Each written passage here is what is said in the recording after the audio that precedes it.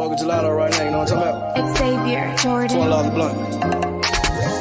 I wanna be the richest nigga in the room. Got it out the mud, ain't had no silver spoon. The realest nigga in the room. Got it out the block, I came a long way from a goon. The richest nigga in the room. The realest nigga in the room. My shit. The realest nigga in the room. The richest nigga in the room. My nigga in the room before I knew where I was at. We were catching Noble, I was on the block chasing stacks. I was in the schoolhouse, had that scrap in my backpack. Teacher get on the nigga ass, fuck it, I'm skipping class. Ayy, back to the block, I'm back to the hood, it's back to the bacon, nigga. Back to the bacon. Now I ain't playing, I ride with the K, and it's all safety, nigga. The richest nigga in the room without a bank account. The realest nigga when I move, X everybody right. I ain't gotta shout, ain't gotta make no noise. I just make one phone call and hit up my boy. You know yo come through in that 2-seat. He got Vino with him, that boy got 2 hits. I just hit Lil Savage up, he blowing reefer. City got a new plug and he cheap. He Sosa just shot me a text, got what I wanted.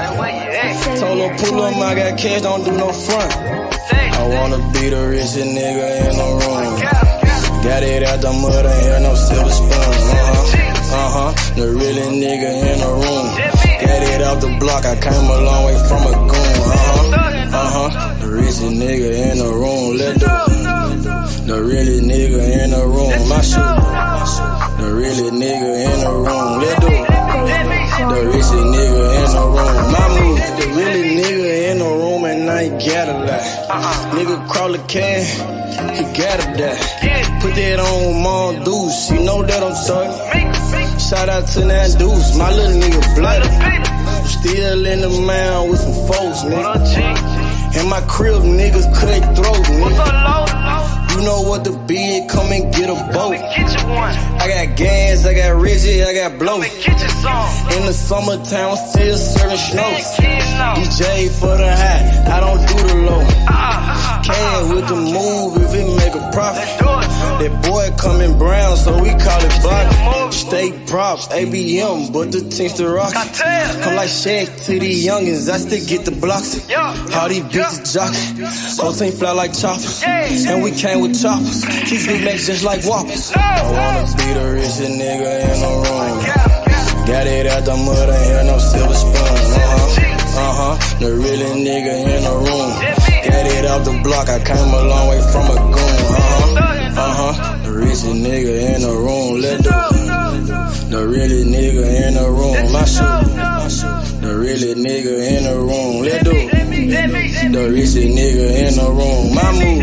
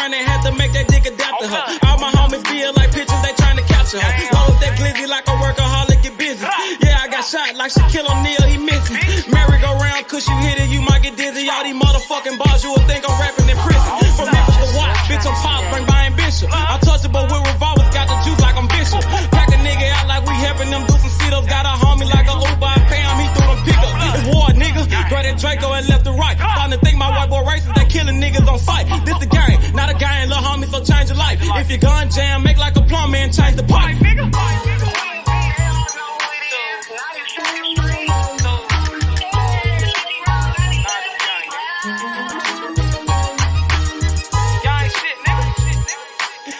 I love it.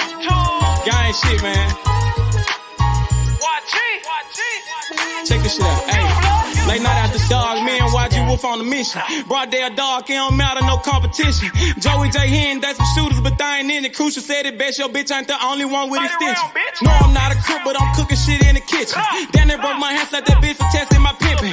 Bragging bitches left to right, Brian Nick be my witness. After I get through fucking that bitch, I'm in her mouth like a dentist. We blood raw, I done turned this shit to a movement. These niggas actin', we load a couple clips, shoot a movie. These niggas pirates, gay as fuck, just want the booty. Make my family proud, sugar mama, penny and Trudy. What's up? Twist a finger, chop what she bangin'. My flag like an old lady titties, you know it's hanging. Breath off in the time, but these bullets will get the slangin'. No, I'm trapping off these features. A year ago I was slangin'. These bitches dogs too, but they never bite like a poodle. These niggas giving out information like they on Google. Treat them like a model. Set them up, then I shoot them. Gang shit, man.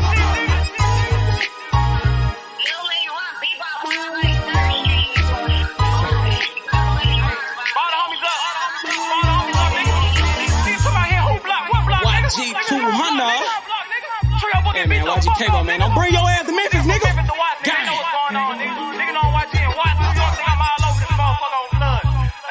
Damn fools, nigga. Y'all talking that stupid ass shit, nigga. Pull up on my motherfucking block, nigga. Unloading them 30 rounds, bitch. Like my nigga Cruz said, man. Your bitch ain't the only one with extensions, nigga. Nigga, I got pulled all the way in Cali, nigga. That's about me, nigga. Straight tools, nigga. Come on, man. Y'all know what's going on, nigga. I done been out there on the motherfucking block, nigga. Nigga, I done took shots for this shit, nigga. I ain't had to go to the doctor for this shit, nigga. Stay in your line, little nigga. Gang bang shit ain't what y'all want, nigga. Tools. What's up, nigga? Fuck. Purchase your tracks today.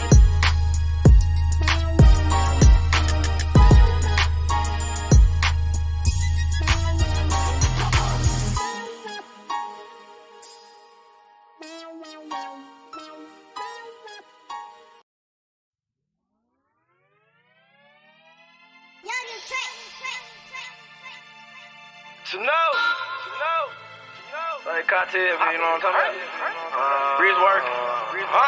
Pop it perk. I'm whipping the work. Whipping the work. I'm popping the perk. Whipping the work. Sipping the perk. Nigga, whipping the work. I'm whipping the work. Popping the perky. Whipping the work. Whipping the working. Whipping it work. Whipping it work. Whipping it working, whipping it working. Whipping it work, popping the perky. Change all I can, I behave. I whip the work like a slave. Bitch got my big man like a fade. Call up base money, get paid. We still want 200 for J's. All these ain't come out the store. And I just pop me a perk. I'm about to flex on the hoe. We put gelato on boats. We put gelato on planes. We put gelato in cars. We smoke this shit to the brain. I pop a perk, then I elevate. Get a new bitch on the elevate. We hit the road dropping hella states. She drop it out, give me hella cake. Ace money to shit. Working that wrist. Ballin' like Swiss. Diamonds wet like a fish. Pull up with them sticks. Come fuck with the clique. We fucked on your bitch. She sucking the dick. I'm whipping the work. Whipping the work. I'm popping the perk. Whipping the work. Sipping the perk. Whipping the work. I'm whipping the work. Popping the perky. Whipping it work. Whipping the working. Whipping it work. Whipping it work. Whipping it working. Whipping it working. Whipping it work. Popping the perk. The money and power. I'm serving the powder. I'm smoking that sour. She sucked for an hour. My nigga got Zans. Ace money got bands. She popping them Zans. She fucking for cash. Whipping it, whipping it working. I'm popping it perky. Nigga the purple. I'm fucking with Bono. Smoking gelato. Call me a cello. Rap like the lotto. I'm whipping the work. Whipping the work. I'm popping the perk. Whipping the work. Sipping the perk. Nigga, whipping the work. I'm whipping the work. Popping the perky. Whipping the work. Whipping the working. Whipping it work. Whipping it work. Whipping it, working, whipping it, working. Whipping it, work, popping the perk. Yeah.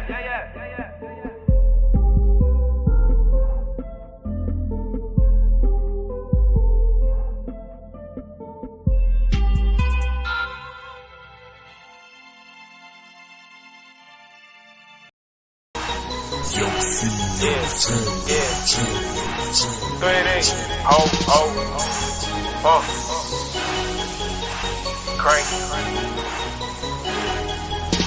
Shawty make it work, make them pussies work, she say I'm a jerk, hot boy like Young Turk, Shawty make it work, make them pussies work, she say I'm a jerk, hot boy like Young Turk, Shawty been that pussy over, let me see it, Shawty been that pussy over, let me see it, Shawty been that pussy over, let me see it, Shawty been that pussy over, let me see it, pull up on the bitch, I'm so motherfucking cocky. I'm on the new wave cab, got these bitches jocking. Pop that pussy like some rocks, smoking purple hair, then it's rhyming. Getting head in the lobby, I'm big ballin', chemo sabe. Shawty don't fuck with no squares, she throw that ass in a circle.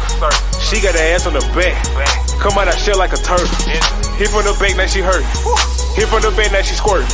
She throw it back, now I'm hurt. She throw it back, ooh, it's perfect.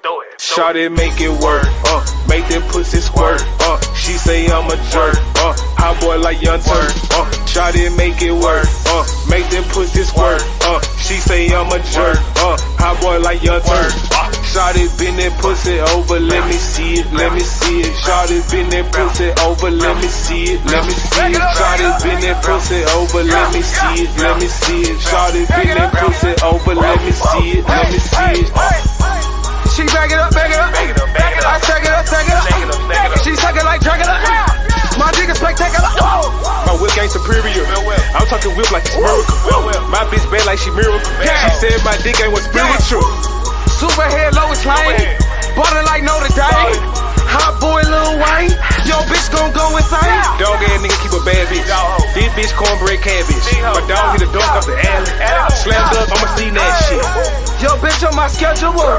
She eat it like edible. We smoking on medical. She licked on my testicle. Peekaboo, let me see it. Got her on like Reeves. Don't want no head, Beavis. Got that 5 count like Shawty make it work.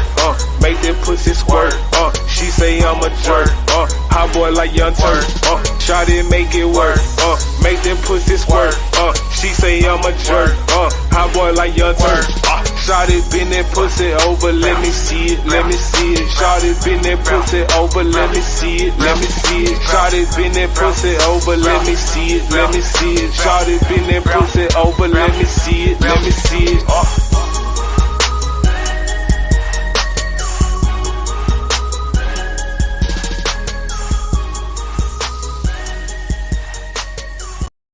Stop a nigga like me, nigga. You never be fly as me, nigga. I used to bust down a P, nigga.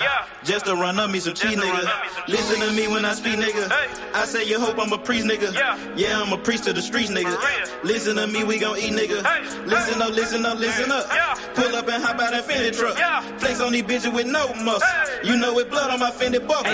Drips on my nigga, codeine in my liver. I'm smoking that fruit in my pedal like Skittles. Ballin' you niggas won't pick up my drip. But then the bail like school dismissal. Just caught a bum, no missile. Nigga try to me, I'm healer. You know I ain't lying, no symbol. Money ever bitches that simple. Bowls in the kitchen, no dishes. All about bread like Jiffy. Clumsy with the weed, I'm tripping. Try to got it for the low, let's get it. Get in the guapa. Nigga, we pass it like Rondo. OJ in that Bronco. We smoking gelato. Nigga, we smoking that game. The bitch with the ass. She ride like 6 flames. We counting the game. Nigga, I fuck them, you love them.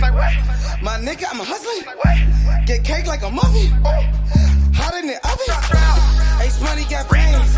Nigga, we popping them tabs. Nigga, pull up in that chain. She in love with the swag. Thank God for the blessing. Blue sheets, salad dressing. Jugging finessing. Fucked her in second. Don't shit stop a nigga like me, nigga. You never be fly as me, nigga. I used to bust down a P, nigga.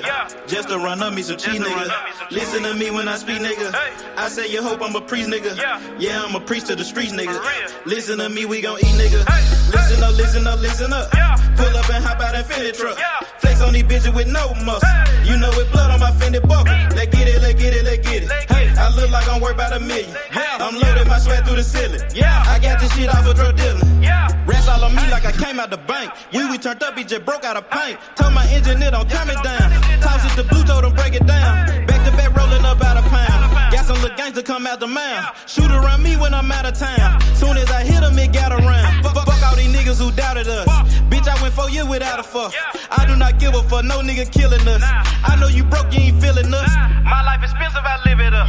These niggas witching, I give it up. Still the same shit, I can't switch it up. These niggas bitches, they switching up. Gucci the lure, I switch it up. Racks, packs, switch it up. Run it up, run it up. Your life ain't worth shit but $100 bucks. 4-0 don't pull up without it. No limit, we bout it. Strong, got it, clouded. Nigga, come through in the out it. Don't shit stop a nigga like me, nigga. You never be fly as me, nigga. I used to bust down a P, nigga. Just to run up me some cheese, nigga. Listen to me when I speak, nigga. I say you hope I'm a priest, nigga. Yeah, I'm a priest to the streets, nigga. Listen to me, we gon' eat, nigga. Listen up, listen up, listen up. Pull up and hop out that Fendi truck. Flex on these bitches with no muscle. You know with blood on my Fendi buckle. Let's get it, let's get it, let's get it. I look like I'm worth about $1 million. I'm loaded, my sweat through the ceiling. I got this shit off of drug dealing.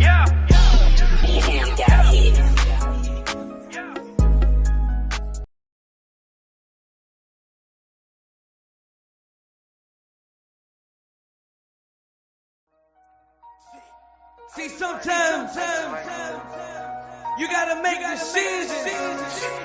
Which one you gonna do? C-Mo the motherfucking down. Make the good You did. and the bad. I be like, I Fuck might what a nigga just say. this. Watch what he do. I might just He is the Yankee. Make your best move, your next move. You did. I might just do me a sec. I might just get this shit gone. I might just fuck on your beat real quick and send it back home. I might just call up the plug. You know it, if it ain't about money, it ain't no love. I might just pull me a move. I just might mask up and told me a truth. I just might call up the plug. You know if it ain't about money, it ain't no love. I might just shoot you a 10. I might just shoot you a gram. I might just show you the plug to show you who I am. Fucked her soon as I met her. That bitch is out of pocket. You gotta check her. I ain't trippin', I'm in the hood, got my Beretta. I'm on no block, you nigga flossin', don't know better. Hard head, that nigga won't do shit that you tell him. I can keep this shit going in one day, but them niggas gon' tell it. But I just might fuck on your bitch, send her home broke. I make it look easy, I'm so little shit. I just might call up the plug, he send me them drugs. He got it, I took it, he showed me some love. I might just do me a sec, I might just get this shit gone. I might just fuck on your bitch real quick and send it back home. I might just call up the plug.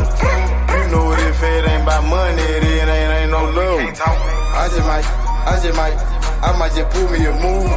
I just might mask up and told me the truth. I just might call up the plug. You know if it ain't about money, it ain't no love.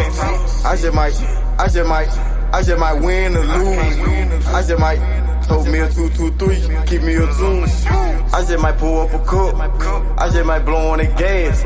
I just might pull up on your bitch and drop me some swag. I might just do me a sex. I might just get this shit gone. I might just fuck on your bitch real quick and send it back home. I might just call up the plug. You know it, if it ain't about money, it ain't no love. I might just pull me a move. I just might mask up and told me a 2. I just might call up the plug. You know if it ain't about money, it ain't no love.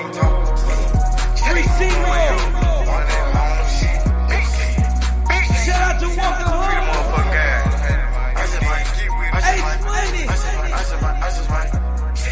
We getting that.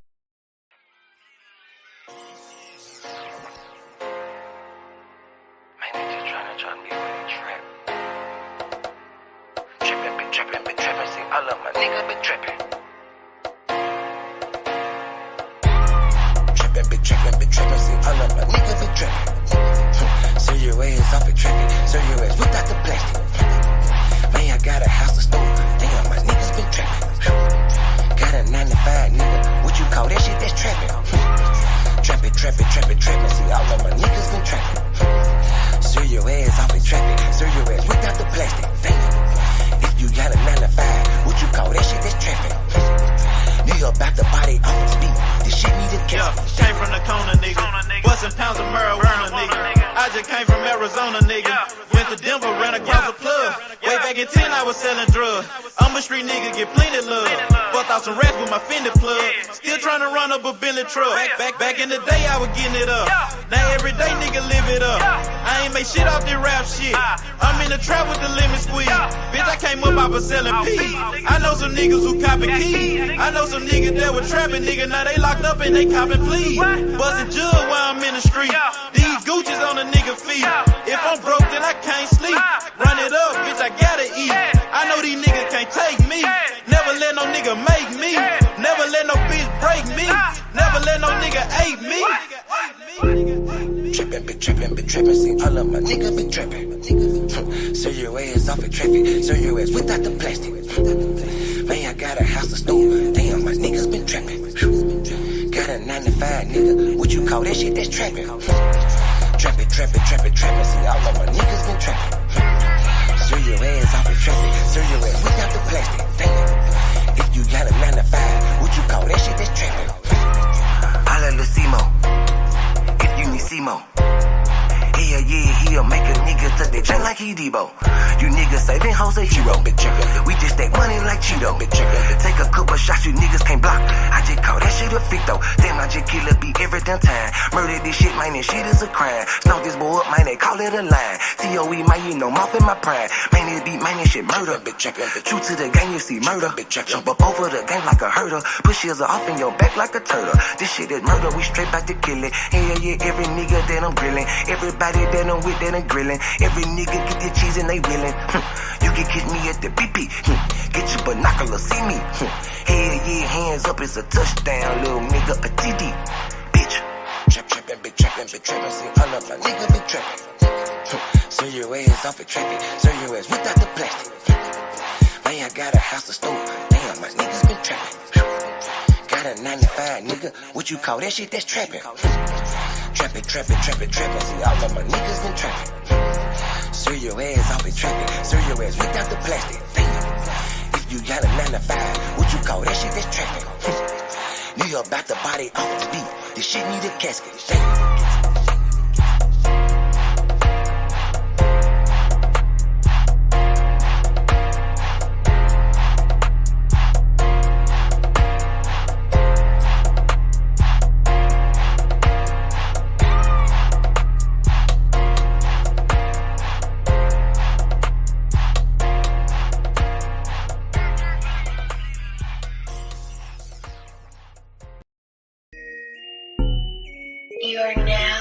All the way down with you, man. You understand me, you know what I'm saying? Never going broke, man, you know what I'm saying? We gon' hustle all the way to the tippy motherfucking top. You did.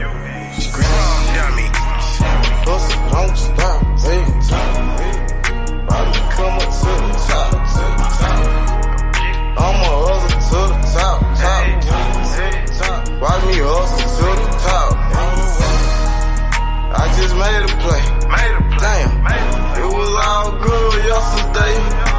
Woke up and smoke a blunt and take a piss. Jigging the sack, moving the pack, taking no breaks. Hey, my nigga, we told the pills, we out in the geeks. 12 game with the bunk shots, gon' hit you, game miss. Damn, fucked up and you gone. Somewhere on the shirt, land in a hearse. Fuck are you saying? The fuck are you doing? Fuck are you you saying? Fuck is you doing? I'ma hustle hard to the top. Young nigga, go get it. Camping all around the Memphis. My nigga gon' get it. Plug got the cheapy ticket. It's hot, it's ready, come get it. Don't stop, hey. Come get it. Hey. Probably come up to the top. I'ma hustle to the top. To the top. Watch me hustle to the top. Hustle, don't stop, hey. Grind, don't stop. Watch me come up to the top. All the way to the top. I'ma hustle to the top.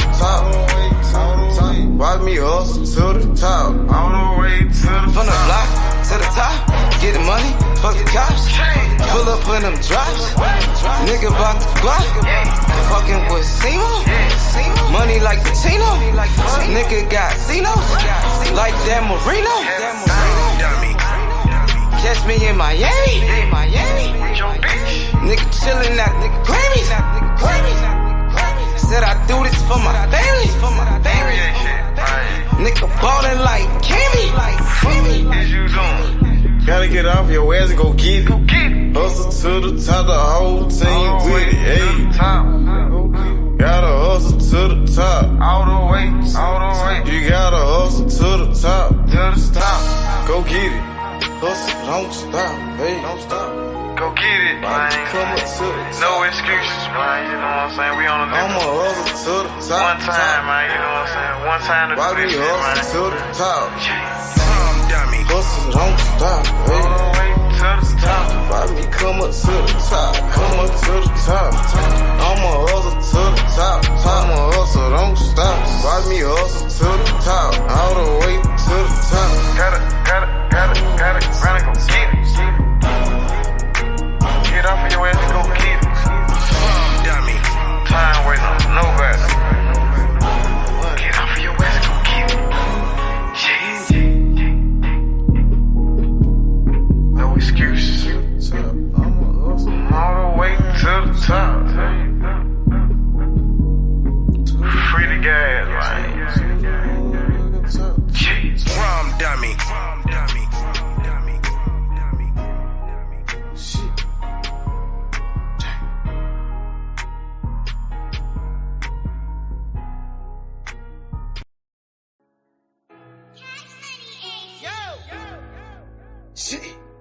Good thing come to those who wait.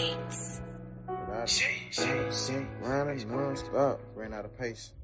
Like the pals, ran up out of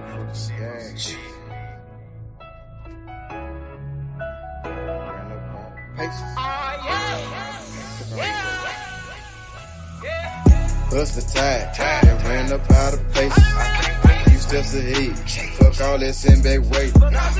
Seems so good that you can almost taste it. Ain't no fairy tale, life is just a dream that I'm chasing. Hey, I done ran up out of pace. Few steps ahead, fuck all that send back weight. Seems so good that you can almost taste it. Ain't no fairy tale, life is just a dream that I'm chasing. Hey, steady sippin', nigga, we smell like perfume. Wait, then I burn you. They said patience a virtue. Nigga, chugging finesse. Thank God for the blessings. Fuck your bitchin' like seconds.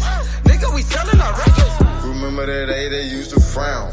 Now I turn head when I hit the scene, everybody turn around. Used to live in the past, but I'm chasing my dream.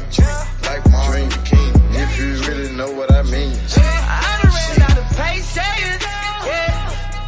Niggas waiting on my downfall, but I'm about to let you down, dog. That stay on the ground like a groundhog, on some motherfucking ocean might drown, y'all. Even when the mud ain't go down, y'all. Don't get creased by the heat when we iron, y'all. Yeah. Bust the tide, then ran up out of pace. Few steps ahead, fuck all that send back waiting.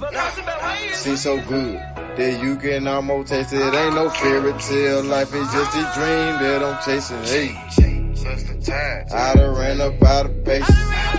Steps ahead, fuck all that send back weight. Seems so good that you can almost taste it. Ain't no fairy tale, life is just a dream that I'm chasing. Hey, I'm 3 steps ahead, I got a pin in the pad. Hit the button and take a drag. You just living in the past. Hey, young nigga got on my ass. We gon' go get to the cash. Young nigga ballin' like Nash. And the profit is going to stash. double fold his armor.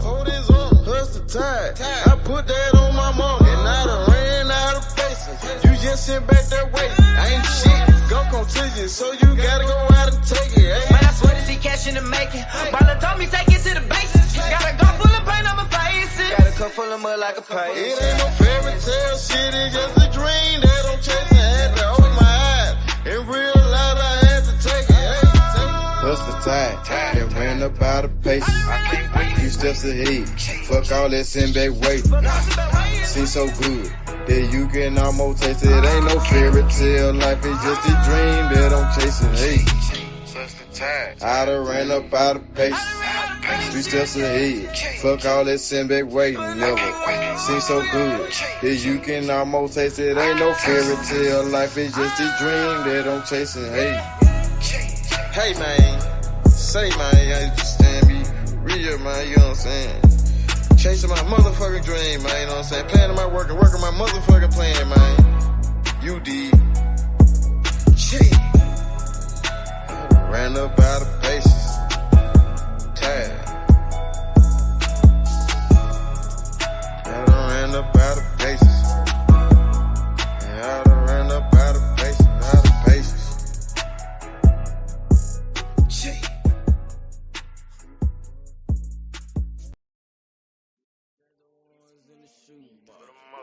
I used to buy a gun, now I got two.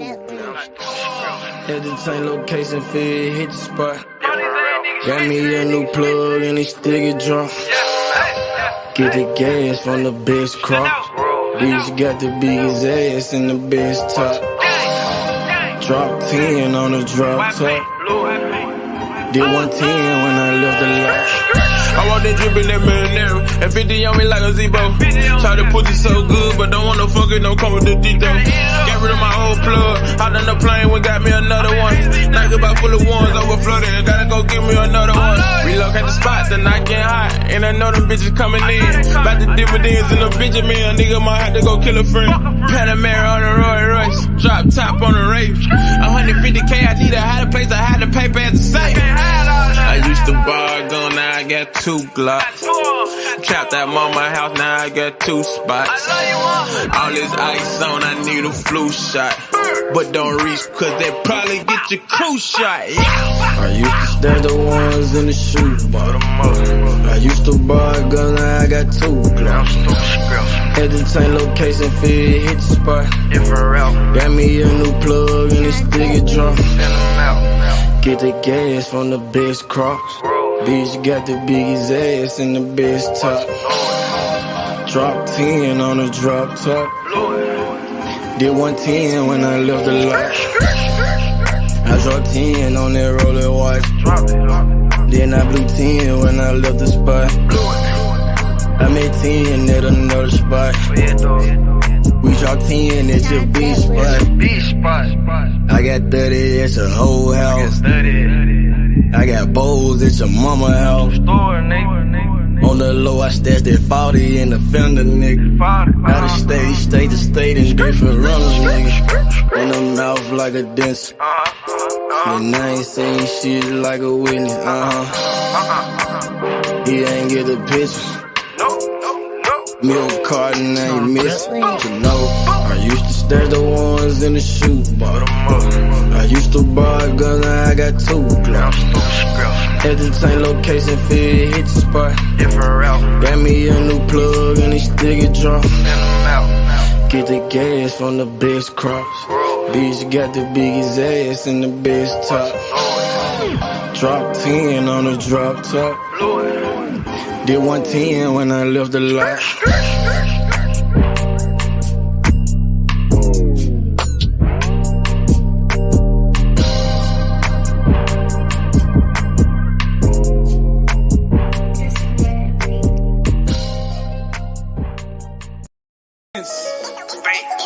Bankroll full of dead presidents.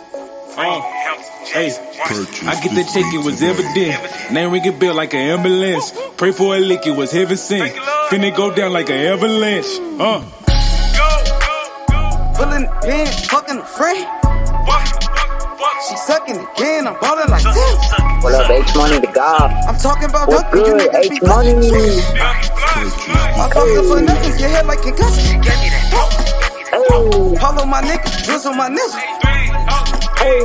We smoking on zeros, this shit be so simple. Presidential rolling, president.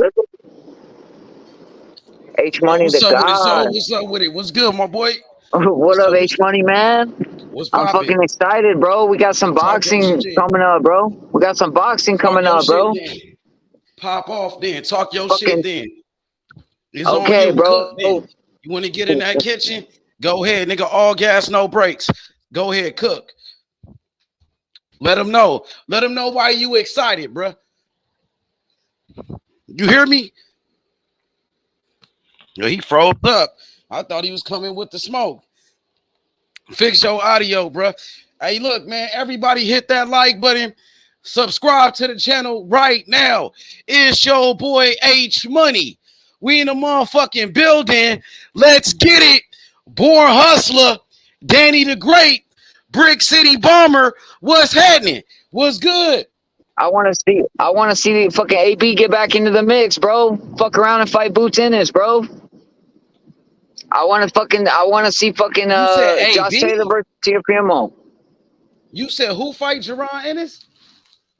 I'm telling you, bro. There's a storyline here. H Money. There's a storyline here. It fucking. You breaking up? You breaking up, man? Say it again. Your audio. You in and out. Born Hustler said, "Let's talk about Edgar Berlanga." Hey, bro, here in the future, bro. Corner's only gonna stay at 140 for so long, bro. You was breaking up. You gotta say that again. I want to see Adrian Broner versus fucking Boots Ennis, and I know people be like Adrian Broner's trash. Boots ain't gonna get no credit for fighting Adrian Broner right now. They gonna say Adrian Broner's washed up. He's a has-been. Yeah, Adrian Broner is a has-been. That's He facts, washed up, bro. But it's still. Boots ain't gonna get no credit for fighting him. Okay, and you're right. But would you watch it? I would watch it. I will watch that. I will watch. Broner gets a good win. Nigga, listen. I will watch two bums fight in the middle of the street, bro. Fight over some garbage cans, nigga. I'll watch that. I just like fighting. You know what I mean? If it's two bums fighting in the middle of the street, I'll stop and watch that motherfucker. I just like fighting. I like to watch a good old fight. You know what I'm saying? But look, I got a question. Yeah. I got a question in the comment section. My boy Born Hustler, he said, let's talk about Edgar Berlanga. Is he overrated or underrated? What's next for him? I think he's overrated. I think Edgar Berlanga, I think he's like a hype job. He's kind of like a hype job, but he does have a lot of fans and shit. He's kind of like a Ryan Garcia type of guy, but he's not a superstar like Ryan Garcia, but he does have a lot of fans because he is Puerto Rican. He's from Brooklyn, New York, and he hangs out with Fat Joe. You know what I mean? So he got a lot of fans. Okay. As for what's next for Edgar Berlanga, I'm thinking he's gonna get a Canelo fight. I think Canelo's gonna fight him. So I'm thinking he's gonna fight Canelo. He's gonna get a big payday. You know what I mean? What you think? What you think about Berlanga, Soul Rebel? I like what you said, bro. I think like, you know, he just fucking landed a good fight, bro. I'm not too familiar with him, H. You know what I mean? You know more about him than I do. Yeah, you know more about him than I do, brother. Edgar Berlanga came up knocking everybody out in the first round. He was knocking out a whole bunch of bums in the first round. Like, he had 18 straight first round knockouts in the first round. You know what I mean? And a lot of people was hyped up on him. But once he started to step it up in competition, he started to get exposed. And he hasn't even really fought nobody yet. He hasn't fought no champions. He ain't fought nobody, but you know what I mean? He been struggling. You think really? He does have a big fan base. Do you think realistically that Canelo will take that fight? Like, do you think the fans will be cool with it? You think that's a fight he'll take? Won't be cool with it. The fans won't be cool with it. Just like we wasn't cool with Canelo fighting against a 40-year-old Triple G when Triple G was past his prime at 168. Just like, well, we wasn't cool with Canelo, you know what I mean, fighting John Ryder in his last fight. We wasn't cool with Canelo when he fought against Yildirim, that fucking bum Anthony Yildirim. But he still did it anyway. Canelo doesn't care what we think. He doesn't care about the boxing fans. Canelo is selfish. He's a selfish man. Hey man, he's cherry picking fights. H Money, you're already cooking on what it, up, bro. But Israel, tap in. Join the panel. I got free smoke. I got my boy Soul Rebel on the panel. Yeah, he man. rocking with Terence Crawford. Let me show you All what day, picture bro. he got. Let Look him know. Let picture, Israel know who you rocking with. What's gonna happen to Errol Spence? Let him know what's gonna happen to Errol Spence. Don't hesitate now, Soul Rebel. Go ahead, talk your shit. You want to hear the truth, bro? You want to hear the truth, bro? Hey, Terence Crawford been waiting for Errol Spence, bro. Look, man. That shit. Look, let him man. know how long he been waiting. Look, for how long? Look, man, 5 years, man. It's not that I 5 years. As a fighter, bro, Errol Spence a good fighter. Okay, I said it. He's a good fighter. I like him. It's not about hating Errol Spence, but I'm going to be fucking honest with you, bro. I've seen him get up there, give a whole press conference about the other side of the street. Give a whole press, always negating and deflecting. Negating and deflecting. Now it's happening, bro. Hey, Ben Israel, don't even come on the panel because Crawford's going to let you down. Call him out. You want that smoke with him. No, I'm being funny. I'm being funny. Come on the panel, but Terence Crawford's gonna let you down, Ben Israel. He's gonna let you down, bro. Terence Crawford's gonna let you down, bro. Do a free smoke call out to Ben Israel in front of the whole people. Let him know. Ben, where you been at, bro? All your predictions, bro. All your predictions, bro. Wilder got cooked. My nigga. Call him out to Israel, the face. come on out. Hey, Ben Israel, come on out. Get that Terence Crawford smoke. Come on out, bro. Get that Terence Crawford smoke. Let him know you calling him out like Shakur called out Haney. Let him know. Call that nigga out. Yeah. So I'm calling you out, Ben Israel. I want that smoke with you. Yeah. I'm tired of it, bro. Yeah, let him know. I'm tired of you, bro. I'm tired of these Spence fans, bro. Crawford gonna cook. We got a fish fry coming, baby. We got a fish fry coming, baby. Let him know. You know what I'm saying? We're cooking some fish, bro. You want to get cooked? You want to get killed? What's going to happen to Errol Spence? Let them know what's going to happen to Errol Spence. We got 100% knockout ratio at welterweight. Recognize, bro. 100% knockout ratio at welterweight, bro. We don't give a fuck who's in front of us, baby. We don't care who's in front of us. Come on, Ben Israel, where you at, bro? You drinking already? You drinking already? Or you cooking? Are you just woken up, bro? Get you laughing. He in the comments laughing. He typing. He typing in the comments. Come on, Ben. He said, "So Rebel." This ain't my first. This ain't he my laughing first at you. He with taking you as a joke. He laughing at you like you joking, like you playing. Well, we're on H Money where we can talk freely, and I'm telling your ass, come on the panel, cause fucking Crawford's gonna have a fish fry with your boy, bro. I like Errol Spence, but we're gonna have a fish fry with your boy, bro. Everybody's eating. Everybody's eating. We're all eating, bro. Recognize, bro. We're all eating, bro. And I want my shit sauteed, baby. You know what I'm saying? Dang, I'm trying to tell you. Shit. I'm trying to tell you, bro. Crawford fans talking that shit. You've been waiting for this day. Let them know how long you've been waiting for this day. For 5 years? You said 5 long years. Hey, you would have got a break if it was a year. You might have got a break if it was 2 years, bro. But 5 years, bro? We're tired, bro. We're tired. We're ready to cook. We need Jermell Charlo. We're just trying to go undisputed so we could get to Jermell. Your boy's a stepping stone, baby. Your boy's a stepping stone, baby. Hey, nah, it's gonna be a good fight. Damn, it's gonna be a good fight. It's gonna be a good fight, but we're just trying to go undisputed. Talk to Errol Spence like this. I ain't never heard no opponent, not Sean Porter, not Mikey Garcia, not your Dennis Ugas, Kell Brook. Ain't none of them came at Errol Spence like this. Errol Spence, he was the boogeyman until Terence Crawford called him out, bro. How can you be the boogeyman? How can you be the boogeyman if I'm chasing you? How can you be the boogeyman if I'm chasing you? Dang, he chasing him down. You chasing Ben Israel. You chasing Ben Israel right now. Come make it fun, Ben. Come make it fun, bro. Hop on Hey, the Ben, panel, don't bro. get all shaky on us now. You said you wanted this fight. You called him out of his name. You called Terence Crawford crawfish. You said he was a duck. He ain't ducking shit. Nigga, take that back, nigga. We need you to take everything back that you said about Terence Crawford. Errol Spence said Terence Crawford is the best fight in the best. Him and Errol Spence is the best fight in the best. Errol Spence, he gave Terence Crawford his credit. When y'all gonna give Terence Crawford his credit? We got BJ in the building. What up, BJ? What's up with it, Mob? What up with it? There's my bitch ass homie. There's the bitch ass homie right there, bro. What up, bro? That's BJ. Hey, My fault. I saw that B. Yeah, nah, it's all me good. and Ben. Nah, he thought you was somebody else. It's all good. Yeah, my fault. It's all He good. thought you was Ben. He ready for the smoke on with here Ben, going with Ben ham. Israel.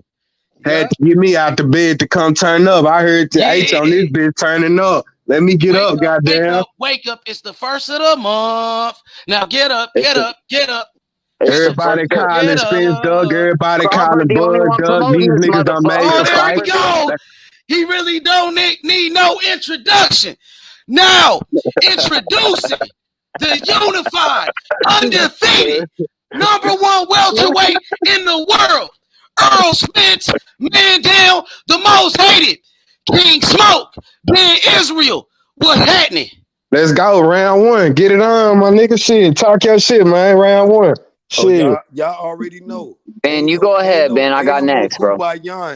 Where y'all was at yesterday? I thought you would be over there in Nebraska, Soul Rebel, Omaha, eating some of that motherfucking what they call that shit?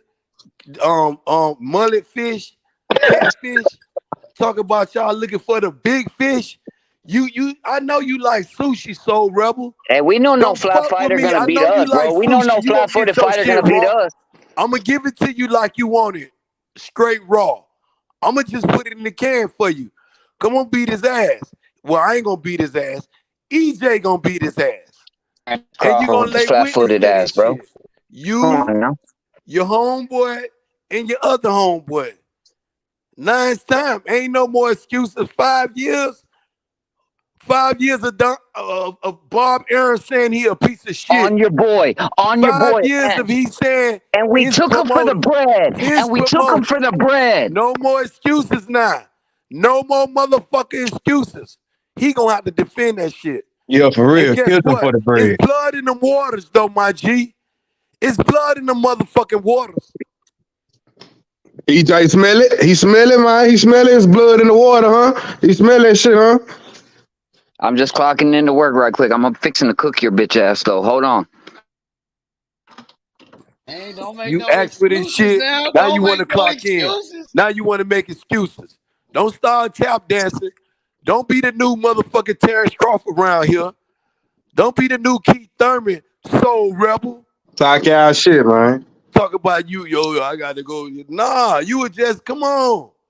5 years of who? Not Terence Crawford talking that shit. Because he was ducking. Come on, Soul. Keep that same energy, Soul. Keep that same energy, Soul.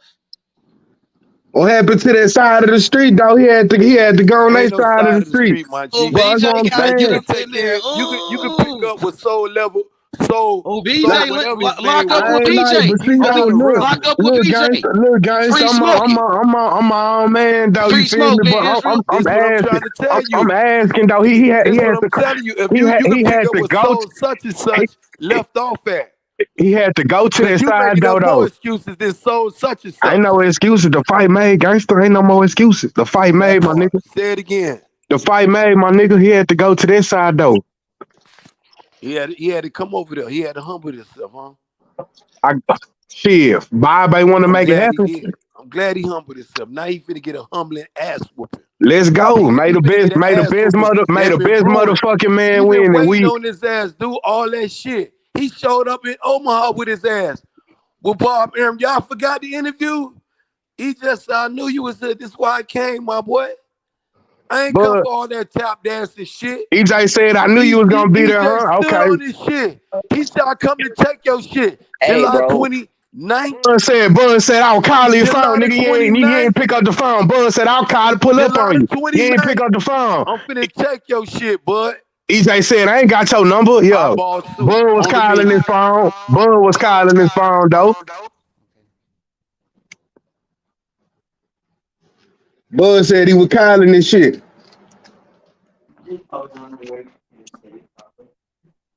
Hey, bro, when your boy was unheard of, we were headlining on HBO. All right, Ben? When your boy was unheard of, we were on fucking headlining HBO. We been doing this, bro. Crawford been dominating, bro. He's fixing to come up and steal your boy's weight class, bro. He's fixing to go undisputed in your boy's weight class his whole career. The fuck out of here with that weird shit. Yeah, nah, it ain't no weird shit. It's fucking facts, bitch. It's facts, bitch. Dude. Y'all got him thinking he's something, and he humbling himself now. What are you talking about? What do you mean? Where are we going wrong? We got 100% knockout ratio. Himself, now he's gonna get his ass 100% knockout ratio. What do you mean we're playing games, bro? What do you mean 100% knockout ratio at your weight class, ho? Show your respect. I got my respect. Errol Spence is a good fighter, but he ain't fucking with Crawford, bro. We got a fish fry coming. You know what I'm saying? He ain't fucking with Crawford. H Money told me to bring the smoke, so I'm bringing the smoke. What's good? 100% ratio. We've been chasing his ass for 5 years. He's the one getting up there. Don't ask for no life jacket. If you motherfucker ask for King Smoke, don't ask for no motherfucker. I was coming cool, bro. H Money told me to cook. I'm cooking your ass today, bro. Cooking what? I'm cooking you in the fish fry. What do you want? Tilapia? What kind of fish you want to get cooked on, bro? Where the hot water at? Where the stove at? You cooking what? With what? With air? With your I'm smoking your ass, bro. We're smoking our fish today, bro. We're cooking in the smoke today, bro. You eat crawfish? You eat crawfish beef? Sound like you eat crawfish, guys. Nah, I don't like none of them little shellfish. That's why you don't know nothing about it, bro. We're cooking your ass, bro. You're lost, bro. Catfish ass motherfucker. Errol Spence ain't gonna be coming in here beating us with some one-dimensional body bullshit, bro. I'm doing you what you love for me to do to you, bro. I'm not giving you nothing you don't like to eat. Ben, you know I respect you, Ben, but I gotta tell you, your boy's going down, Ben. I'm gonna feed him his carcass to y'all. Ben, I've been knowing you, bro. I've been knowing you, but your boy's going down, bro. We all know it. The hardcores know it's a foregone conclusion. I'm gonna tell you like this, gangster. Either some fish finna get fried or some crawfish finna get boiled, my nigga. However they want to do it, bro. However they want to do that. BJ, that's all good. You want to be on the fence, but I know. There's a difference. Like I said, I know for a fact. I've been Look at watching my picture, bro. Look at my picture, bro. That's reality, bro. What's reality? I caught your bitch ass. I caught you. I caught you. I'm bringing you on the fucking boat, and I'm sauteing your bitch ass. Blood in the water. Get your duck ass in the water. You go swimming. We ready, bro. Ben, bring it. Ben, bring it. Don't go to Disney World in them lagoons. Talk about you looking for a big fish. Take your ass to the Pacific. Hey, the most hated. Understand, bro. Understand, bro. Why were you so hard to find? Why were you so hard to find? I've been fishing this whole time. I've been fishing, and your ass is hiding under the fucking. Your ass is hiding. Finally, I caught you. Finally, we caught you, bro. His duck ass can come with a boat. He can fish off a boat. I'm gonna snatch him in the water. I will. I gotta fucking have special. I gotta have special equipment to find your bitch ass. If you wanted to smoke, you be out here, bro. I gotta have special equipment just to find your bitch ass, bro. Hey, B, what you got? EJ by Establishing. EJ by 12. Talk to me, B. What you got, bro? I'm trying to see what you on. He don't even believe his own shit. Terence Crawford getting the shit knocked out his ass in the 11th round. He ain't gonna answer. Oh, you got Bud getting stopped. Okay. We not gonna have to worry about the judge. Bud's gonna get stopped. That's funny, bro. That's fucking hilarious, bro. Little theories these motherfuckers gonna come up with. Hilarious, bro.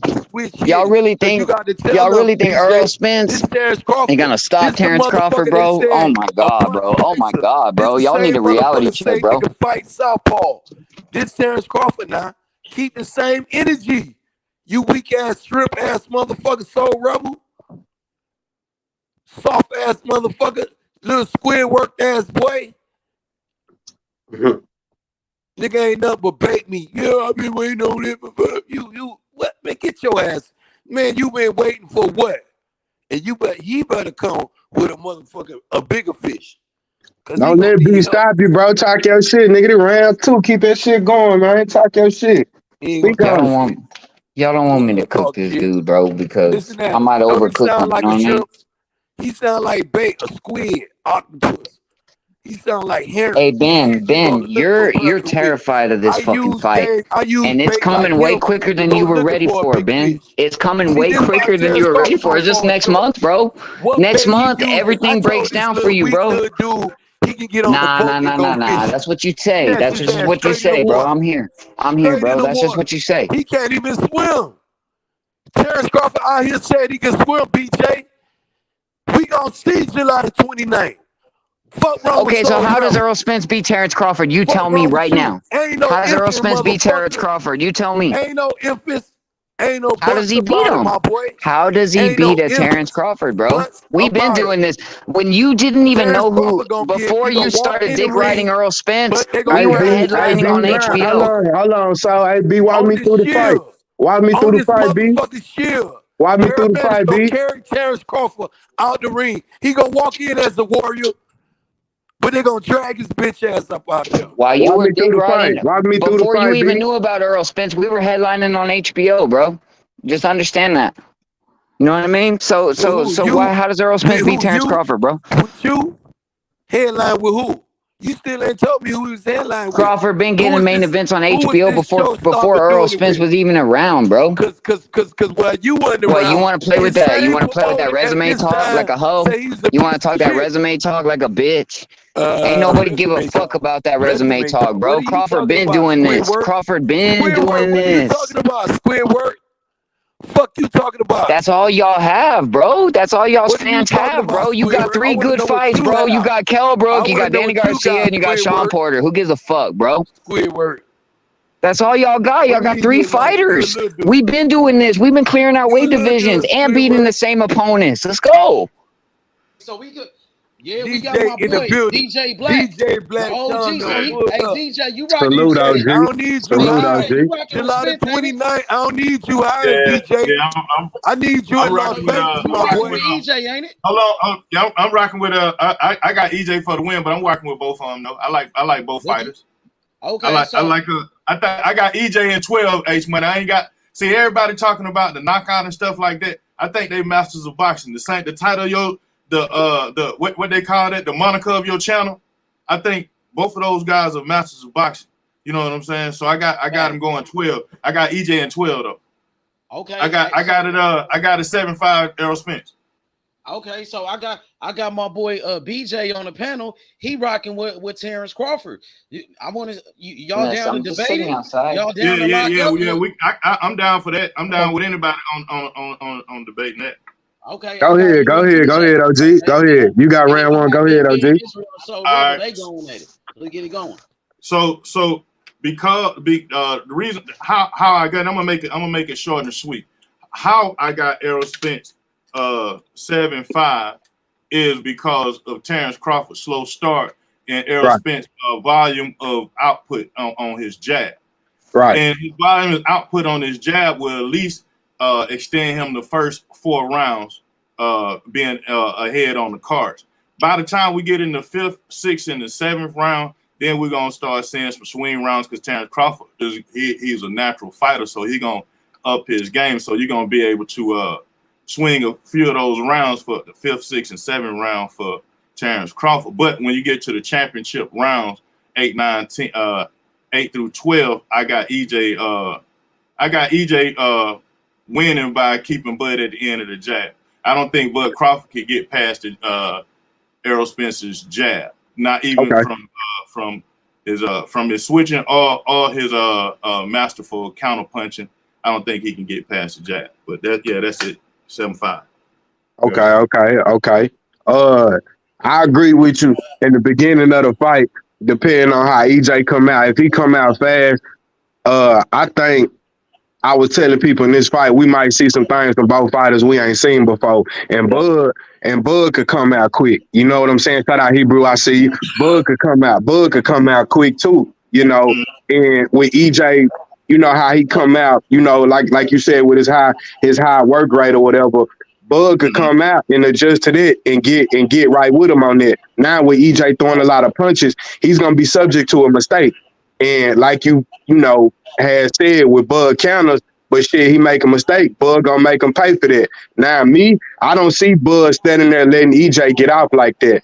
I do see them trading. If EJ come out stepping like he said, and you know, with the jab and working on him, I see Bud kind of getting right with him, OG. And, you know, going to the exchange. What if it's on the mid, inside, or outside? Now, if he's smart, he wouldn't go on the inside at the beginning of the fight. Keep it on the outside, mid-range at the closest, unless EJ just come real, you know, step to him on the inside like that. But I see EJ. I get exactly what you're saying. So my thing is this right here. It's the fact that we hadn't, like Bud Crawford, he tended, since he been at 47, he been sitting down on his punches a little more, and he hadn't been as lateral.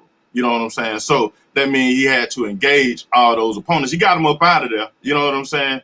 The thing is that when you got somebody who have a output, like Danny Garcia saying, he was like, man, Danny Garcia tried to play it off as it wasn't the power, it wasn't this, it wasn't that, it was the output. You know what I'm saying? And that output got thump on the end of it. You know what I'm saying? So that, and it's like it's hard to get around it. So that's why I say if Bud Crawford tried to engage Errol Spence Jr. on a all-out brawl, like some people assume in the third and fourth round, then yeah, he gonna lose tremendously in that battle. There ain't nobody gonna knock each other out, but he gonna that war is not. You know what I'm saying? He too smart to go in that type of war, knowing he got championship rounds ahead. You know what I'm saying? So that's why that's my. Another perspective I have, like a lot of people feel like Bud Crawford is going to just go in there and just start working on EJ and, you know, he going to catch EJ. He do that. He catch these opponents on the counter,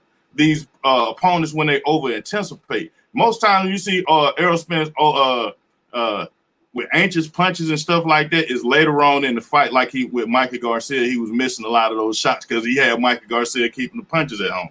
You know what I'm saying? Now, Bud Crawford ain't gonna keep his punches at home, so EJ ain't gonna. I don't think he gonna make those careless mistakes of just throwing punches when they ain't there, like he was doing against Mikey Garcia. They still there? Y'all still there? Yeah, I'm listening. I'm listening. I'm on you. Oh yeah. Salute to the panel. What's going on? Y'all, what's up, man? Hey, bro, what's up with it? What's up with it, guys? What's up? What up, Hebrew? What up, Rebel? Salute, Soul Rebel, DJ. Ben, what's up with it? Oh man, cool. Shalom, brother. You know what it is. Yeah. Now, see.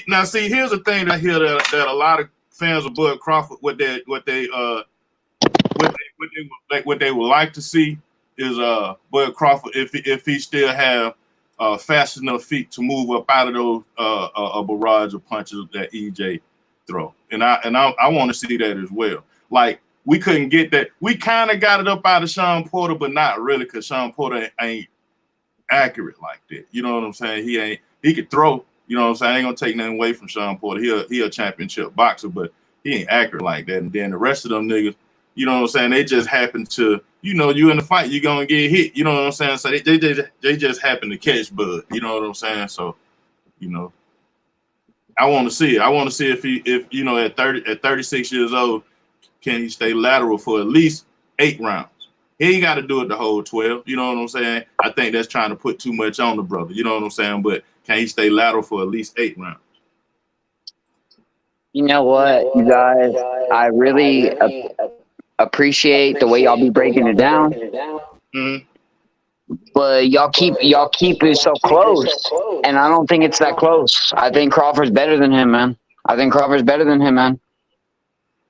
I think there's gonna be a separation in this fight.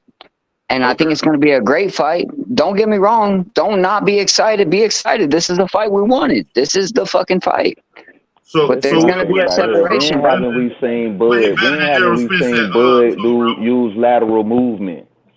We didn't see him win decision fights. Hebrew, it depends on the opponent. He does what's necessary. Why did he got to use lateral movement of that with David Amnesia? Why did he got to? He'll use lateral movement when lateral movement is needed. Sometimes you could stand right in front of somebody and be better than them. Happens all the time. You can, but then you don't want to get caught. Like David Avenesian ain't gonna place those punches like EJ, so you got to stay lateral. You know what I'm saying? If David Avenesian, any one of them gonna come in like what we he knocked him the fuck out. So why do you have to stay lateral? Why do you have to stay lateral? He knocked him the fuck out. That's his best thing. He better on his he's better on his counter punches when he's lateral. When necessary. When necessary. Stand in front of green bean, he was getting caught. When he got lateral, he knocked the green beans up at the green bean. And he picked up on that. He picked up on that. He said to himself, okay. Still got to cater to the fight as it comes, bro. Same thing with Gamboa. Gamboa, he stayed in front of Gamboa. Gamboa caught him. When he started circling around his ass, being lateral, he knocked his ass out. He got to do that. Bud Crawford got to be Bud Crawford. He can't try to fight. Okay, you know what? You know what though, fam? You gave two different examples of the same thing. Once he realized that he needed to do that, listen, bro. Once Crawford realized he needed to be that he get your ass in trouble and hurt, then he used what he need to use. That's what I'm saying. He went lateral. You said he fought Gamboa and got caught. Then what did he do? So what makes you think it's going to be any different with Spence, bro? It was better for him. So you just he don't got to stay that way the whole time. He don't got to do nothing special. He does whatever you do. Whatever you do, bro. Whatever you do, I'm going to do. He ain't no Ricky to this. And I think that's what y'all want to make it like he got to do this special thing. Look, bro, he adjusts. He adjusts to whatever comes, bro. All it is. He adjusts to the motherfucking fighter, bro. You got to stay doing it. Errol you got to make the ring real small for you to be a successful fighter, Crawford. For you to be successful, you got to move 100% of the time. No, he don't. He figures out what he need to do. He figure out what he need to do as the fight goes, bro, and then he do it every time. I didn't say 90. I said he got to do it at least for about 7-8 rounds, though. But at least 7-8 rounds. Okay, that's different. And don't even think twice. He will. Don't trust me. He will, bro. 7-8 rounds. You're talking about 25 minutes of fighting already. 7-8 rounds. Why not? Come on now. By that time, he might have his boy figured out, bro. So what you saying? Like he just need to try to move around for the first 3 rounds, download information. You a download information fan, Soul Rebel? Are you one of the ones that say they got download information? You want me to answer? Are you actually willing? Are you actually willing to accept the answer? I'll give you an answer. Yeah. I want to know if you're a download information fan. I actually have full trust that Crawford knows what he's doing. He can download or he cannot download. If you're easy pickings, he's gonna take easy pickings. If you make it difficult, he'll adjust. It's that simple. Whatever you do, he gonna do. He's a chameleon, bro. He's a chameleon, bro. My brother, that is not what I asked you. No, I'm telling you, it ain't gotta be special. No, it ain't no download. It ain't no download. It's whatever he want to do. Download every motherfucking thing I see, and I'ma have that shit ready for you when you fuck up and say that dumb shit. I'ma download whatever he need to do. Whatever he need to do is gonna be the right thing. And I download everything these motherfuckers do and say. Now watch this, Hebrew. Most times when a fighter is trying to download, and you got a master, you know what I'm saying, that's coming in there, like i.e. Manny Pacquiao, Floyd Mayweather. You got a master who coming down. He ain't trying to download shit. He finna come in and do his thing. He a master. Okay, now you're telling what I'm saying. Now you're speaking what I'm saying. He's a master. He does whatever needs to be done. And by the end of the fight, Floyd Mayweather's hand was raised, and Manny Pacquiao got all these excuses. It was my shoulder. I thought I won. All this old bullshit. Nah, nigga, you was trying to down. You got beat up. And guess what? Did Floyd have to go into that fight doing a specific thing? Did he have to go in there? No, he didn't. He could do whatever he wanted to do. He figured it out. Now Floyd Mayweather had to stay in the high guard most of the time. Not the half guard what he mostly beat, what he normally beat people up with. He had to switch it up because of the volume of punches. You missed me though, bro. You missed me though, bro. You missed me though, bro. Because I'm not saying Floyd wasn't defensively responsible. But Floyd realized I have to be defensively responsible. Had Pacquiao been more loose, had Pacquiao been more weak, Floyd would have fought different. You making that's how Crawford. That's how Crawford's gonna be, bro. Especially if the fighter make a motherfucker weak and adjust. They ain't gotta do all that extra shit, DJ. The best weapon Floyd Mayweather got, man. That's all I'm saying. Is his defense. He said he had to be defensively responsible. That's his best weapon. Is his defense. Well, he had to be. No, I'm not saying he has to. I'm saying he had to be in that fight. You do got to be defensively responsible in Pacquiao, and all you got to do is pick him out in between. The master of defense. You know what I'm talking about? Floyd Mayweather being the master of defense. He had to go in there with his specialty. We talking about Errol Spence and Terence Crawford, bro, and Crawford. I'm saying right here, that's the clutch, DJ. So Terence Crawford got to stay lateral. That's what I'm talking about. His best move is when he's lateral, just like Errol Spence. If he didn't figure motherfucker out, why he got to stay lateral for the rest of the rounds we talking about, DJ? I got something for you, DJ. You wanted an answer? You wanted an answer, DJ. I got something for you. I got something for you. Do y'all want Terence Crawford to win? I got something. I got something for you, and I got something for Ben. That ain't what we want. We know his ass gonna win. EJ fight with him. Y'all crazy. Nah. I got something for you that you. When he take his ass out and get him hurt, he gonna be just that. Eyes scroll up, man. Y'all think he finna stand there and let just that? He's gonna do just that. I'm gonna let y'all think that ain't. I want to see a good ass fight. That ain't Terence. I don't care what you want to see. The fight's gonna be what it's gonna be, no matter what you want to see. Shit that you is, DJ. You download all that shit. I ain't making up no shit in my head. No, like you download all that data, bro. You talking about all the shit that they did before. We talking about this fight right here. Right, that's what I'm saying. All that stuff they did and then that leads to a motherfucker going straight to a clutch to a whole different fighter and fight. Real quick, bro. Hey, DJ. Everything that made them a master, they have to bring that to the fight. Everything, all the things that made them A+. Earl ain't no master. He just a powerful boxer. Hey, let me say something. Okay, DJ. Let me welcome my brother YD to the panel. What up, Billy? DJ, What's up, bro? Go ahead. I'm gonna mute out. My bad, y'all. My fault, y'all. My bad. No, I want you to stay in your zone. Stay with it, bro. Stay with it. Salute, H Money. Salute everybody on the panel. Salute. I just got a question. What's up, Billy? Hey, what's up, Big Hebrew? Y'all, it's all good, baby. We still in it. All good, baby.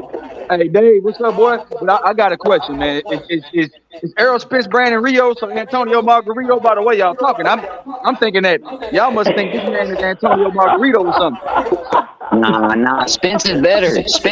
But Crawford's better than better. Crawford's great. Crawford's special. Spence is great. Crawford's special. Spence is great. There's a difference, bro. Damn, bro. Crawford's special, bro. Crawford getting ready for Brandon Rios, or he getting ready for Errol Spence? EJ's the truth. That's why he's special. Well, here's one thing, bro. I've been wanting to say this. Let me say this. You got some feedback, DJ Black. Errol Spence struggles with combination punchers, you guys. Errol Spence struggles with combination punchers, bro. He does, bro. I've been studying, bro. I've been watching all this shit. He struggles with combination punchers. So y'all, you know what I'm saying? And Crawford throws a lot of combinations, bro. But so, Rebel, how is he a true combination puncher when Bud might throw 25, 35 punches around and he's a counter puncher and Bud Crawford pot shots a lot of the time? How is he That's your psychological. Hold on. Let me answer the question. That's your issue. That's your issue because you say he's a counter puncher. He's more than a counter puncher. I don't know how to help you with that problem. He's more than a counter puncher. He's also an offensive juggernaut.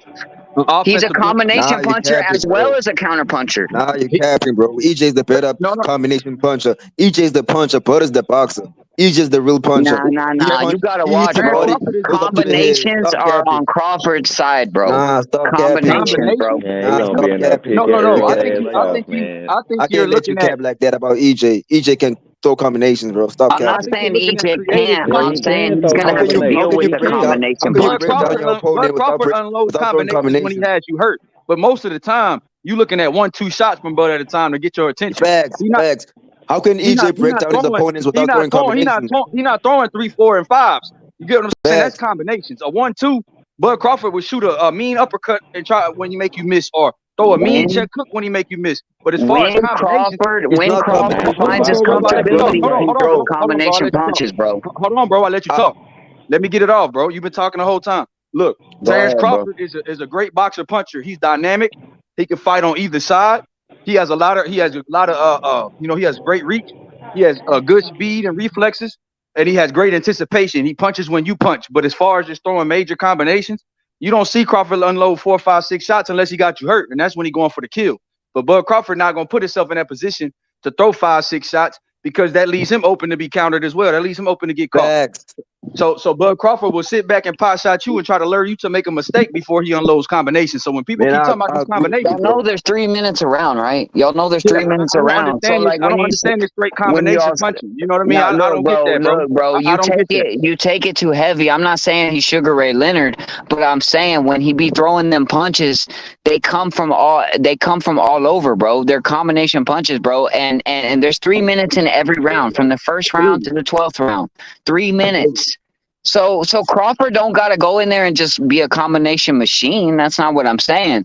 But when he does do that and he hurts his opponent, you know what I'm saying, bro? Like, I'm sorry, but yeah, you agreeing with me. You just said when he hurts his opponent, he gonna go throw combinations. Exactly what I'm saying. So me and you are saying the same thing. I mean, but you don't I'm cool with that. I think you capping. I believe you capping about the EJ part, saying EJ don't throw no combinations. You capping, bro. David, to be fair, I never said EJ don't. I never said EJ don't. I said Crawford do. I never said EJ don't. Crawford is creative. No, you said he don't do. You said EJ don't do.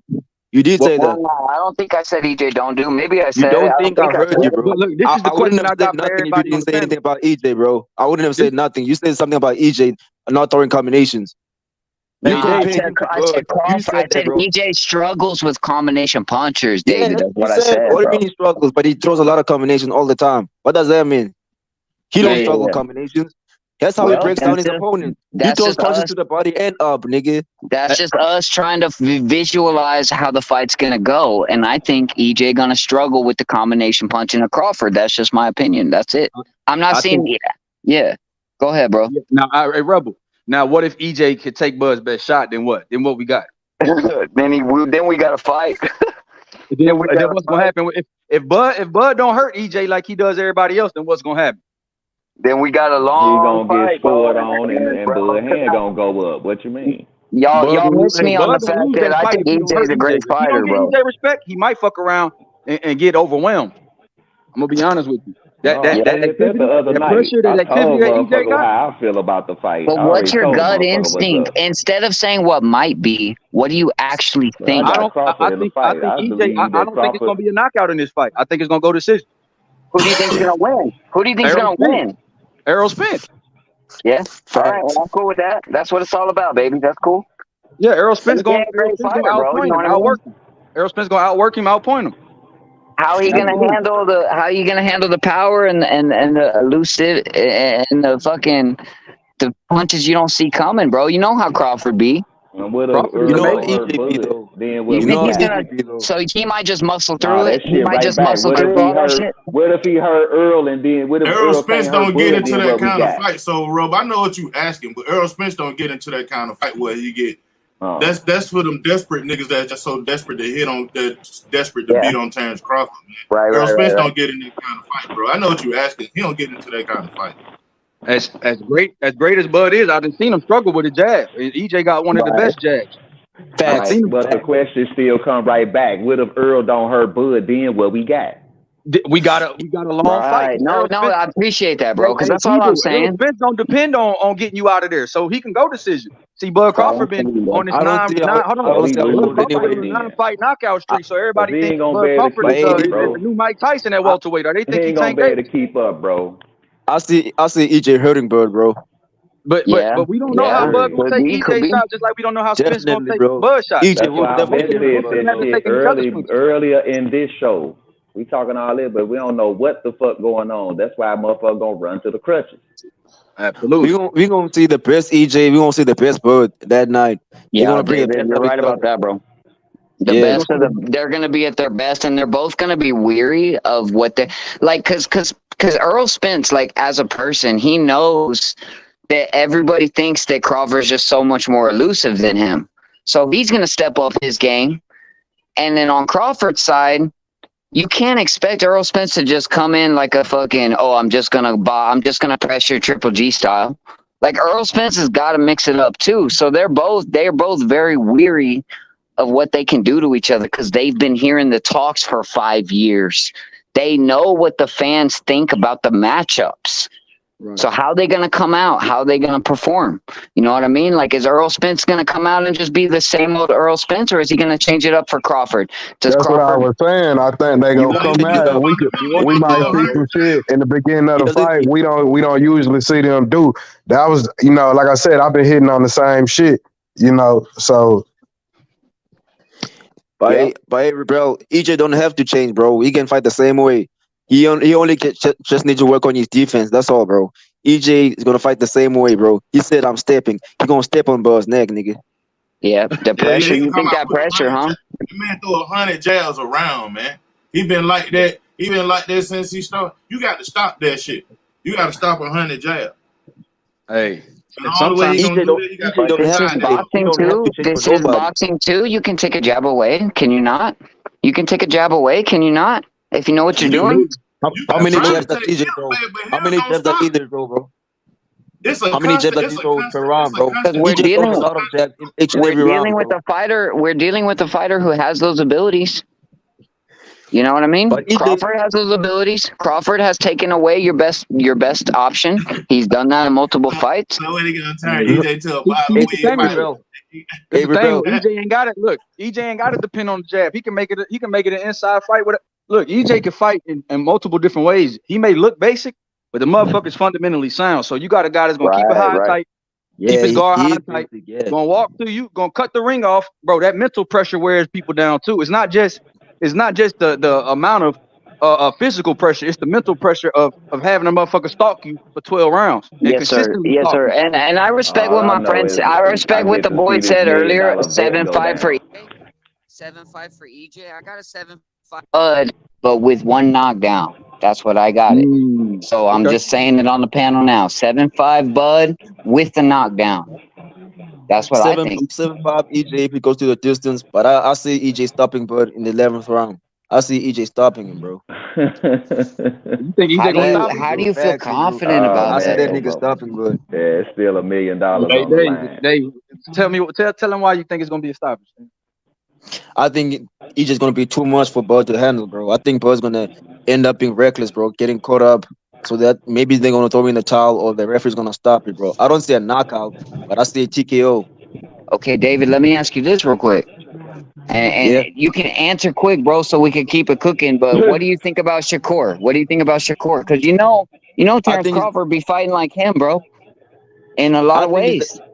Let me tell you then. I think Shakur's the best boxer right now. But when it comes to Tank, I think Tank's gonna stop him. He's the best boxer, the best defensive fighter, but it can only take one punch from Tank. But the gift that Shakur have, I feel like Crawford have too, bro.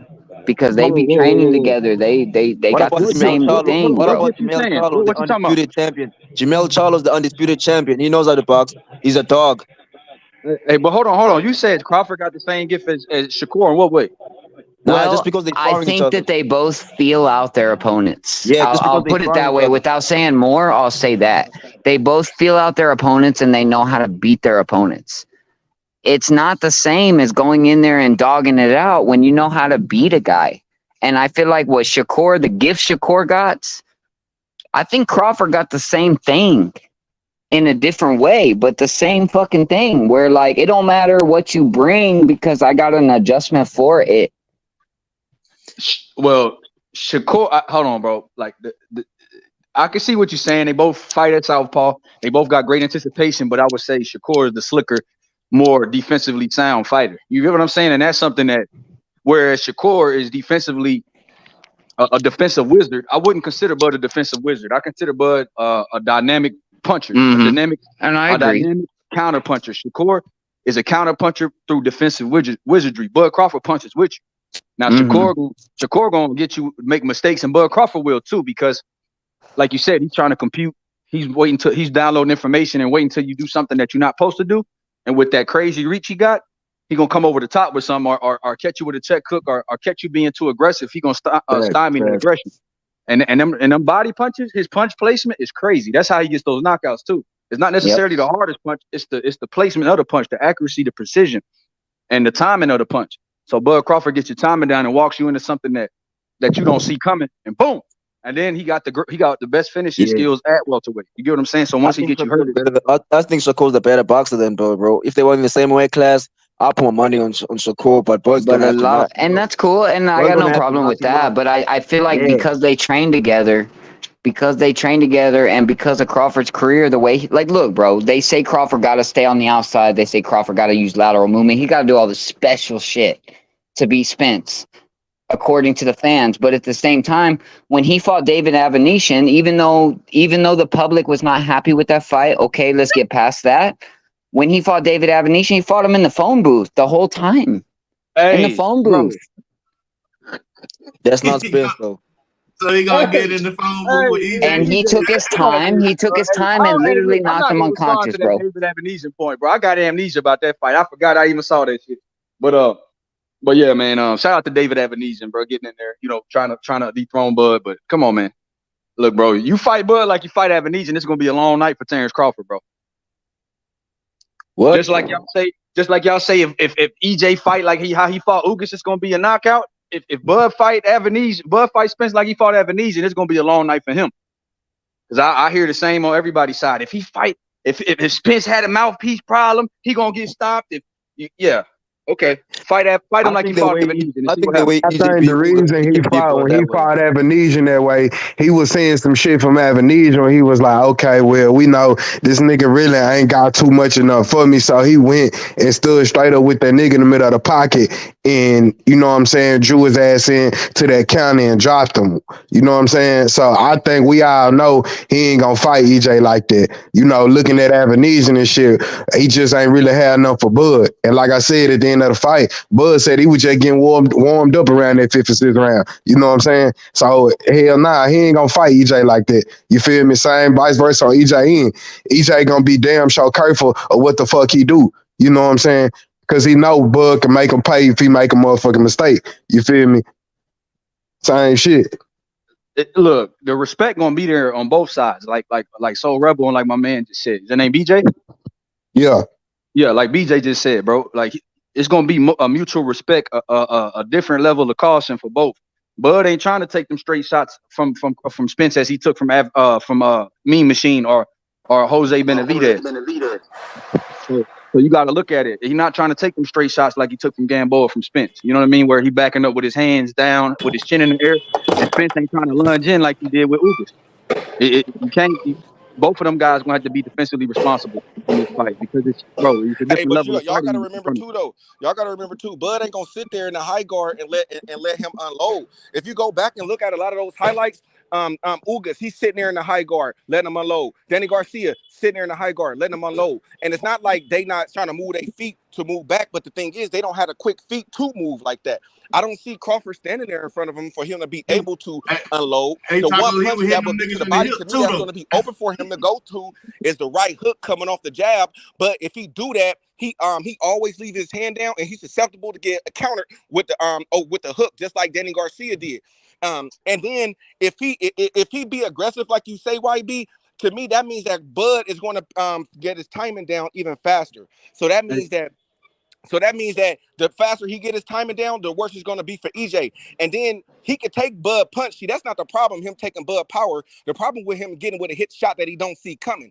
And we've seen him back-to-back fights with the Ugas fight and the Danny Garcia fight that he got wobbled. Now, we all know that Crawford is the finisher. And if he get Spence hurt like that, we already know what's going to happen.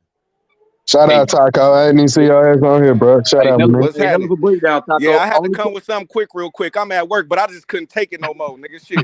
I I Hey, couldn't take the Taco shit. be fired up, don't he? Hey, Taco, good shit. Oh, I'm though. ready, boy. You know, Hey, I'm ready for this.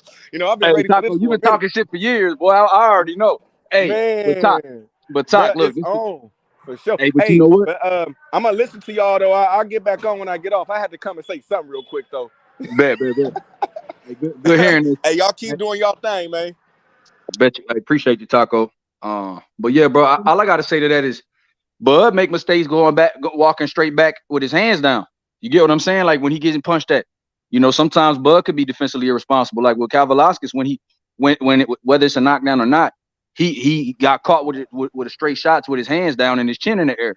Even against Gamboa, he had his chin in the air. Yeah, and I think, and that one too, and that's what I think he had to learn from that too, and that's what I went and watched that fight last night with me, Machine, and I ain't really see him too much make that mistake afterwards. So I mean, yeah, you right about that, Bro, these mistakes. Yeah, I gotta think about how Kell Brook had that eye swole too. Nigga talking about that called high cheekbone. I don't want to hear no high cheekbone nothing. That man had eye swole, man, and he can't. But see, I think DJ though with that jab, Kel was using it effectively because he was up on the scorecards with it. But like I said, Bud found a way, figured that shit out, caught him with that straight. I don't know if like I said, I think it was a straight right. Caught him with that straight right that dropped him. You feel me? And either in my opinion, either way, or Spence could come out using that jab heavy like we know he gonna do. He damn good fundamentals, bro, that he got. But Bud will find he gonna find a way to work his way around that shit. We could say, is he? Will he? He will. He adjusts to everything. He know if he gonna have to rack up points or whatever and get to him, he gonna have to find his way around that jab, which I see him doing. How will he do it? How will he get around it? We don't know. That's to be seen. You know what I'm saying? Or how he do that.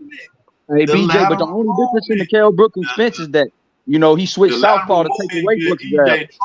Michael Garcia went lateral and gave EJ some trouble. He got to stay lateral on Errol Spence. He want to make the ring smaller. And if the only way you're going to do it is to circle around it. You know what I'm saying? He got to be able to do it. Michael Garcia has some little bit of arms too now. And he made Errol Spence comfortable when he stayed left. Bud Crawford way better than Michael Garcia. Yeah, when it come to movement and everything, yeah. When it come to moving and shit, of course. Hey, but you know what, BJ? And punching at the same time. He could do it and punch at the same time. And that's what I said with Bud going backwards. Bud could box, like I said, box his ass top going backwards and shit. It's a lot of shit that, if EJ bring that could still kind of work in the Bud favor. You know what I'm saying? By Bud not, having too much a weakness with that shit. I don't anticipate, like I said, one thing I don't anticipate is Bud fucking standing there all night, sitting there just letting EJ jab him down, jab, getting the jab off all night. Because he know that'll bring his ass down on the scorecards. So I feel like he gonna have to neutralize that shit early. Feel me? Hey, BJ, this the thing though. When he make them adjustments against them orthodox fighters, he switches southpaw. Now it's southpaw against southpaw. Southpaw, correct, right? Yeah, you go. That's because you hold on, BJ. You say he take away the jab because it's a lot easier to take away the jab when you switch southpaw with that angle against the orthodox guy. Right. We don't know how each of them are going to respond to each other's jab being both southpaw this time, and they both are the most elite southpaw they both have fought. You get what I'm saying? So now it's a lot of questions on who gonna win the battle of the jabs and how they gonna keep how they gonna probe with it and how they gonna feint with it and to get lead dominance and lead foot position. So in that aspect, Bud Crawford usually just switches southpaw, and that's how he took away Brook's jab because he took the angle from him. But Brook doesn't have the ability to go. Brook didn't switch southpaw. Brook ain't a southpaw. So he gets his ass in trouble when he's in orthodox. But what reason he's in orthodox when he's in this little download information and shit and trying to figure him out and all that? And it's like, I don't know if he feel like once he switches to southpaw is when he ready to go and ready to, ready to rock and roll with everything and get going. He switched that southpaw. But if I'm Bud, bro, I will probably stay away from that orthodox stance. You know what I'm saying? In this fight. Now he ain't gonna. I know he not gonna do it. When we gonna see him going orthodox, it's gonna be, in my opinion, bro. It'll be early. It won't be late. It'll be early when he trying to do what he need to do. But if he's smart, like I said, about 85, 90% of the fight, he'll stay in southpaw stance with EJ. You know what I'm saying? So they could be on the equal tail end. You feel me? Right. I agree with you, bro. I agree with you. You know what I mean? It's just like you said, champ. It's for me. I just think it's gonna be. I think it's gonna be a great test. Orthodox fighter, nigga, is a southpaw fighter. Damn near always is an orthodox kryptonite. You feel me? Fighting a southpaw motherfucker. You know. But like, what's crazy is, bro, is where Dice, like, okay, maybe not you guys, but a lot of people say, you know, when he switched to southpaw, he fights better. When he fights orthodox, he's more reckless. Okay, maybe that's true. But we forget the fact that he has the option when most fighters don't even have the option to be able to do that gift. The gift of fucking switching, bro.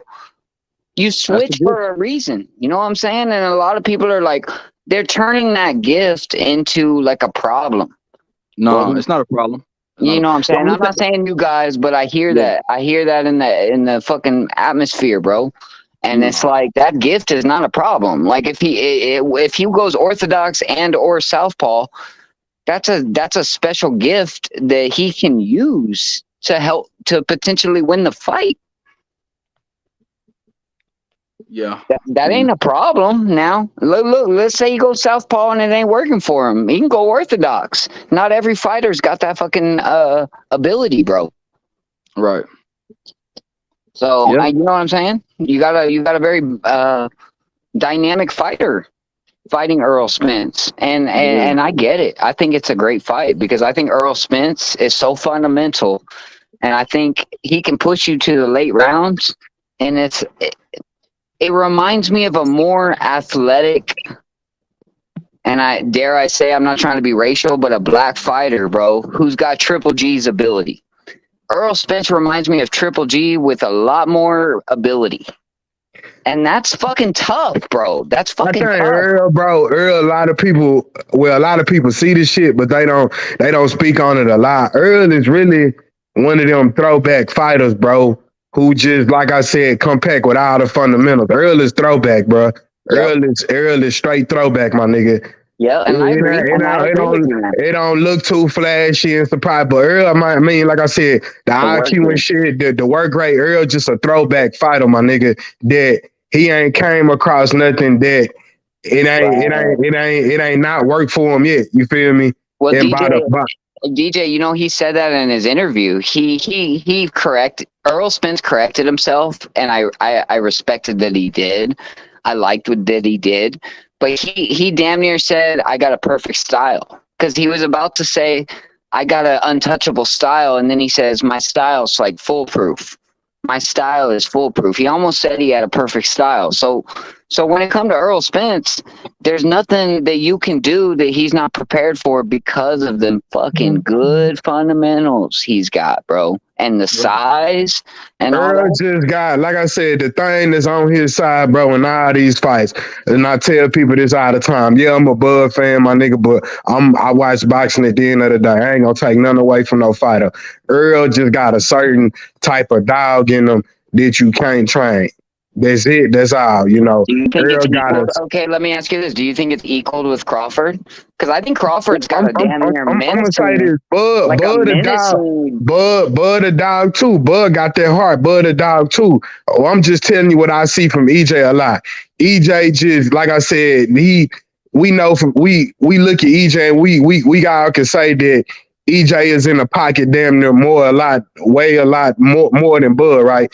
But EJ, like I said, he fights with this tenacity and this dog in him, bro, that you just can't, you know what I'm saying? You can't put in certain motherfuckers. You see what I'm saying? And it gets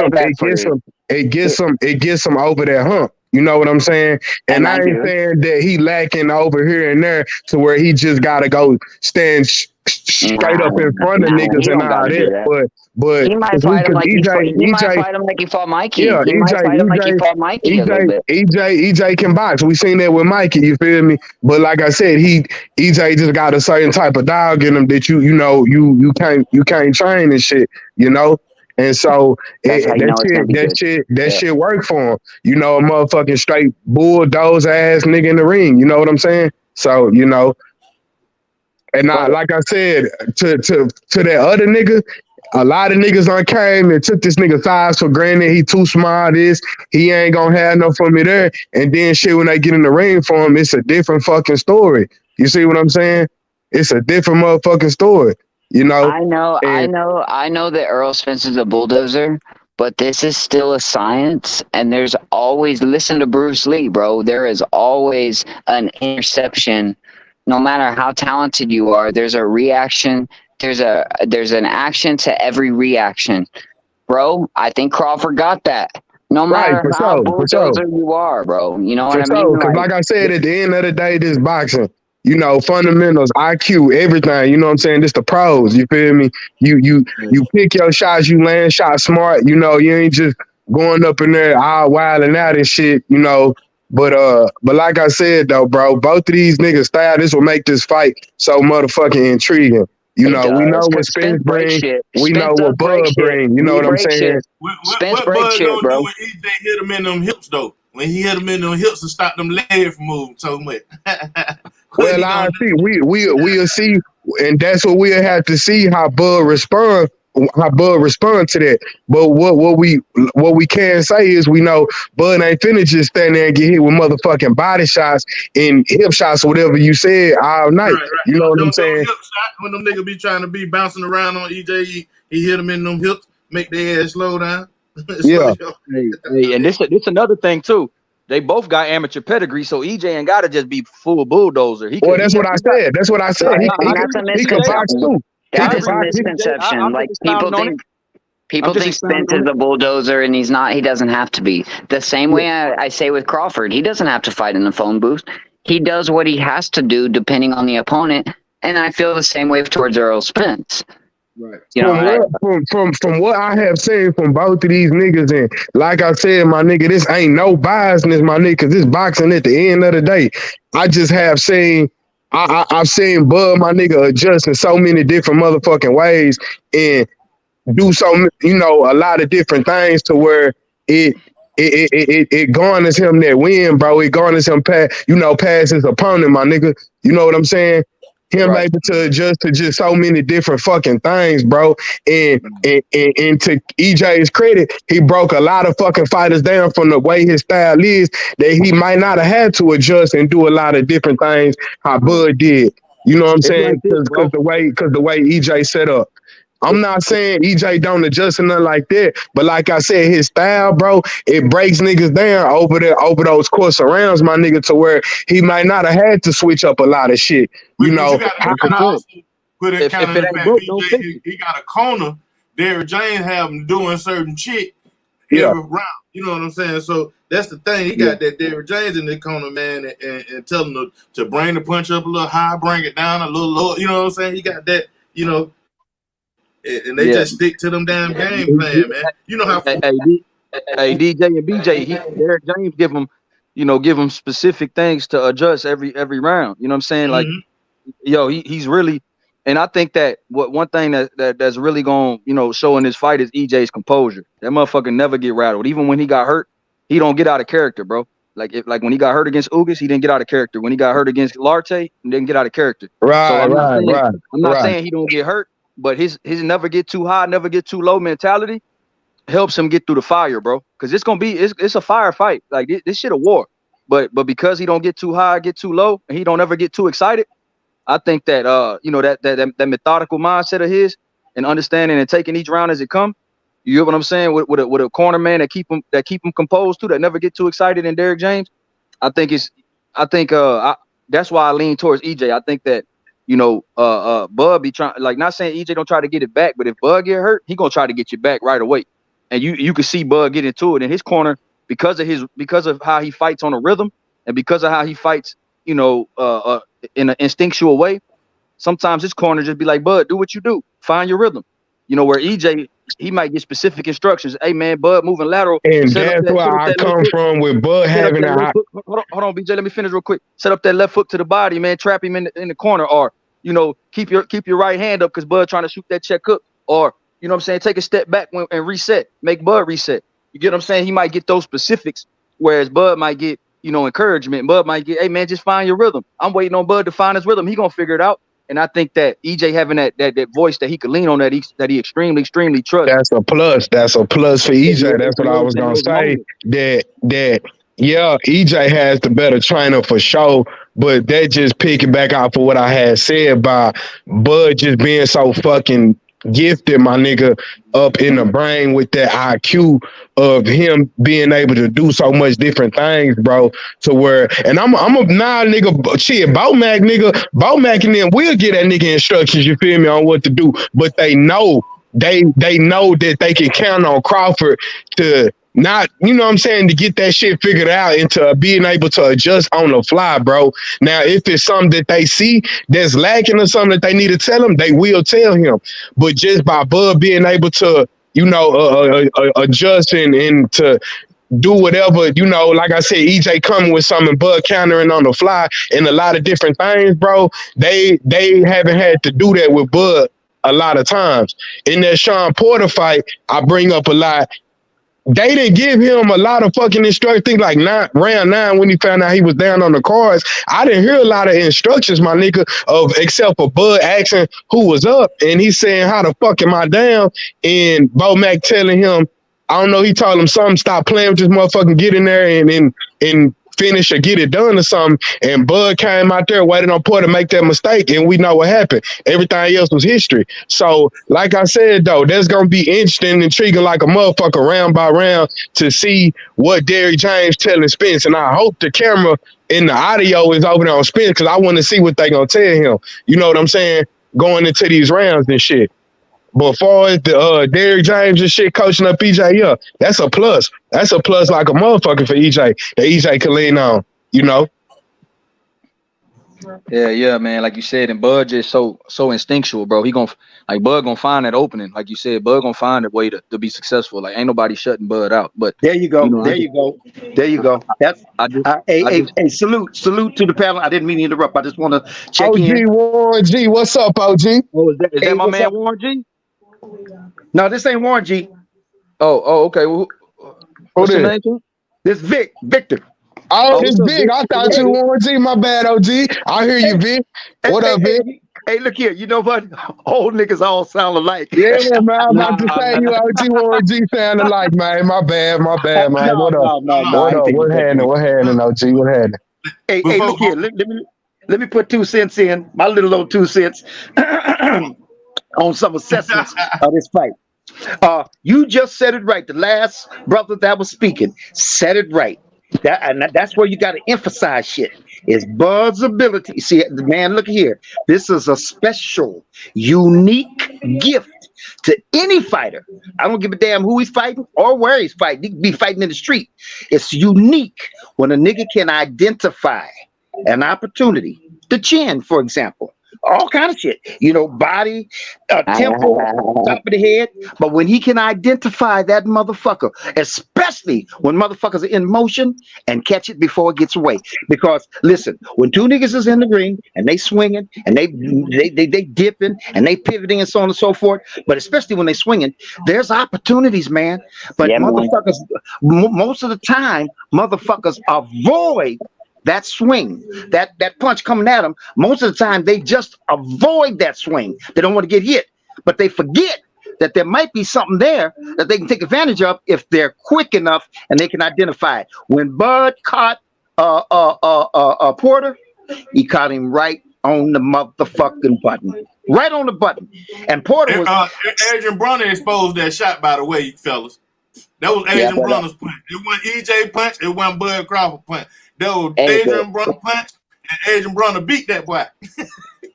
Hey, but Yeah, just for real. But just for a point of Porter reference, always had that come for lunging in shit. You know, that's a bad habit. He always revert back to his old ass habits, and that's what get him in trouble. You feel me?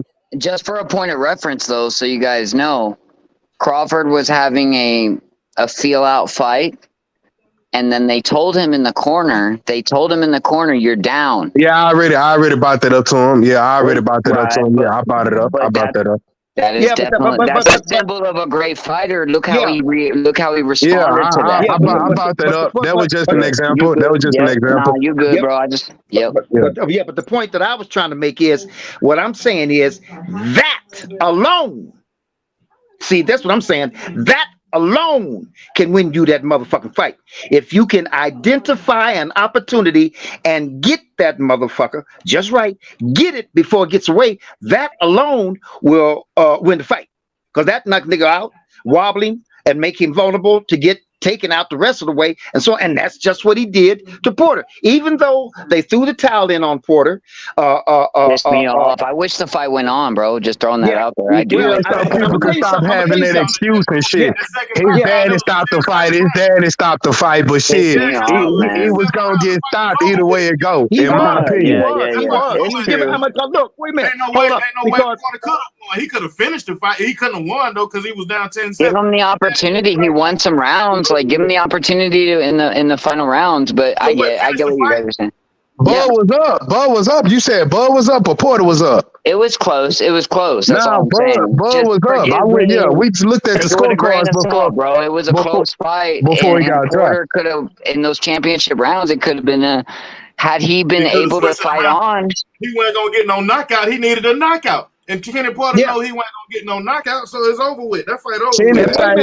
Kenny say, look here. Hey. Well, I don't feel bad about wanting the fight to go on. Go ahead, OG. Hold on for a minute. And when Bud touched him, and before he went down, Bud hit him 2 or 3 more fucking times right on his motherfucking temple, man.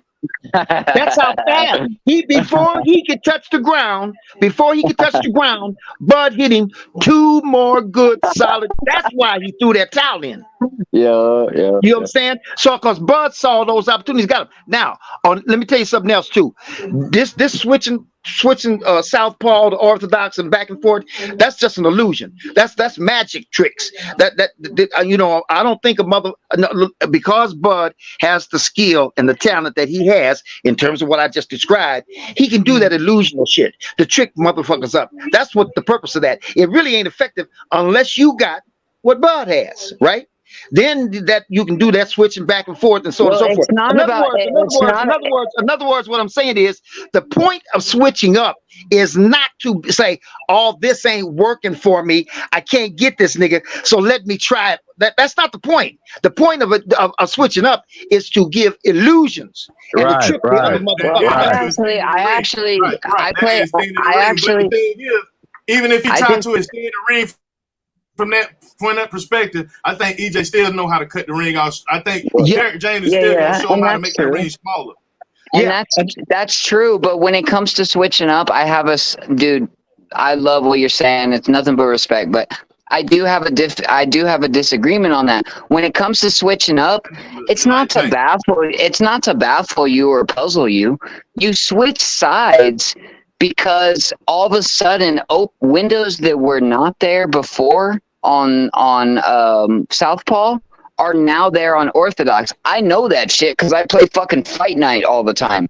If I switch up, all of a sudden fucking elements are open that aren't open before. When he does that switch up, it's not to bamboozle you or puzzle you.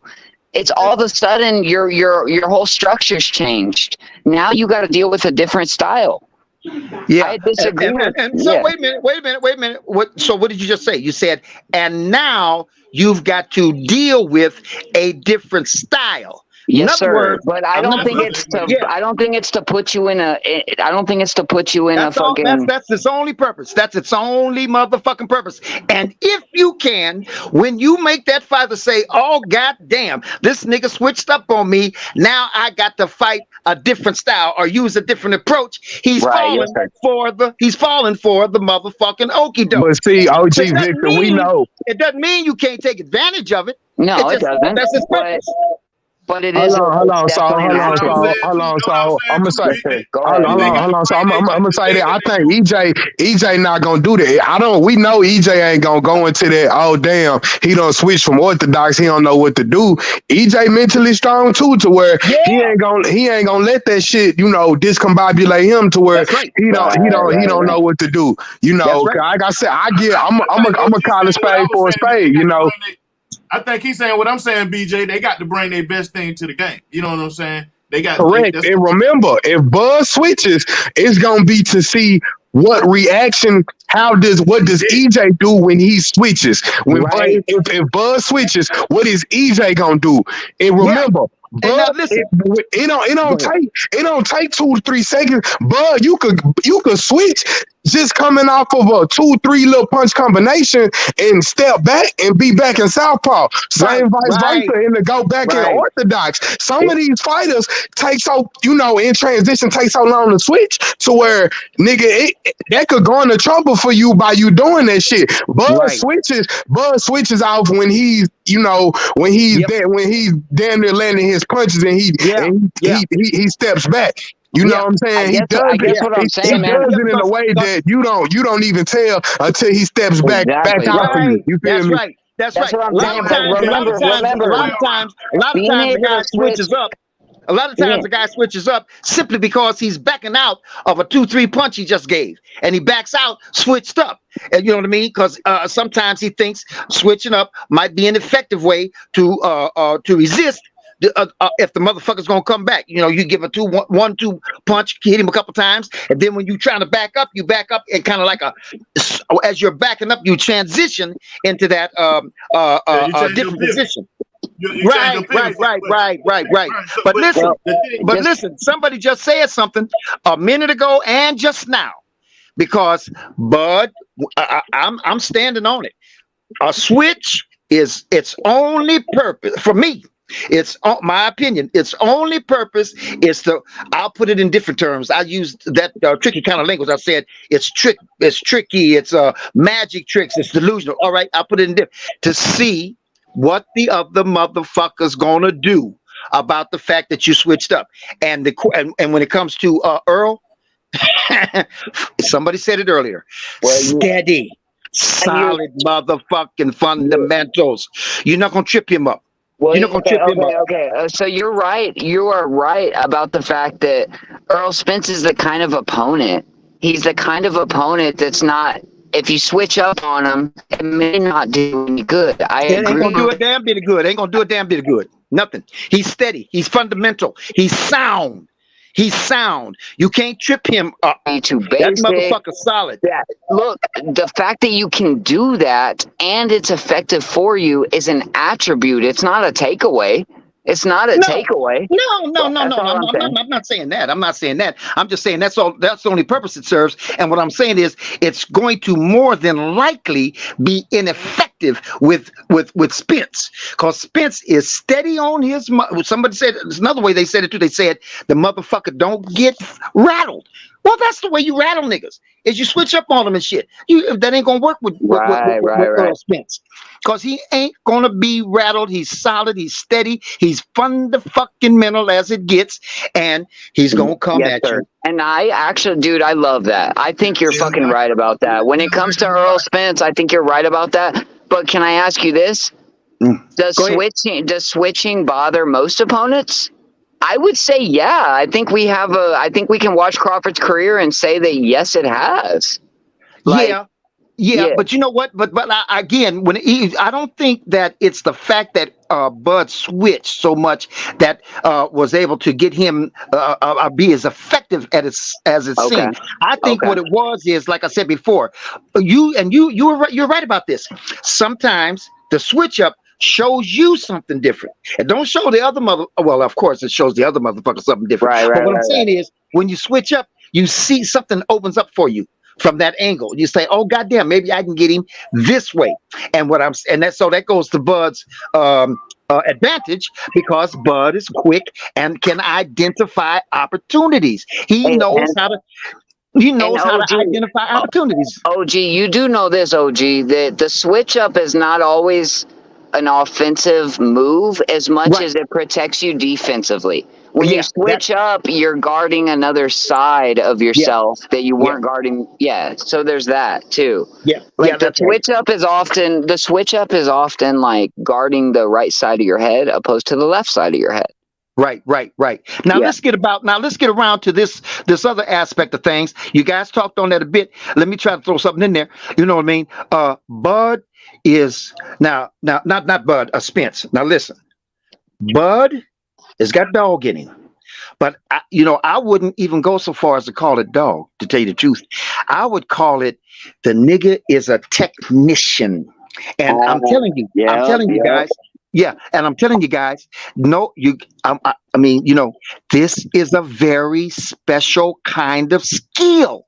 It's speed and it's sharp, keen eye to get an opportunity and hit it solid and hit it good and hit it bullseye before it gets away. Because opportunities are all throughout fights. Have you ever been watching the fight? I've heard niggas, man, say, "Oh man, you should have hit him there. You should have did this. You should have did that." Because they see the opportunity. But the motherfucker in the ring is doing a little bit more focusing on avoiding a punch than he is getting those opportunities.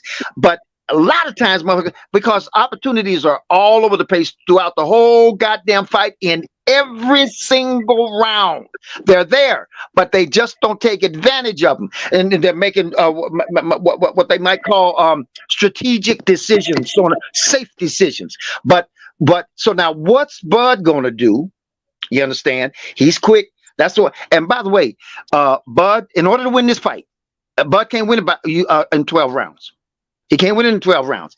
He's going to have to take Errol out of there because Errol ain't giving up. I believe Errol has a chin, and Errol's going to, steady coming at Bud. He's not going to come at him like he maybe usually comes at some of the guys he comes forward on, because them guys don't have what Bud has. He knows that. If Errol is worth his weight in salt, I said this before, he already knows this nigga knows how to hit a target before it gets away. He knows that. So he's going to have to try to avoid that too. So he might not come at Bud the way he usually comes at other motherfuckers, because one, they don't know how to do it. That's what I always say. Yeah. And so, but he's going to come at him though. For sure. Of course, EJ is gonna be the more, walk down more, we could say maybe the more aggressive in this fight for sure.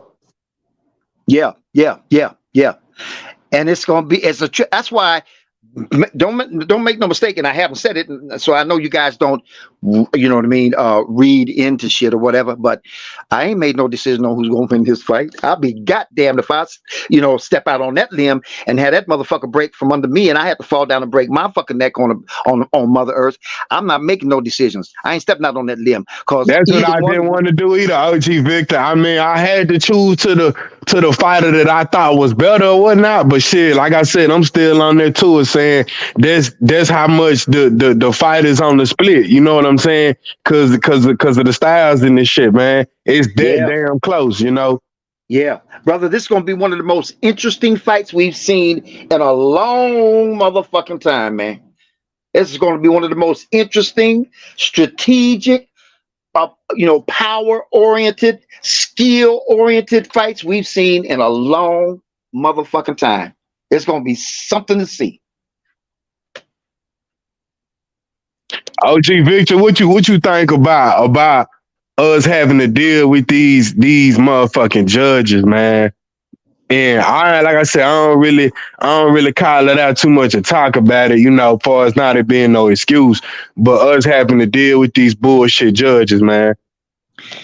Yeah, man, I see, and it's out of our control, though, you feel me? It's out of our control, shit, but that's I feel like the only thing that we get good motherfucking fights, everything, regarding the fight, it shit go A1. But then it's always at the end, I guess, when who people thought won, they take the L, or who people thought lost, they get the win. It's just, but just the judges of some of the way they be scoring this shit, some of these crazy ass numbers we be seeing.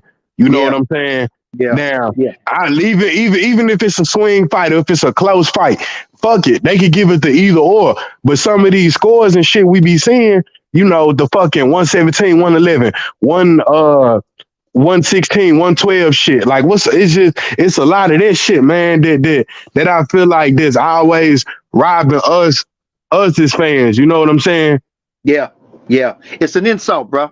It's a goddamn insult, man. And you know what?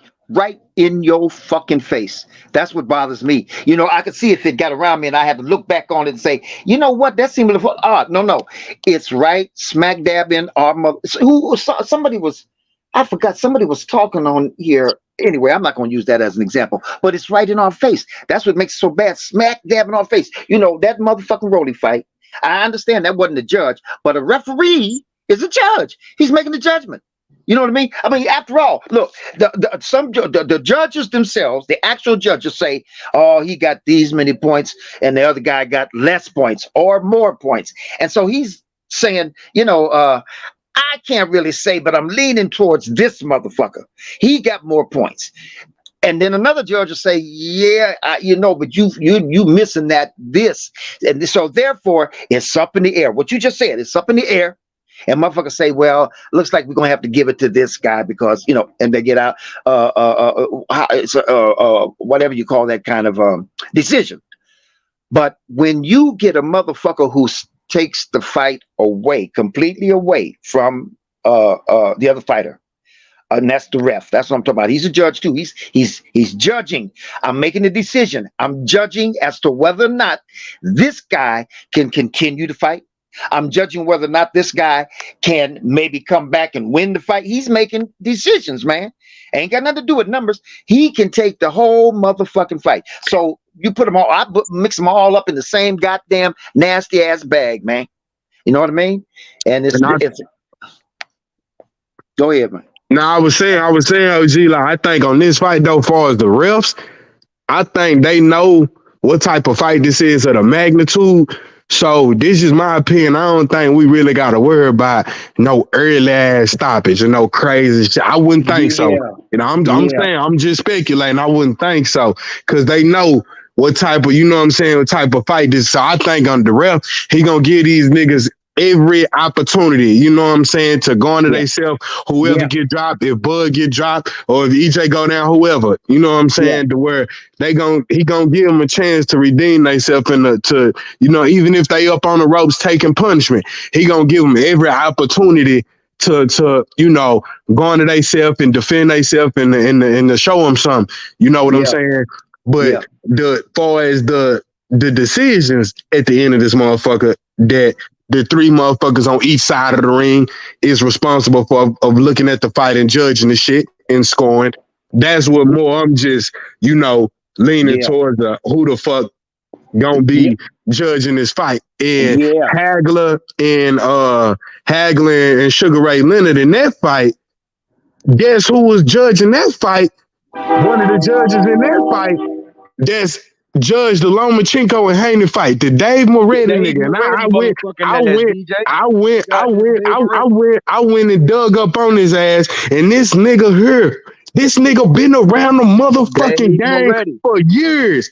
Been around the game for fucking years. I'm talking about 20, 30 nigga damn near before, like I said, before I even was swimming in my fucking daddy nutsack, he been fucking judging fights. You feel me? So he know.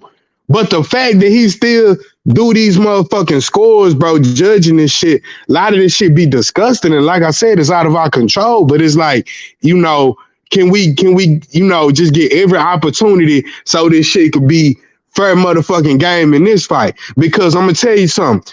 Let them piss off the world in this motherfucking fight, and we have a quote unquote robbery or some dumb shit go wrong. Man. It's a lot of people. It's a lot of people that's gonna say, "Fuck this shit they done." Yeah. Because they doing it on the most biggest stages. You know what I'm saying? Doing this shit. And it's a lot of people that's gonna be doing with that shit, man. So, like I said, if they wanna garner some more fans and let this shit play out how it's supposed to play out, call this shit like it's supposed to be. I know boxing ain't never been fair. We've been dealing with this shit for forever. But if they really want to piss some more motherfuckers off and lose some more fans of the sport, let them do some dumb shit. Let them do some dumb crazy shit. Yeah. This fight here, man, it's hard. It's gonna be hard for any of that shit to take place in this fight. This fight is too big. This fight is too important. It ain't got a whole lot of shit on the line, but this is a big. They've been marinating this fight. Niggas been upset about this fight being not falling through when it was first attempted, and this fight is too motherfucking big. And got too much on the line for anybody to unless whoever they put in to judge this fight, ref this fight, so on, got to have squeaky motherfucking clean record. They got to be as qualified at their position, being a judge or being a ref, as these two niggas are in the ring, man. So, for example, they can't bring no motherfuckers in there judging this fight. No judges that's got some controversy or some unpopular call. They can't bring them in there. They can't. It's got to be clean, man. It's got to be clean. They can't fuck around with this fight. They can't. I don't believe they can, man. They don't. This fight's too big, man. Sports Heaven, I see you in. What up, man? What's up, y'all? Cooking? How y'all doing today? Man, we coolin', bro. What's up, Heaven? All right, brother. What's happening, man? I'm listening. You know, I'm gonna be honest, man. Outside of the Michael Fox fight, one thing about boxing is it's one of the most subjective sports out there. You know, baseball, football, basketball. You know, you got to score. You can see it. You know what you got to do. Yep. Boxing is like I think my man Youngblood was when he was cooking the other day. We was talking about it when he was talking about the stoppage for the Rolly fight. You know, depending on what angle you was watching it, because it don't look like he was hitting them, but he was hitting them, and depending on what angle he was hitting them hard. Like Rolly was hitting that man hard. So depending on what angle you seeing, you know, and based on the man's reaction, it wasn't really. It was a quick. He could have let it go a little longer, but you know, it's people in the graveyard for letting it go a little bit longer. The one dude that fought Nakatani a couple weeks ago. Man, one of the twins brought him along. And shout out to that nigga, bro. Cause man, his brother won the belt. And he was trying to win one too till he got stopped. Cold, bro, for real. But you know, when his brother won the fight a couple weeks ago, they the dude that lost, the father or the trainer was like, "Man, listen, if you don't show better, we gonna stop it." Right. And he ended up getting knocked damn near one of the best knockouts. So he damn near went to the hospital. He had to go to the hospital. Yeah. So that's what I'm trying to say. That let it go a little bit longer can cost someone their life. So I just want to get in there. I don't think with Bud and Spence that it's gonna come to that, because them niggas is too good and too thorough. They ain't gonna let nobody do no shit that ain't gonna be no early stoppage. Yeah. That's what I was saying. I was saying, you know, because it's the quality of these fighters. It's the quality of these men. You know, Rolly and that motherfucker were okie doke. That was a bunch of okie doke shit. And you know what I mean? It didn't have all that interest. You know what I mean? There might have been a belt on the line, but you know, it just didn't command the respect and the reverence that this fight is going to command. This fight is going to command respect and reverence for this motherfucking fight. And there cannot be, it won't escape. It won't escape with its life. I'm back. Oh, I hear you, Mr. Victor, but Bob Adams said black fighters don't sell. What y'all got to say to that? Fuck that. I'm gonna say what the court said. I'm not even gonna say nothing bad about Bob. I ain't even gonna say nothing bad about Bob. I'm gonna let that shit go. Like I said, he been doing this shit for 30, 40 years in the game too, but that's bullshit. Bob just at the point. That's what I want to say to Bob Arum, though, and to a lot of the analysts who feel like that. Like, this is gonna be one of the throwback fights that sell. Like, they gonna have to change that narrative, man. You know what I'm saying? They gonna have to change that shit, bro. They gonna have to stop saying that we Americans, not whether they're American black, American white, American Mexican, that we need another country to substantiate having big numbers. You know what I'm saying? We don't need that shit. We finna show them right now. You know what I'm saying? The best 2 top fighters in the world, not just in America, in the world. You know what I'm saying? We're finna change that shit right now. But see, DJ, I feel like shit. Bob said that black fighters don't sell. What you think that a lot of the top black fighters don't fight each other enough like they supposed to, man? Yeah. That's what, and that's what I think. We don't see enough of these marquee matchups that we need to see. You know what I'm saying? From other black dudes going against each other. You know what I'm saying? Remember, as the years came along in the late 90s, early 2000s, so far and up to now, all these a lot of different promoters, even though it's only 3 major ones, but still, the different promoters, the money started playing a big role. A lot of shit started messing up these big marquee matchups, man. You know? The rise in the NFL. See, back in the 80s, the NFL wasn't like it was today. Basketball wasn't like it was today. They didn't have to compete with MMA like they do today. Then when the 90s came, Jordan took the basketball to another level. Football started getting better. By 2000, the NFL boomed. College football is booming now. MMA just took off. It's a lot to compete with. And correct me if I'm wrong, but shit, where the white people selling that in boxing? Correct me if I'm wrong. If your name ain't Canelo, you tell me what anybody been selling in boxing. If you want to get technical, the last person that was the biggest pay-per-view attraction was Floyd and a nigga, and then you had Pacquiao, and then you had Canelo. But where the white boys selling at? So when they say black fighters don't sell, well, you tell me who do. But Sports Heaven, I got a question for you. Would you say Fury sells? Well, and salute H. He's selling now, but really, I thought that was just a product of white versus black. It was Deontay Wilder that put him in the position to sell. He wasn't selling before he fought Deontay. But, they try to say the same thing about Tank. Oh, it's Ryan Garcia that made him do 1 million pay-per-view. Yeah, but you know what though? The thing is, Tank was already a pay-per-view attraction. Fury wasn't a pay-per-view attraction. Yeah, that's a good point. But after Fury beat Wilder, Fury. I think he had like 90,000 people at Wembley Stadium when he Wembley, in his country. Fury sells out of his country. He had like 90,000 people at that fight against Dylan White. Hey, check this out, right? Check this out, brother. Those motherfuckers boxing is what's popping over there. They ain't got what we got over here. So let's take Terence Crawford and Tank Davis and Spence. And Shakur, and let's take our black fighters over there and see how many seats they fill. I think though, my opinion, H and Sports Heaven, bro, like real shit. I think that the UK they support their fighters more over there. You know what I'm saying? Unlike here, we got so many different things.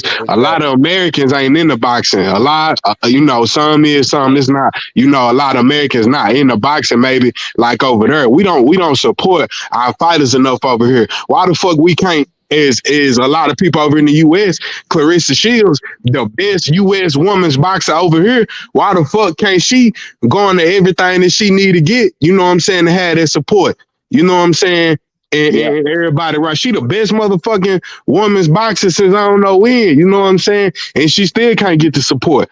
A lot of people over here, we just need to start supporting our motherfuckers more, bro. That's it. In my opinion, it's happening, brother. Because look at what's happening. Look at this. Low key, UFC is starting to hit. They don't hit their peak. They falling off. If you want to be honest, low key, they not hitting like they was. They just not.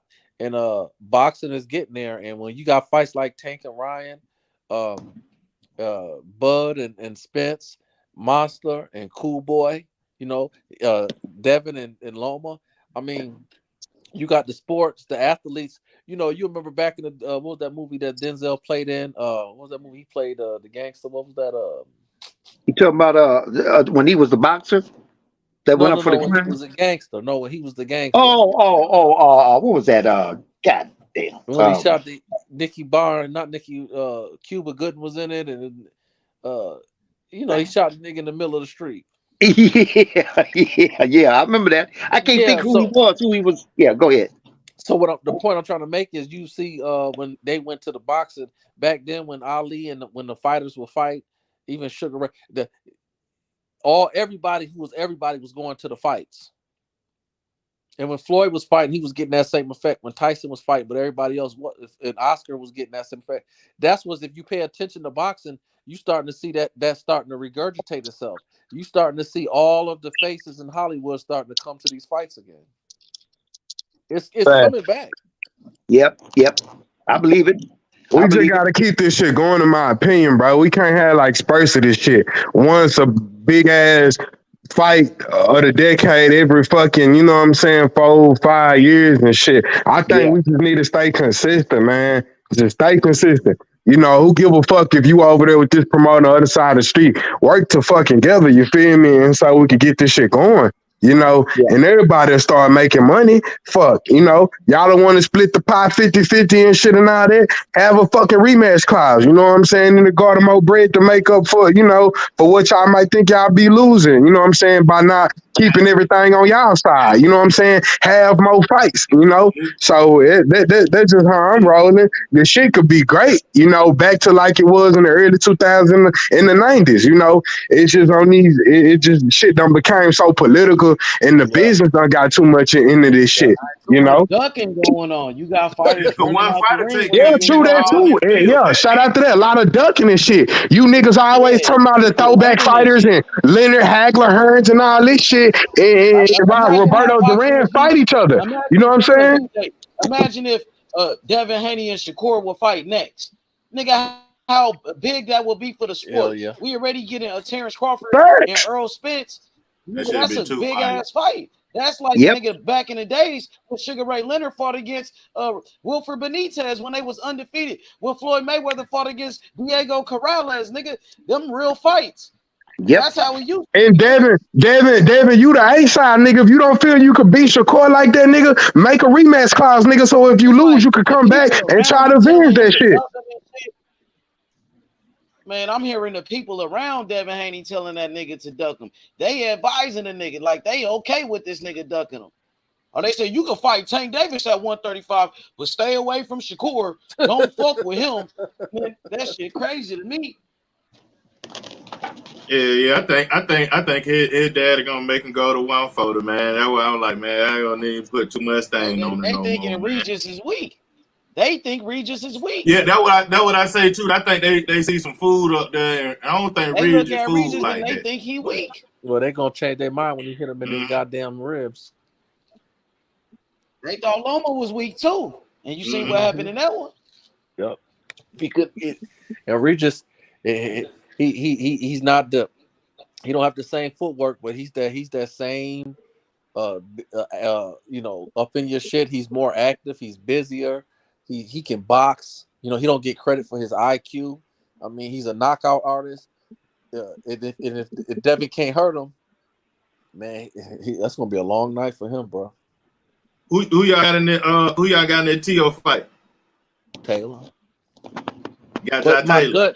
I got Taylor, but my gut is starting lately. The last 2 weeks, my gut been telling me T.O. gonna take that shit. Something's telling me he gonna. Yeah, something is telling me, man, T.O. because I mean Josh Taylor coming off a long ass layoff, bro. He ain't fought in a long ass time, bro. Like it's been about a year and some change, and he's coming off an injury. And in his last fight, I thought he lost that fight to Catterall, bro. You know what I'm saying? So T.O. lost to Cambosis. T.O. lost to Cambosis, but a lot of people thought Josh Taylor lost to Catterall. So they damn near even. You know what I'm saying? Yeah. H, let me add this. And I'm not a T.O. fan, but let me say this. Regis, to me, I watched when Regis fought Taylor. To me, that's why I'm not a big Regis fan, because I thought he low key quit midway through the fight. And I also believe, well, I thought it might have just been a bad style matchup for him. But the thing about Taylor is, you know, to me, Regis lost the fight.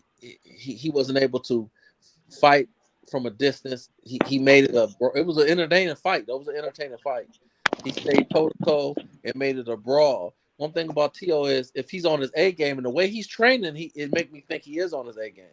Yeah, he's training really hard, and he has some very good sparring partners for this training camp, getting ready for Josh Taylor. But I'm gonna still go with Josh.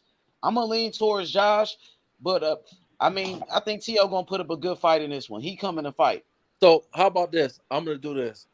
I'm telling anybody that's a part of the MLB family, that go for you too, H. I got 20 push-ups. I'm taking Taylor. 20. And they got to be done live. Oh, you gotta holler at Lowe. You know, Lowe, he rocking with he rocking with Tiafimo all the way. He biased. He. But I don't know who else rocking with T.O. Ain't too many people rocking with him. I don't know. I feel like, man, I just, for some reason, it may be closer than what a lot of people think. I think for some reason, some just telling me it's one of them fights that probably could go, either way or closer than what we thought. You feel me? That's just my opinion, though. It just depends on what type of Teofimo. It depends on what type of Teofimo we see. T.O. said he's focused now. He's more, you know what I'm saying? I think Josh is a better boxer, and I think Josh. Hey, you cut out. Yeah, I'm gonna go with Josh, though. I think Josh is the better boxer. Well, yeah, I'm gonna go. Y'all can hear me now? Yeah, you good. Yo, y'all can hear me? Yeah, you good. Hey, how about this? I bet you 20 push-ups. I'm taking Taylor. I think it's a close fight for him. I'm not going with T.O. I think it's a close. I'm not picking T.O. I'm sorry. No, my bad. I'm taking T.O. I got 20 push-ups on T.O. No, I'm good. You take it. I don't know about this fight. So you taking Josh Taylor, Sports Heaven, huh? I'm telling you, anybody a part of the MO family, Sports Heaven, got 20 push-ups on them. So I'm telling you, live, any nigga or any nigga that want to come on here, I got 20 push-ups on live. But so you going with T.O.? I'm gonna go with T.O. because Mr. Shelton, his a punk ass. He still ain't gave me my push-ups. I'm saying any nigga and any nigga a Sports Heaven is taking T.O. If you want to bet against T.O., it's 20 push-ups. Let me ask you something, Sports. So with how do you see Taylor adjusting to the way T.O. Like I said, it just let's say we get the best version of T.O. I seen Taylor make his adjustments, but I never seen him stylistically make an adjustment. Like when he fought Regis, I see him make adjustments with his angles and his foot placement and his body placement and how he lean his weight. But I never seen him because like T.O., if he plays smart, T.O. can fight. He's not as talented as Tank before, but T.O. can fight from a distance. And I'm wondering if T.O. fight discipline and turn it to a distance game and make Josh chase him, he can run Josh into a motherfucking knockout.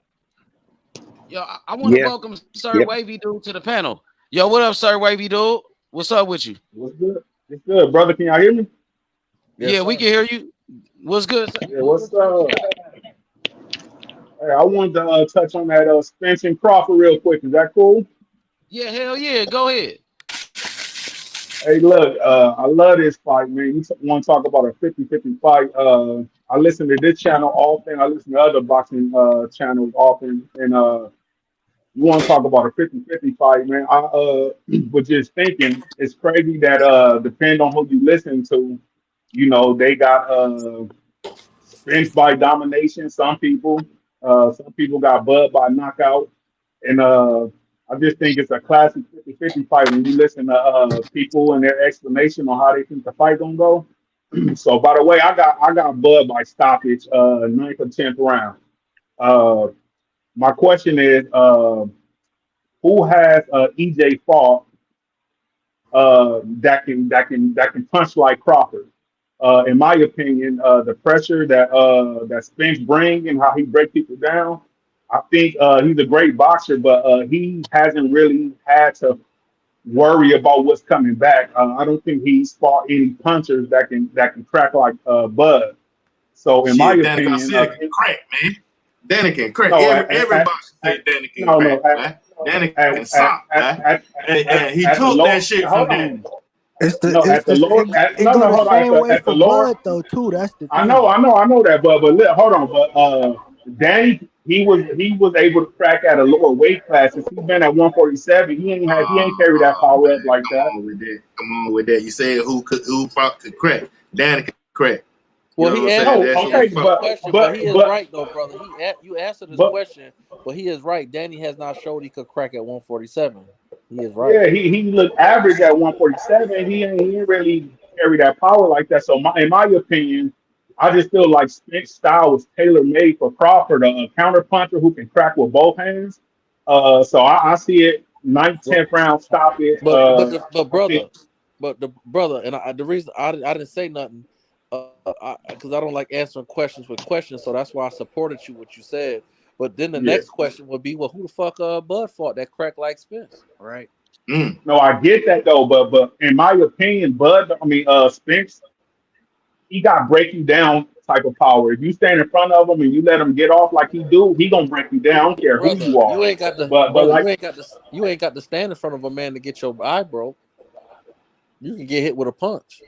One punch I can know, but in all the previous fights, this happened because the fighter stood there and took the punishment for round after round. You can't do that against EJ. That boy too strong. But I'm just saying, I think Bud's footwork, his movement, his counter punches to get close enough to break somebody down, especially to the body, you're gonna take some shots coming in, and I just don't think Spence has fought against a person where he had to worry about what's coming back to him. So it was kind of easy for him to get in close and break fighters down like you do. I'm a big EJ fan too. I just in this fight, I'm just going Bud for the stoppage, 9th or 10th round. You think, but you think EJ gonna be? You think EJ gonna do some rookie stuff and Bud gonna stop him? I think he gonna once again for him to get in close to Bud to do what he do best, work the body and put pressure on you. Bud gonna be throwing them things, and he gonna have to now like somebody said earlier. Now Bud catch EJ, and it don't phase him, then it's gonna be a hell of a long fight for Then Bud. But if you he can gonna change catch, your pick. You gonna change your pick mid fight. no. I'm going. I'm rock with Bud. And that's one I'm a thing. rock with. That's one thing. That's one thing. So That's EJ one. take that shit like he Yeah, took what up, from my boy? Ugas, right? What's the He word? gonna be like, because Hey, That's one a thing. lot of folks thought Ugas was gonna got down. Yeah. Cause you know Ugas beat up Pacquiao, he was gonna do the damn thing. Errol Spence Jr. He took That's that one. shit from but Ugas, Yeah, and man. That's one Ugas thing would I'm hit Errol saying Spence in the too. back. People, It right people are when forgetting that EJ has but a hold on. chin. But once again, I don't think Ugas carry power like that. None of those fighters hey, gain Spence respect he at was all. finding And I think he was finding it hard out, man. He was finding it hard out. he was, He was he studying was. that shot. Hey, listen, EJ was walking. EJ kept walking because he shouldn't have hit him when he was distracted. You know what I'm saying? Now EJ Facts. got into a fight. Now we Facts. finna get into a He fight. beat his ass after he did that. He beat his ass after that. So I just like But that once for. again though, I just think that none of those fighters was able to gain Spence's respect though. He felt their power, and it was nothing to him. So he was able to pressure, break him down, stop him late. Now, in my opinion, Bud, Duke he can punch with both hands. So if he catch EJ early and EJ feel it and it hurt, then I think we're gonna have to see what type of adjustments Spence makes. Uh, but I think Bud is gonna be able to hurt him, and the dude can punch with both hands, and so I but think what if you he find gonna the come person in that and want pressure. to? But what if you find a person that want to taste your that want to feel your power? Like he coming just to feel your power. Like Yeah, you because got to hit him EJ with all willing to your might. take one to give one. That's what I will say. EJ willing to take one to give one for sure. And like I say, I am going for Bud, but I know EJ got a chin too. But once again, Yeah. though, his chin ain't really been his chin ain't really been tested. He ain't been in there with somebody You who can Yeah, say can the throw same like thing for Bud. yeah. You say your chin ain't never been tested. I yeah, who he would fought say who he he fought can. that can punch. EJ, man. If you Them niggas going done if you soft going EJ. based Hey, off listen. If you going Michael based off Garcia what was you trying to get his little get back at round the left. I know y'all seen it, because everybody was oohing and ahhing and shit. You know what I'm saying? Round left, he was trying to get he cracked EJ with some good old shot though, but EJ came and beat him. Yeah, but what he cracking with though? He can't hit like Bud. It's Nah, he different, can't man. You hit get like, hit with one of those but shots. he fought back. He tried to fight back. I'll put it like that. He didn't fight back. He tried to fight back. He tried. Yeah. See, Bud Crawford gonna be trying to fight back, and that's gonna be the downfall. Cause when he trying to fight back, he gonna get EJ gonna get instructions in the corner on what he doing for his fight back. Like, this is what he doing to get back. You know what I'm saying? And adjust to that thing that he doing to get back. You know what I'm saying? And when EJ adjusts to that thing that he doing to get back, whether it's a straight shot to the body, other than keep jabbing to the head, whatever it is, Derrick James change or whatever, it's gonna be a slight adjustment. It's gonna frustrate Bud Crawford. EJ and 12, man, 7-5, Errol Spence Jr. EJ and 5. He said EJ and 5. God, you think Bud Crawford weak like that? Hold on, man. No, See, let me get on Bud Crawford's side right now. No. What you said? No. You said what you say? I said EJ and 12, 7-5, Errol Spence Jr. Okay. That's fair. I can dig that. The reason why I like that. I ain't doing Bud Crawford. Bud Crawford ain't no weak nigga like that. He finna let EJ beat him up in 5 rounds. Nah, The reason why I like that entire week of boxing for real, man, is because you got 4 pound for pound fighters, and all of them feel like they better than the other one. Right. Yep. Hey, but look here. You know what? EJ, I mean, Bud. Now, hey, Sports 7, you there? I'm here, brother. I'm here. Okay, now listen to this. I'm going to go over this with you because I think you have a keen eye for it. Because one of your favorite fighters is Tank, and Tank has this as a specialty. And I've been talking about this earlier in this panel and a couple other panels, and that is to be able to identify an opportunity and then get that motherfucker before it gets away. Now listen, that's what he did with Rolly. He got over there in that corner. Rolly was swinging at him, but he hit Rolly in between. This is Bud shit. We talking about Bud. I'm not talking about Bud. I'm saying this is what we're talking about, Bud, about hitting you and catching you in between shots. Why? Because he can see it and he can get to it before it gets away. That's what Tank did with Rolly. That's what Tank did with Garcia. Now listen to this. I'm just going to say this as a side note, Sports Heaven. This is an example of Tank's power. This is a very unique, not seen everywhere. It's rare to see this kind of motherfucking power. So it's Mike Tyson kind of power. And that is that, by the way, when Tank hit Rolly and when Tank hit Garcia, that wasn't a wind up, hit you with all my power shot. That nigga was what do they call it? He was shelled up. Tank was shelled up. When he was over in that corner with Rolly, he wasn't shelled up, but he didn't have a lot of room to reach back and put power, but he can generate power from the fucking bottom of his feet up to his goddamn fists so motherfucking fast and bring power with it. When he hit Rolly with that motherfucking shot, you saw what Rolly did. He was knocked out on his feet. That's why he fell through the rope. He didn't hold on to the ropes, catch himself so he wouldn't fall down. That nigga was knocked the fuck out, and he rolled down them ropes because he was knocked fucking out for that few seconds. And then when he fell down on his ass and the ropes turned him around, twisted him around and let him land on his ass, that nigga couldn't get up. That's knocked motherfucking out. That nigga got up on a standing 8 count, and when he got up, he was wobbly. That's why he was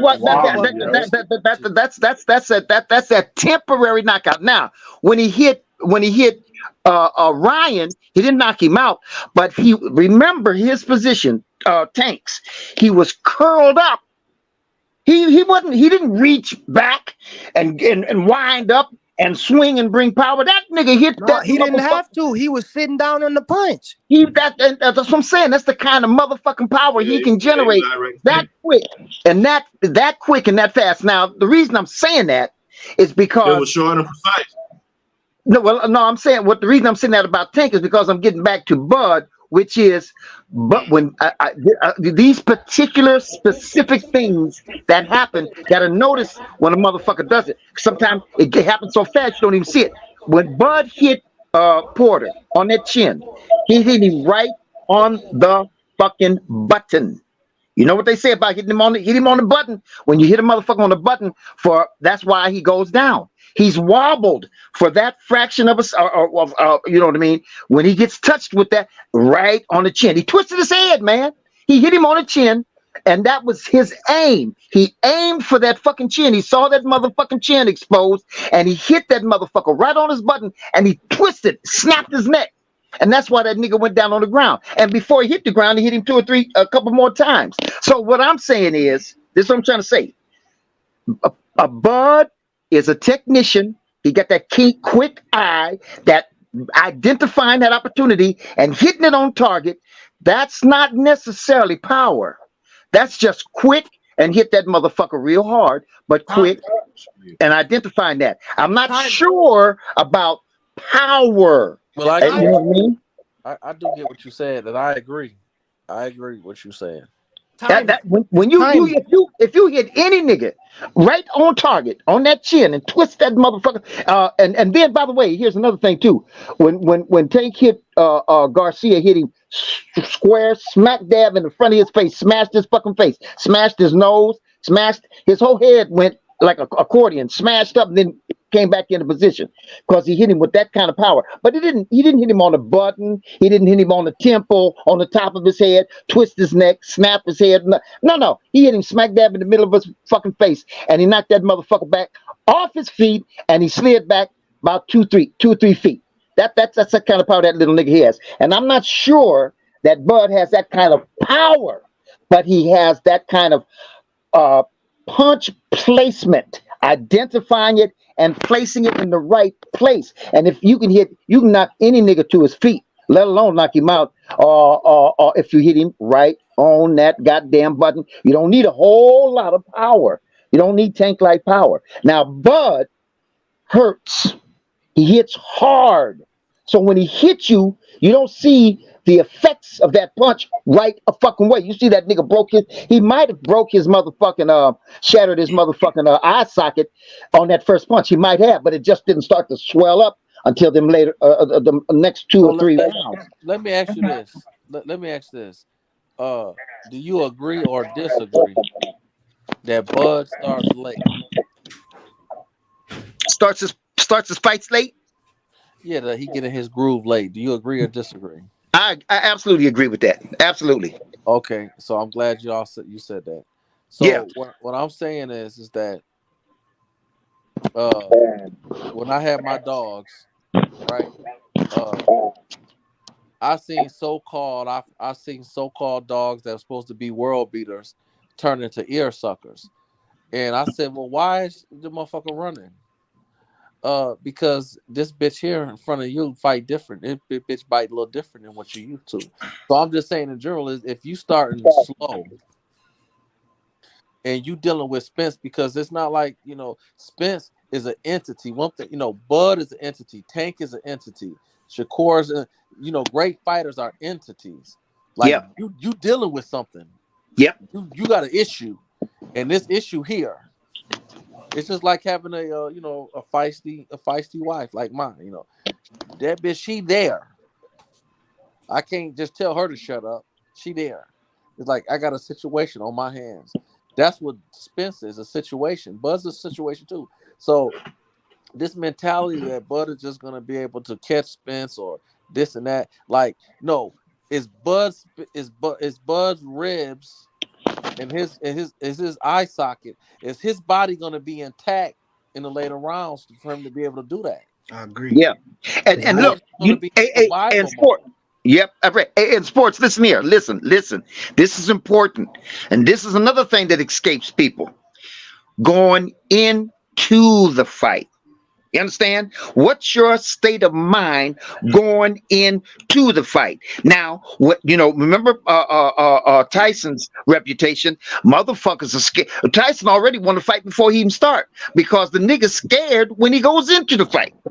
So he's already scared. And so what's he gonna do? He's gonna be defensive and looking out for, I can't get hit. I'm gonna think about what I'm gonna do to this nigga. But in the meantime, until then, I can't get hit. I can't let this nigga hit me. So now what I'm saying is, because they both have to be concerned about that. Bud and Spence both have to be concerned. Bud has to be thinking, I can't let this nigga hit me. He can break my fucking eye socket.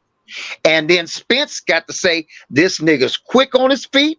He's sharp. He can hit that motherfucking target. He's seen it with his own eyes, just like the rest of us seen it. And so I can't let this nigga touch me like that. Well, wait. Let's back up on the Tyson thing. What fight did Tyson outside of Spinks? Because I would agree with Spinks. But outside of Spinks, what fight was they were so scared they wasn't throwing punches? No. I didn't say that. They was throwing punches. But his reputation was most of the time the motherfuckers that get in. That wasn't his reputation. That's what they made up. I'm asking you now, as an old school guy, because your knowledge. I remember watching Tyson, but you're a little older than me, so you was more wisdom. You had more wisdom behind your fight. So outside of Spinks, what fights was the fact that Tyson was in there and niggas act like they was fighting so defensively that they was more worried about their defense than their offense? Because Mike Tyson in his younger days, he was known for his head movement and avoiding punches. That's true. You're right about that. So maybe the reputation shouldn't have held. Maybe I shouldn't say his reputation. Maybe I should say the rumors. Maybe I shouldn't say reputation. Maybe I should say the rumors were that. Go ahead, my fault. Sports So Sports 7 is right about that. You right about that, Sports. No, them niggas was fighting him back. They was fighting him back because that first nigga he fought, that one that he beat up after he had to fight, he beat him somewhere at that motherfucker was fighting him, doing the best he could. Right. And Riddick both fought him tooth and nail. So and Riddick both, sure did. Even Burbick was throwing a hell of a lot of punches. So what I'm saying is that what I've learned about this, the same thing with the dog. That's why I use my dogs as an example so much. It's because you hear this dog is hard mouthed, but this dog is game, and the show can change your perspective of the dog. A dog can make adjustments. Great dogs make adjustments. So your hard mouths might turn into game dogs, depending on what their situation is. So I use that as the same. So when I hear this Spence and Crawford comparison, sometimes I'm hearing opinions, or I'm hearing rumors, or I'm hearing theoretical processes of how the fight gonna go, and the reality of the actual what's gonna fucking happen is completely ignored, and it's not being put into perspective. Right. Because when Hearns fought Sugar Ray Leonard, those was wars. Right. Well, let me just say this. I believe I'm gonna stand on what now. I use Mike Tyson as an example, talking about the rumors that were floating around that Mike, he got everybody scared for it. He can go in the ring. I don't think maybe that's where I made my mistake or made you misunderstand me. I'm not saying neither one of these niggas are scared of each other at all. What I'm saying is they both, if they're smart, once again, worth their weight in salt. Yeah, he beat up Larry Holmes. He beat up Terrell Beers and Larry Holmes. That's what made him see Sport Heaven out. I think I'm probably a little bit older than you. When he beat up Terrell Beers, was an Olympian. When he whooped on him, they put Mike Tyson on the radar. Then he whooped on Larry Holmes. Then Michael Spinks started talking shit because Michael Spinks hadn't came up to heavyweight. And then that's what made Mike Tyson get on his head in 90 seconds. I was in probably like the 8th grade when that happened. I remember that shit like yesterday. Yeah, and even to go back on that, Sports 7, I will say that I saw with my own eyes, and I stand on that a lot of them niggas, most of them niggas, you talking about the Razik Ruddocks, and you talking about the whatever that other nigga's name is, a few of them niggas, they did get in there and fight that nigga tooth and nail. What's that other motherfucker? That one from Europe, what was his name? Big, I forgot his name, man. But anyway, most crazy, man. I got some new updates for Hey, you hear me y'all. now? My internet was acting crazy, man. It says Edwin De Can Los you hear me Santos. now? Yeah, I can hear you. It says Edwin De Los Santos. Okay, yeah. Oh yeah, I was saying Terrell Biggs and Larry Holmes made Mike Tyson the boogeyman because when he beat them up, he knocked them out. I don't know. My internet keep acting up every time I say them two names. I'm glad you brought them up because that's the names I wanted to hear. He didn't. First of all, it wasn't about making him the boogeyman because when Holyfield fought Larry Holmes, correct me if didn't they go to distance or it was late in the fight? Didn't they go to distance? Larry Holmes and Holyfield.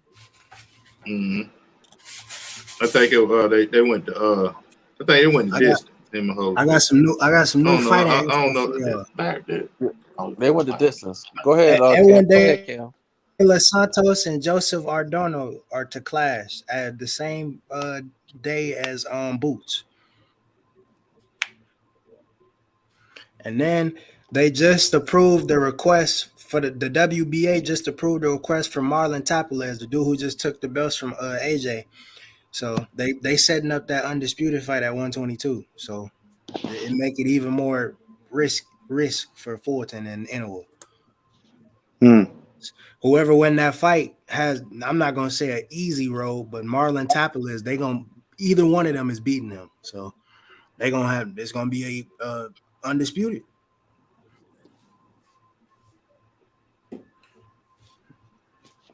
Oh yeah. So hey, but Heaven, man, are you still in Heaven? Yeah, I'm here, brother. Yeah, man. I'm saying, man. Both Spence and both Spence and Bud have to be cautious, concerned about each other's. That's a fact. That's a fact. Yeah. So you know what I mean? They're not gonna go. I don't think so. Just like when motherfuckers say, "Oh, this nigga's he gonna knock him out. He's out. Ain't nothing gonna be easy like that." Don't say that. It ain't nothing gonna be easy like that. But hold on for a minute, brother. I wanted to double down on what I was saying about Holmes and Burbick. Is Burbick? That's a little different. He was just off balance, and I get Burbick. Looking back at it, Burbick probably fought a little nervous because when he was throwing punches, he was off balance.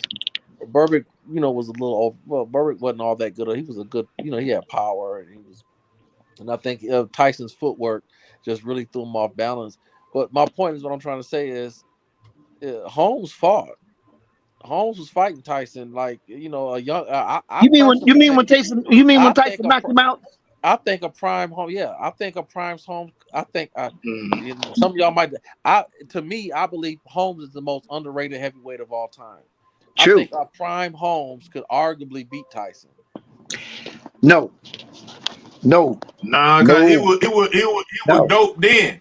He was dope back then. He was the nigga like that's all my uncle them used to talk about, motherfucking Larry Holmes. Then my older brother them used to talk about Mike Tyson. That's how I remember this shit. Yesterday. He was on Larry Holmes, man. Larry Holmes was the nigga that came up parading that man all around town. Like brother. What I want you to do is I want you to research and see what Mike Tyson said about it himself. Because I'm not saying that Mike. He was letting it know. Oh, he's an old man. He's an old man. He ain't got it no more. No, he said that Larry Holmes, when he fought Larry Holmes had been out the ring for a little bit, and I think Holyfield fought Larry Holmes after Tyson, and he said that Larry Holmes had been in better shape. It would have been a better fight. So I'm saying is that even though Larry Holmes was still good, I don't want to take nothing from Tyson because that's what niggas do. They like to hate. So like even with the Spinks fight, but what I am saying is when I say a prime Larry Holmes, I'm just saying that if you watch that fight, well, you watched it, so I'm gonna tell you to watch it. But Mike was that Larry Holmes was throwing nice jabs and he was keeping Tyson at bay for some of that fight. And I'm saying a prime in shape slim because Larry Holmes was slim when he fought Tyson. Larry started getting a little bit. He started showing old man weight. He had old man weight when he fought Tyson. Larry Holmes when he was slim when he fought Ali when he was in his prime weight. He was a different. Yeah, but when Holyfield found out like way later though. like way later after Holyfield. Are you sure about that? Tyson beat Larry Holmes in like 85, 86. I think. Well, are you sure?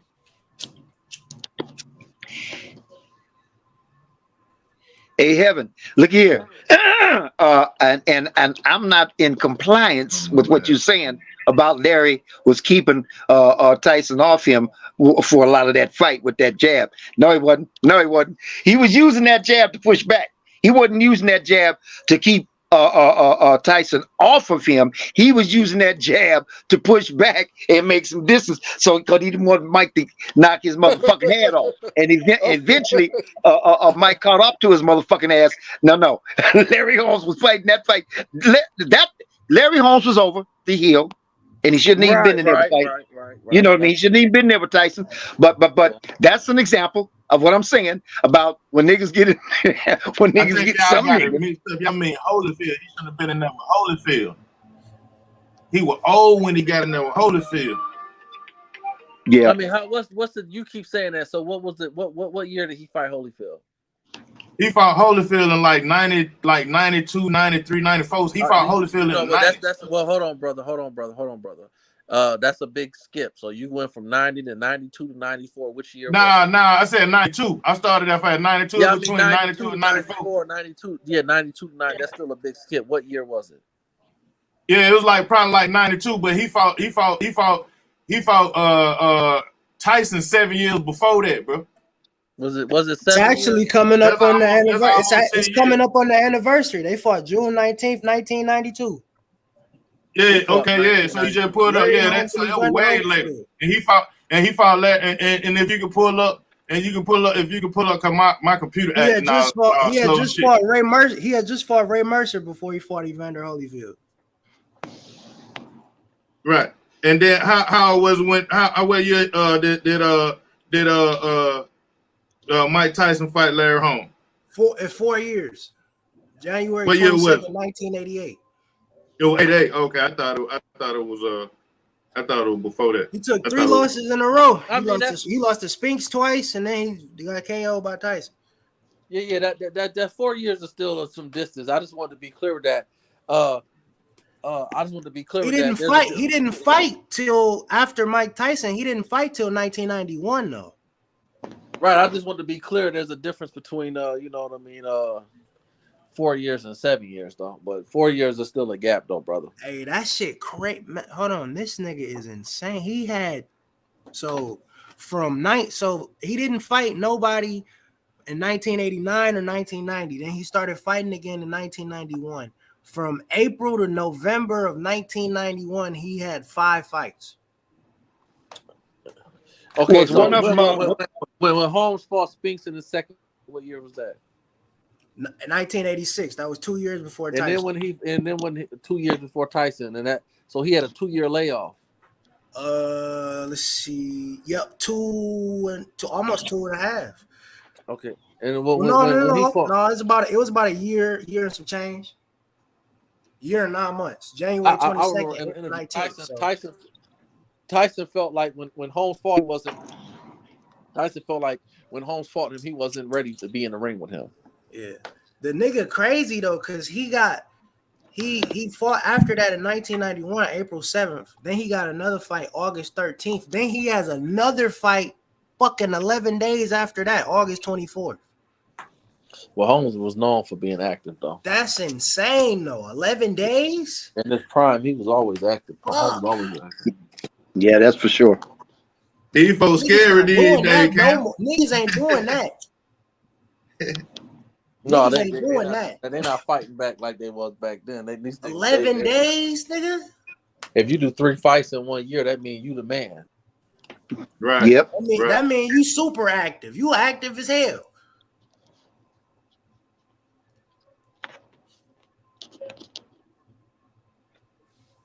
They were getting it in back then, and but you know, the thing that changed is that television, man. That's what changed to me.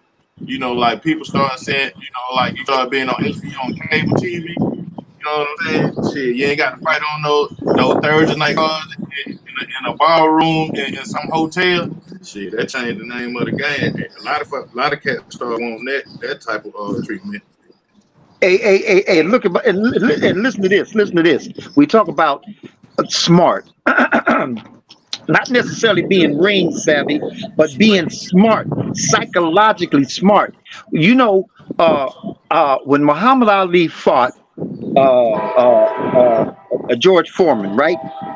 Now, you tell me that wasn't smart. I wonder if anybody noticed how smart Muhammad Ali used what the same thing that I'm suggesting that Tank used when he fought Rolly.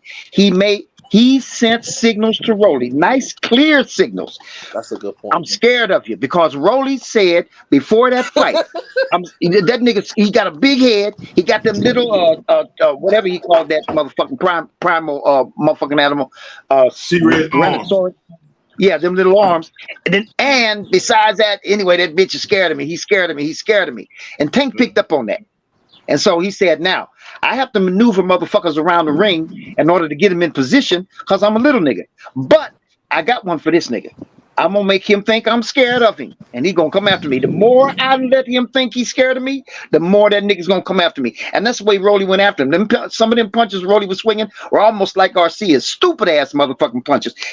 Tank caught him 2 or 3 times right up on his motherfucking noggin because that nigga was throwing them long fucking shots at Tank while Tank was on the move running. So Tank led him into that corner. I'm scared of you. Haven't you noticed? Not how many rounds? 6 fucking rounds. You notice I'm scared of you, right? So come and get me. I'm in the corner now. I can't go nowhere. Come and get me. And because of his being able to be quick like he is, he got him. Now, Muhammad Ali, that's the same motherfucking thing, the same kind of psychology that he used with George Foreman. He let George Foreman beat his stupid ass out of breath, out of wind, out of everything. When them last few shots that Foreman was throwing at Muhammad Ali's body, they wasn't even coming up to the body. They was hitting him low almost because he couldn't even bring his arms up. Nigga wore himself out before he even got anywhere near Ali. And all Ali had to do was wait till he got. You know, when you get real tired, you get kind of wobbly, like Rolly was. When you get real tired, your stability starts to fracture, and that's all he waited for that nigga to tire himself out. Then the motherfucker hit him one time. He backed up wobbly, and he hit him one more time, and that nigga went around a little bit of circle. Well, hold on, Reverend. Hold on, Reverend. Make that hoe get on the strip and get that money. Listen to this, brother. Listen. He got that Reverend Pimp voice. Look, the thing is that this is where I lean with you. This is where I lean with you because I agree with your philosophy. I agree with your concept. But I don't know. What was he playing like he was scared, or the nigga really said this motherfucker can hit? No. He wasn't playing like he was scared. He just sat there and let that dumb motherfucker get arm weary. Get arm weary and tire himself out. He remember that shit. He remember that shit. Look. That motherfucking fight. Look. George Foreman was tired of shit. That's how the rope-a-dope became famous, baby. Nigga, yep, they used that rope on their ass. Yep. Yeah, come on, nigga. Beat me up. Come on, you big, yeah, come on, big dumb nigga. Keep hitting me. That's right. Keep on beating me. You gonna win by points if you don't knock me out. So just keep on hitting me, nigga. And he wore himself out, and he got sloppy fucking tired. That nigga, the reason that nigga went down from that punch from Ali wasn't because that was a powerful punch. That was because that nigga was so tired he could have blew him down. I agree. And then when he went down, the nigga couldn't get back up. He was so tired.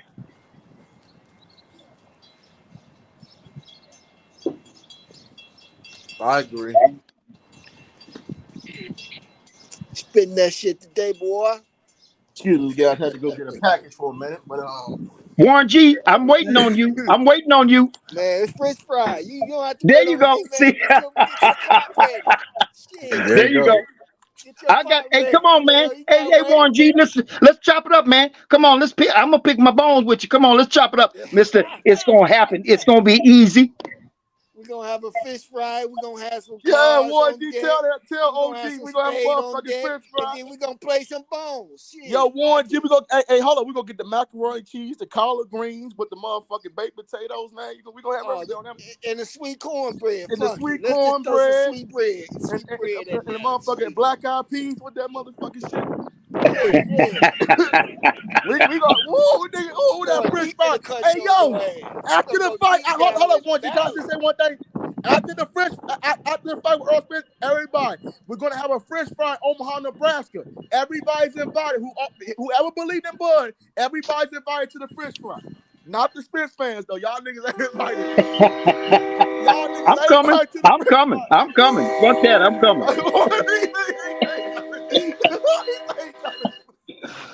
No, but look, wait a minute, hold up now. Don't get me wrong. I'm not saying one way or the other. I'm challenging Warren G because you know you guys have given me some accolades here because of my age, and you assumed that I got some wisdom. I bring some wisdom along me, some experience, and that's what I'm thinking about my cohort, about my peer. That's my peer right there, Warren G. He's my peer. We're seniors, man. We should have a little bit. Yeah, but yet Warren G is showing that he ain't thinking straight, man. No, Warren G. Oh shit! But look, I feel you, man. I feel you though. Like I don't think it's gonna be easy. I don't think it's gonna be easy. I love you, man.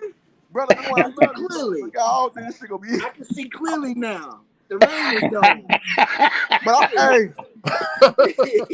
Everybody, welcome to that French fry. They said they're gonna cook some good ass fried catfish. I'm in a happy place, brother. I'm telling you, I'm in a happy place. Hey Victor, they said they're gonna cook some good old fried catfish down that motherfucker. Oh yeah, well I'm coming just for that. I'm coming just for that. You can't forget about them red snappers. You can't forget about them motherfuckers. Well, I'm coming just for the. I'm coming just for the food. Oh Lord, that shit like you know what? We're gonna even do something special for y'all, Earl. And they might have some fried chicken. We might have some good old fried. Let me get this one out. Let me get this one out. For the Errol Spence fans, we're gonna do something extra special. And they're gonna have the potato salad. They told me they're gonna have the potato salad there too, bro. White chocolate covered strawberries for you. The chocolate covered strawberries with the cake. Yes. Hey, well, wait a minute. Listen, let me say. Look, wait. You know what? If listen, fellas. Here comes some of my wisdom. You know how the OG's supposed to pass it on to the young folks and pass on some good advice. And this is what I'm saying to you. You don't want to be upset that day. You don't want to be ill, man. And you don't want to be holding your head down. Bro. You know what I mean? You don't want to do that. Because it could be a sad day. It'll be funny. If that fish get burnt. We gonna enjoy that fish fry. If that fish get burnt, they gonna be mad. Nigga, that potato salad, that homemade potato salad too. The homemade potato salad and the homemade macaroni cheese and the collard green. You think I'm gonna mess up that? Hell no. Nigga, Sports saving that shit would be crazy. Man, if it rains on that cookout, if it rains, a thunderstorm come on that cookout, you guys gonna be mad. Look, man, we invited you to the cookout. Now you putting bad prayers on it, bro. Okay. No, I'm just saying, man. I know I'm messing with you, man. I know. No. No, I feel you. No, it's a 50. Like I told but listen. Let me ask you this. It's gonna be a harder fight with people thinking because I don't think that nigga gonna just be an easy fucking fight, bro. I don't think we should think like that. I told my Bud fan we should be thinking like that, bro. Look. Let me tell you something. Let me say y'all wouldn't have waited. All this time wouldn't have went by if this bitch would have been an easy fight, bro. Yeah. Hey, and let me say this. Let me say this too. You know what? I'm gonna have my motherfucking hands over my eyes the whole motherfucking fight. I'm not shitting you because you know what? I don't want to see neither one of them niggas lose. Like that's what I'm trying to say. Like it's kind of hard, because I know. Look. I like Spence. Spence is a damn like both of these dudes both good. Like you can't lie. It's gonna be hard to see one of them motherfuckers lose. Though, you know what I'm saying? Especially because niggas people put a lot of investment. Like niggas on YouTube, they put so much investment into this fight, bro. I know. Much. I don't think they want to see nobody. I don't think nobody wants to see him lose because I don't know. Because Errol Spence, he gonna have a fish fry too. I heard after this month. If he they both got some good ass fish fry, but we gonna see who got a better fish fry, bro. Yeah. Yeah, we just gonna, this is really one of those motherfuckers. Now, but I'm like that in most fights anyway. But This fight sports, right here, though, it's emotional. It's kind of like it's kind of. I'm not gonna say it's like Fury or Wilder when you going, but it's kind of like getting to that point where like nigga can't speak on some stuff, bro. You know what I'm saying? Without getting people getting arguments and getting emotional. Yeah. It's getting to the point where you can't even speak on nothing. People will go. You know what I'm saying? But I don't know. It's gonna be a good ass fight though. Like I ain't gonna lie. Even if I'm going with Terence, it's gonna be a good ass fight. Like this is gonna be This is gonna be some spectacular shit, man. It really is, man. Hagler type of shit. It's gonna be some old school throwback. Yeah. Yeah, man, this is gonna be a spectacular display of motherfucking skill, athleticism, sharpness, rings, all of it. Man, this gonna be some high.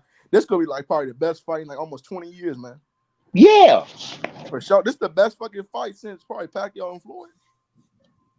And and it's gonna be, again, like I said before, it's gonna be hard to sit through, man, because most of the time when the niggas, if you fuck with a dude, you gonna get emotional. You know what I'm saying? He's like, oh, come on, man.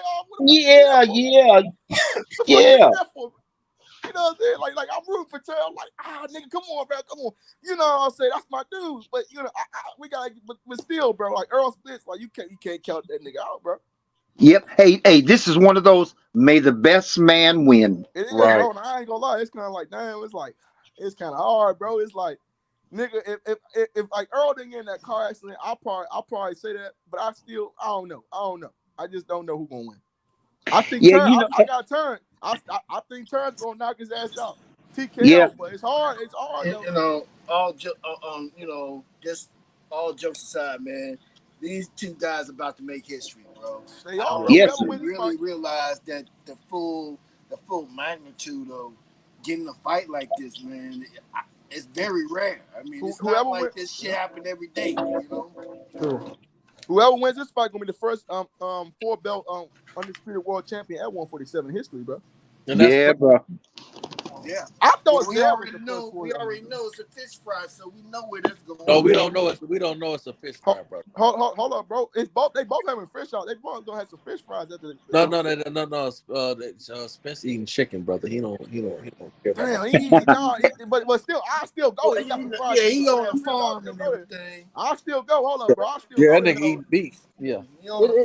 Hey, brother Boxer. Nigga, he eating seal meat if he win that fight, nigga. He a shark. That nigga's a shark. That nigga Bud had a fucking shark on the damn hook. That nigga's a shark. Seal meat. That nigga eating orca. Boy, you boys are crazy. Hey, brother Roxon, but look here. You know what? You just said something real quick in passing, and you know what?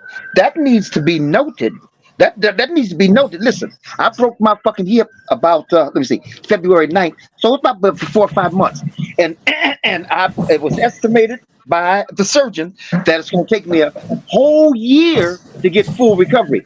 I'm curious because I don't know that much about Spence's accidents. Huh? Warren G got some background noise. Oh, okay. No, that's good. He good. You good now, bro? You go. You'll go ahead, Victor. Go ahead. Yeah, background. Yeah, I was just trying to say, man, that is to be noted. We said it in passing, but that is to be noted, man, because I've had a major injury, and motherfucker doctor told me, oh, it's going to be a year before you get to full recovery, and I'm still struggling with this motherfucker. I feel you. I think Spencer. And so now you got to take that in, not you, but I'm saying we got to take that into consideration. That what kind of first of all, what kind of injuries did Spence sustain out of 2 car accidents? Well, he let's only just had be one. clear He only though. had one. Hold on, can I rebut? He only had one, and he had the torn retina. So I get you, and I feel like Spence, Spence got new teeth. You know what I'm saying? He getting back healthy, but I don't think he like the same. I don't think he's the same. Well, he's not going to be the same fight, right? After some shit like that, but I think he's still the same kind of. You know what? If Spence wins with all that I know about Bud, I have to bow down and say, man. Hey, Warren G, I might just change this motherfucking picture. Well, get you some knee pads. He do some shit like that. Shit like that, bro. This nigga Get you some knee pads, brother. gonna be like a top five. That motherfucker not to have top 10 one of all time. Don't get the cheap ones though. Don't get the cheap ones because they're not gonna work.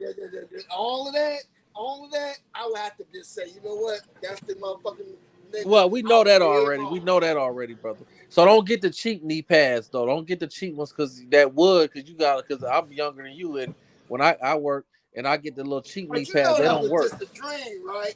Dream. Let me tell you. Hey, Warren G. Let me tell you what I learned, Warren G. Listen, Warren G. Hey. You know what I learned, Warren G? Let me tell you what I learned. I can have sex with Holly Berry today. Guess what? And a week, and it ain't gonna take that long, really. But a week later, it's a motherfucking fantasy because I can't retouch that vagina. I'm telling you, a reality can turn to a dream with time. Well, all I can tell you, bro, it ain't happening. It ain't happening. Not with Bud. But I feel you, bro. And I'm just gonna say this. Look, man, I fuck with Bud, but I don't think it's gonna be easy like we saying, boy. I just don't think, bro. Like, look, whenever you heard me say it's gonna be easy. I never said, but I think that we kind of like you had the Errol. I ain't saying you said it, but we can't. I don't know, man. It's kind of like I think it's gonna be a hard fight. Man, I'm not finna second guess myself. Shit, Bud gonna whoop his ass. That's just the bottom line to that. I think so too, bro. Well, that ain't the bottom line. That ain't the bottom line. That's just what you think. I don't know, bro. There ain't no bottom. That's what it is the bottom line. No, that ain't the bottom line. Fish, bro. It's fish fry. Well, he's a shark. He's a shark. Bro, y'all not welcome I to don't fish give a fry, damn bro. what you want to call him. we eat shark too. Shit, we eat some fried shark. Put some motherfucking shit on that motherfucking thing. When the last? Let me ask y'all this. When the last time y'all had shark? Shit, when I went to Florida. I ain't had shark. Never had. I know. Brad, fresh fried, I had fish. I had Hey, look. That's okay. We're gonna have it. We're gonna have it on. Hey, we're gonna serve it too as well. We serve everything at our barbecue. We had some barbecue ribs there too, man. But look, we're gonna throw so much food. Y'all gonna be filled, man. All I'm saying is that I can't pick it. I'm not that wise. I'm an old nigga, but I'm not that wise. These niggas, I can't. I'm not. I don't have that kind of smart. But I'm gonna say this. Bud better not let. Since you guys are talking about how easy it's gonna be for Bud to win this month. Well, forget easy. Forget about easy. Okay, but forget about easy. But you said Bud gonna win this fight. Bud better not let Spence hit him in the motherfucking eye. He better not let Spence hit him in that eye, boy. I'm telling you that. Hell no, bro. And Bud do be getting hit in the eye. He do got. Wait, hold on. You talking about the same? You talking about that dude that hit Spence in the eye? Yeah, I'm saying Bud better not let Spence. Hey, look, let me tell you something. There's two fights where Spence stopped the motherfucker. They stopped the fight. Listen to this, man. He wasn't knocked out. The nigga didn't go down to his knee. He hit him in the goddamn eye. And the motherfucker stopped the fight because they hit him in the eye. I'm talking about his sparring partner. The one that detached Errol Spence eye. Well, let me ask you this, Warren. Let me ask you this, Uncle Warren. Let me ask you this, right? Let me ask you this. Bro, I just see how Bud lose this fight. I'm about to show you how. Look, here's the thing, right? This is the thing that I'm finding funny is that for Bud to stop Spence, okay, it's like Bud ain't superhuman, so it ain't like he can't be touched. Matter of fact, he gets touched quite often.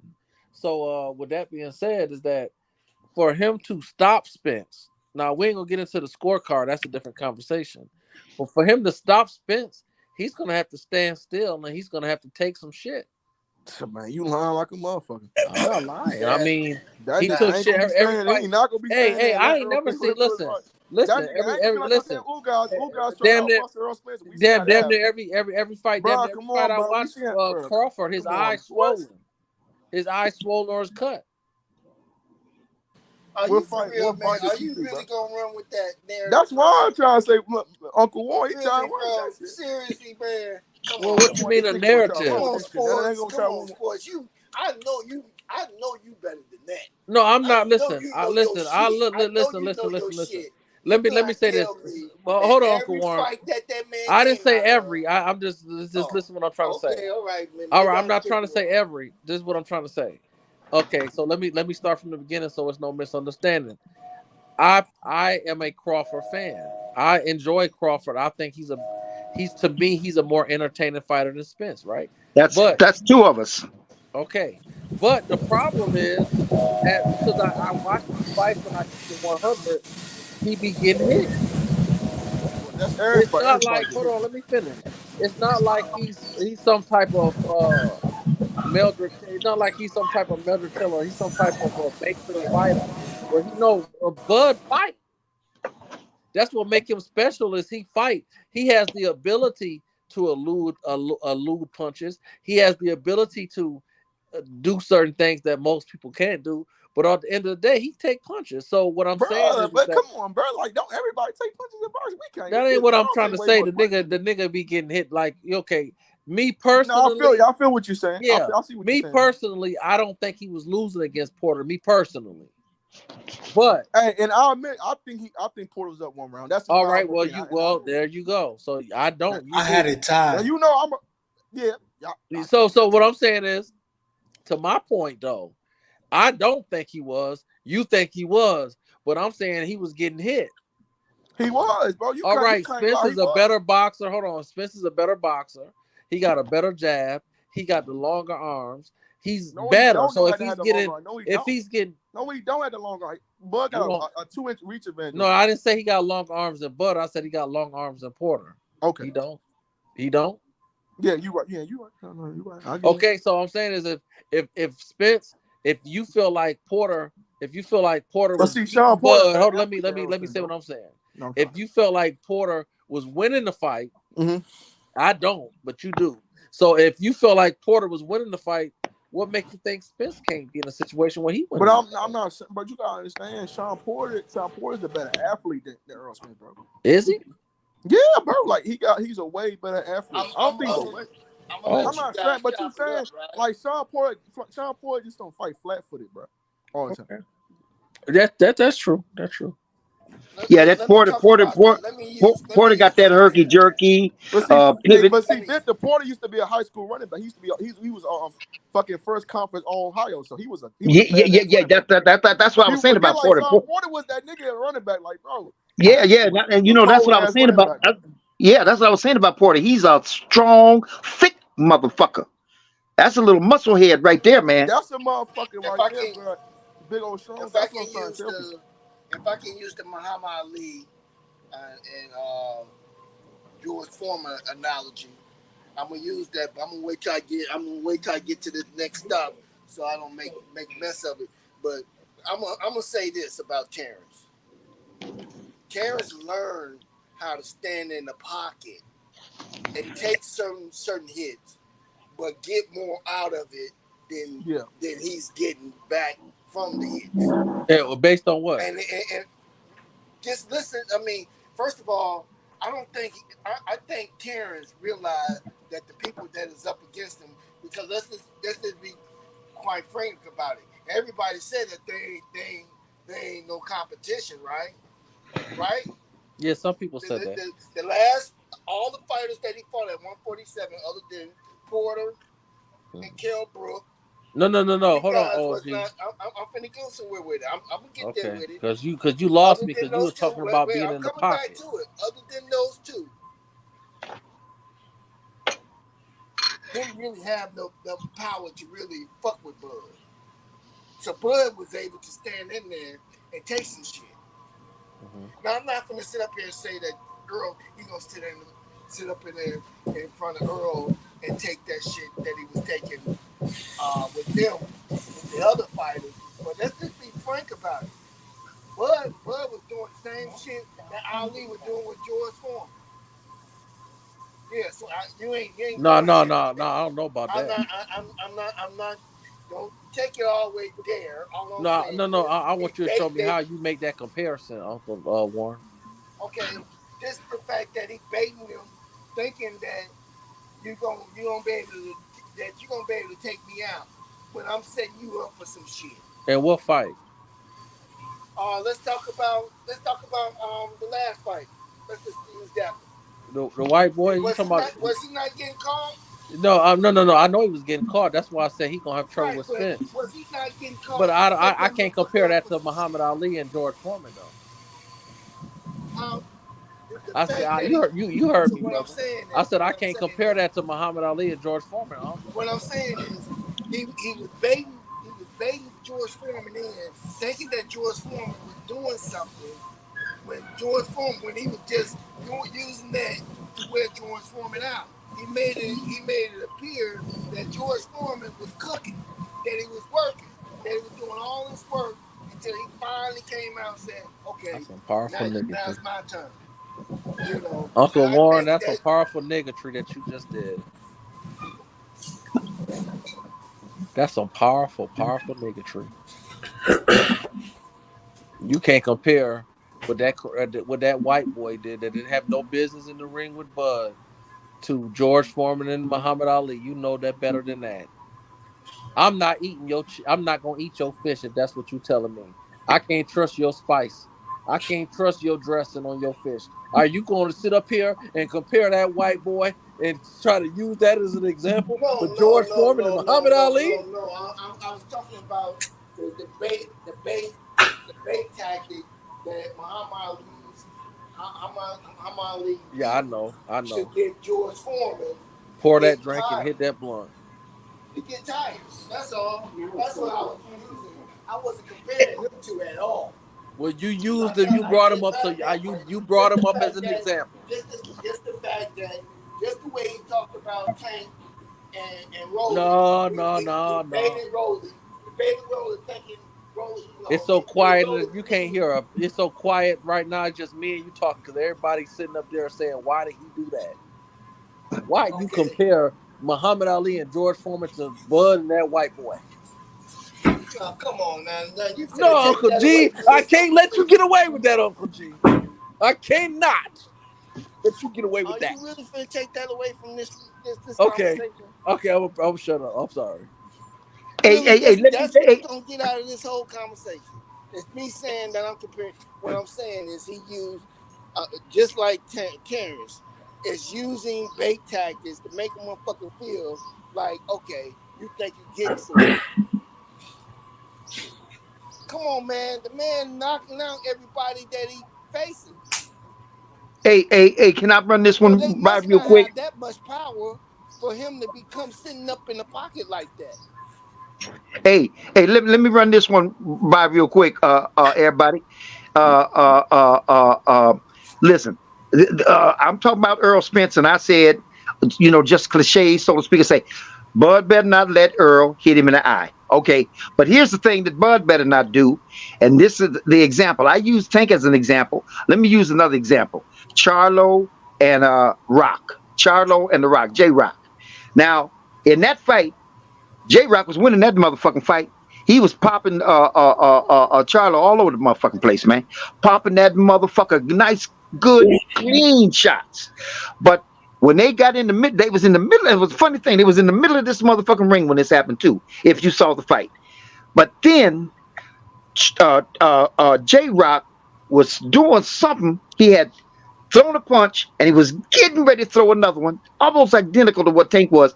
And he was throwing that punch, and Charlo had positioned himself to avoid that punch and maybe even block it. So when he threw that fucking punch, it got a little bit of the ways there, and it hit Charlo on the glove because he was positioned and he was bent, trying to get out the way of that punch. But that motherfucker saw that chin. Fight was over. Quick. He got it before it got away. He got it before he could even pull that punch back. J-Rock. When J-Rock threw that punch, that motherfucker bent over, blocked that motherfucker, got out of the way, put his glove up to protect his chin. Rock's glove hit that motherfucker's glove, and while he was blocking that punch, bam, caught that motherfucker before he could get away. All I know is Earl better not have his partials in fucking with Bud. Because if we go looking for some teeth, he gonna be down there for a while looking for him. Yeah, that's true. That's true. That's Yeah, true. and that's what I'm trying to He say. better As not wear the Bud, partials then. He better leave them motherfuckers at home. Fuck it. I'm just gonna be a snagger tooth motherfucker today. I'm gonna be Leon Spanks, goddammit. That's it. Let's get it. Let's go. oh man, hey, look here, Warren, don't start your damn stand-up comedy shit, man. Shit, Leon Spanks, goddammit. Let's go there. Hey, but look, but that's what Earl has to be aware of, man. He's got to be well aware of that motherfucking shit. That that is, hey, Heaven, is Heaven still here? Oh, he's gone. He's gone. Okay, but that's what yeah, man, that's what he's got to be aware of. Warren G. Earl got to be aware of Bud's ability to identify and get it quick. He gets it quick. He gets that motherfucker quick, man. He's quick on getting that damn opportunity. There's that chin. There, We got a question from my boy Born Hustler. He said H Money in the panel. Question: Edgar Berlanga versus Caleb Plant. Who you guys got in that fight? I'm gonna go with Caleb Plant. Me, I got Caleb Plant in that fight. I think Caleb Plant can outbox him. I think Caleb Plant might be able to beat him for sure. I got Caleb Plant. I will have to see what Belanga's stamina is, because I like Caleb Plant, but shit, Caleb Plant might run out of gas. Yeah, he runs out of gas a little bit, but watch out for that goddamn uppercut. Shit. Watch out for that motherfucking uppercut. You can ask Darrell about that. Yeah. Okay, if I had to pick one, I'm gonna go with Plant. I had to pick one, but that's I'm gonna reserve the right to change after I go review Belanga. Go look at some of his work.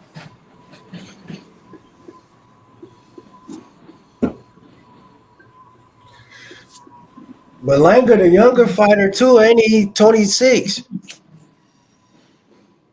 Well, Plant ain't that much older, so I mean, Plant is still fresh. He Oh yeah, he's still in his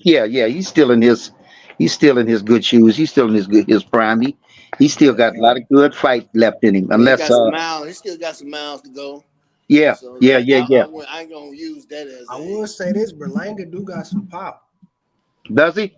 Hell yeah, he got 16 knockouts in 20 fights. Oh shit! Can he box? Check him out. He got some. I don't know. I gotta watch him, but I know he got some fucking pop. 80%. Who you talking about? Edgar Berlanga. Edgar Berlanga? Yeah, he got 20 fights. You like Berlanga? Those 16 knockouts. No, I'm just saying. You like him? Power. Okay. He done stopped me. Would you take him over Caleb Plant? You think he could beat him? I gotta watch him. Would you? I think Caleb Plant outbox him. You think it's like a 50-50? Based off his one shot ability, hell yeah. He got a puncher chance. Yep. He did not know everybody before 50-50. Niggas even fought. I'm gonna go with Caleb Plant. I think I got Caleb edging it out too. I just think he have to be on his toes. Keep him at bay. Okay, I got you. Who you got, Warren G? Right now, I want to reserve my right to change, but right now I got Plant. I'm gonna go home. When I get home, I'm gonna go watch some of Berlanga's, some of his shit and just see, because he got all first round knockouts up until he started fighting 10 rounders. Hey, gassing out on me, Y'all know who the best at 168, man. You heard me, H. What'd you say? He got knockouts in the first round all up until he started fighting 10 rounds. He do, but they was like bum ass niggas he was knocking out. That's what I'm saying. So it's starting to. He stopped knocking people out. He hasn't had a knockout in a very long time. So but he is the younger fighter, like you said. So probably a little taller too. I don't know. He's 6'1". Think about the same height though. Caleb Plant 6'1". Hey, the best fighter at 168, David Morrell Jr. That dude a beast. Man, David Benavidez ducking that nigga, bro. They said David Benavidez, guess what he said today? I think his dad did an interview. He was like, that nigga said, we want to fight Canelo, but if we can't get the Canelo fight, we want to fight Dimitri Bivol. Nigga, Bivol fight at 175, so you finna go to 175? You about to leave the division without fighting Morrell? Scary. Yep, that's what they said. His dad said it in an interview today. That motherfucker running up the hill, ain't he? Oh yeah. And he's not gonna even fight him because Bivol is with he with DAZN. Yeah, for the boy. He with Eddie Hearn. Look, you know what? Fucking Bivol or Morrell. What the fuck? Weight division. He's not even in the same weight division. Beating neither one of them niggas. He about Morrell to run or out the division Bivol. like Devin Haney. Yeah. He about to run out the division like Devin Haney. No, that flat-footed Mexican can't fuck around. Yeah, flat-footed Mexican can't fuck around with Morrell, man. Shit, Yeah, a strong black fighter, a strong black fighter. You know what I mean? Tall, strong brother. Can't fuck with him. No, he not. Benavidez showing the fuck can't fuck with him. Benavidez showing the fuck. He's flat-footed. Morrell has ring savvy like a motherfucker, man. And listen, you know what? Let me tell you something. What Morrell did with that one big. It was, you know, that guy looked like he was bigger than Morrell, man. Morrell looked nice and lean and boxer conditioned, and that guy looked like a big, husky, thick motherfucker. And Morrell tore that motherfucker's, tore him up, man. Seen that Caleb Plant fight and said, "I will beat your ass." If Easily. Caleb Plant can get 6 rounds on you, nigga, I know I can fuck you up. Easily. Can't fuck with Morrell. I don't know. I can't. We got another question in the comments. So my boy JFL, he says, "Who y'all got? Caleb Plant or Boo Boo? Demetrius Andrade?" And he's here on the panel, matter of fact. So we could chop it up with him about it. I got Boo Boo. I'm going with Demetrius Andrade, man. I think he's a better boxer than Caleb Plant. He's a southpaw. I believe he got better skills than Caleb Plant. I feel like he got a better gas tank. He don't get tired like Caleb Plant, and he got more power than Caleb Plant. So I'm going with Boo Boo by unanimous decision, though. Yeah, by unanimous. I got Boo Boo. Yep, I'm with you on that too. Boo Boo, Plant can't fuck with Boo Boo. Sheesh. H Money. Oh man, this one right here, man. JFL, JFL heads, bruh. What's up hey, bro, with it? Who you got? I got Boo Boo. I think he's better than Caleb Plant, bro. No doubt about that. That's why Canelo wouldn't fight him. I mean, I'm taking Plant a little bit more serious, and dude just ran out of gas against Benavidez. He was winning the fight and ran out of gas. I mean, we gotta understand that Benavidez got a tank on him. You know what I'm saying? Like he pick up steam as he goes. You know ain't shit, man. My fighter David Morrell Jr. knock his ass out any day of the week. He ain't no Mexican monster. He a Mexican imposter. My nigga Morrell eat him up like lobster, nigga. Set it up, bro. We want that smoke with him, nigga. Where Benavidez at, nigga? He a bitch. Morrell called him out to his face. He said, "I want Benavidez." He said, "Benavidez next. You next. Where you at?" He was looking for him, bro. And Benavidez was hiding. And then he ran. He ran like Devin Haney. He not keeping that same energy, bro. Benavidez a hoe ass nigga, bro. You know what I'm saying? His dad, they be on that bullshit, bro. You know what I mean? For real, they be hating on black fighters and shit. But they sure ain't. Bro. They scared, bro. He told that nigga he gotta fight Boo Boo before he fight me. Bitch, you ain't even fight Boo Boo. What the fuck you mean? Facts. We got. I'm taking that in consideration because before he even said that, or that we even said, that's something we've been echoing for the longest, bro. Morrell knock out Benavidez. Morrell knock him out. Benavidez don't want it. He's scared of a strong black fighter. He's scared of a strong black fighter. A slick, strong black fighter. He don't want it. He's scared. Brought that but I'm telling you, David Morrell Jr. Caleb Plant, that was shocking, bro. Caleb Plant was winning he won the first like 6 rounds of that fight, dog.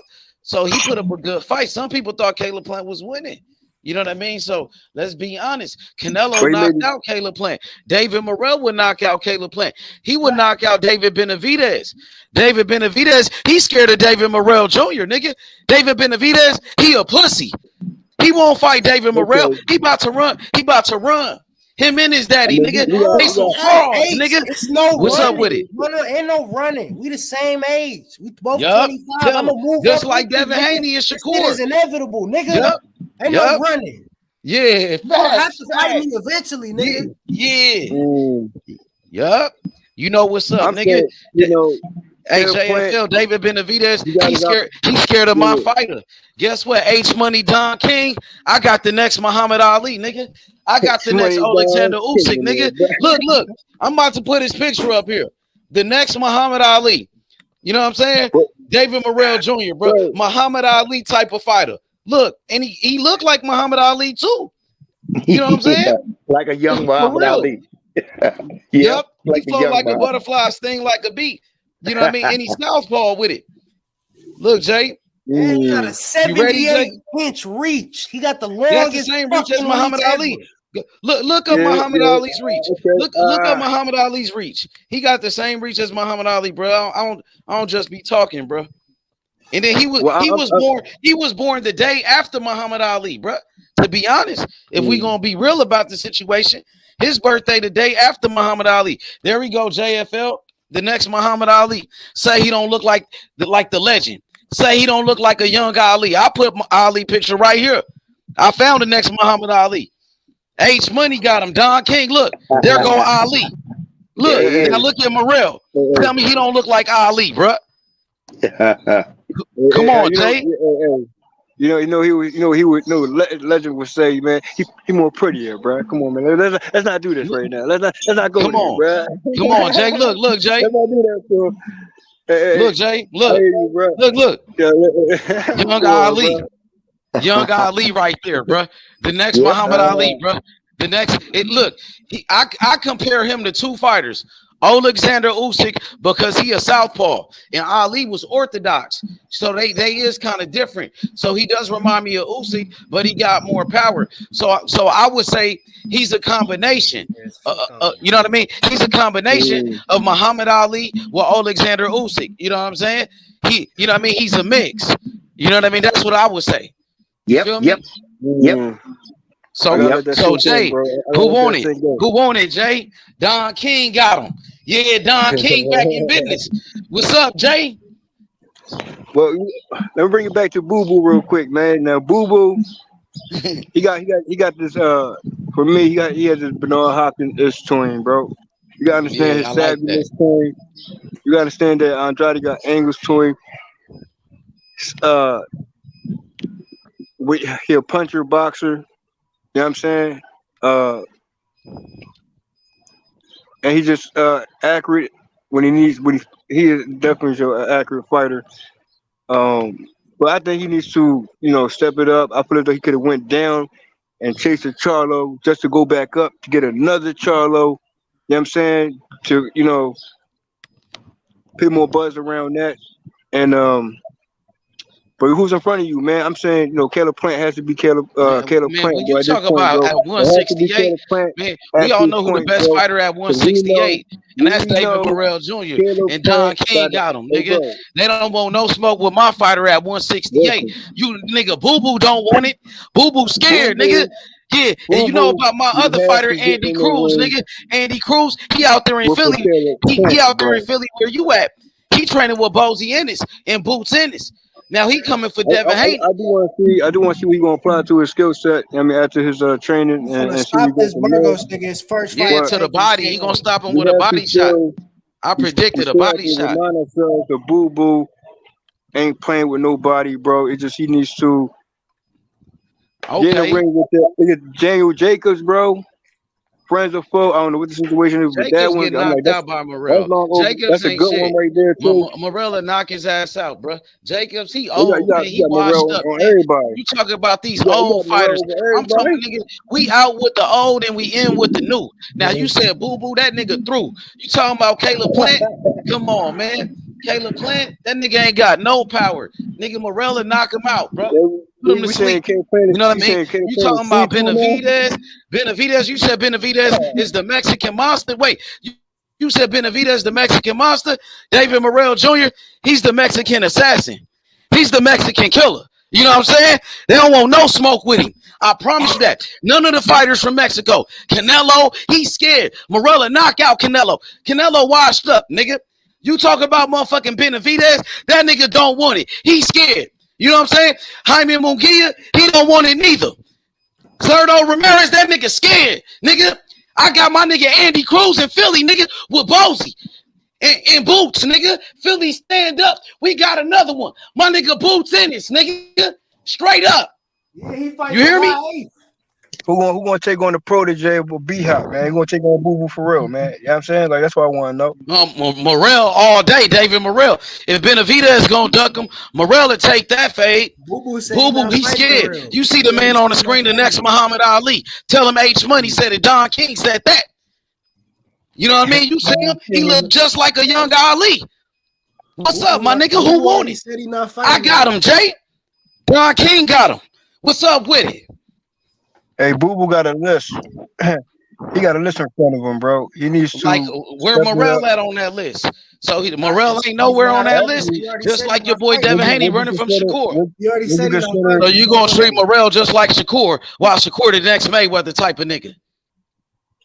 And you met Shakur, but you don't want Devin Haney to give him an opportunity. You actually met Shakur in person. You met up with him, but you don't want to see him fight for all the belts, though. You don't want to see Devin Haney give him an opportunity, bro. You know, I stand there with that, bro. I said Haney can't go nowhere. He can't go up, and you got to stay there and handle two situations, bro, and then move up. After he handled those two situations with Shakur Stevenson and Lomachenko, after those two, defend. So you calling him out on that? So you calling Devin Haney out? You telling him he got to take care of that business? You got to take care of that business, bro. Both of them, bro.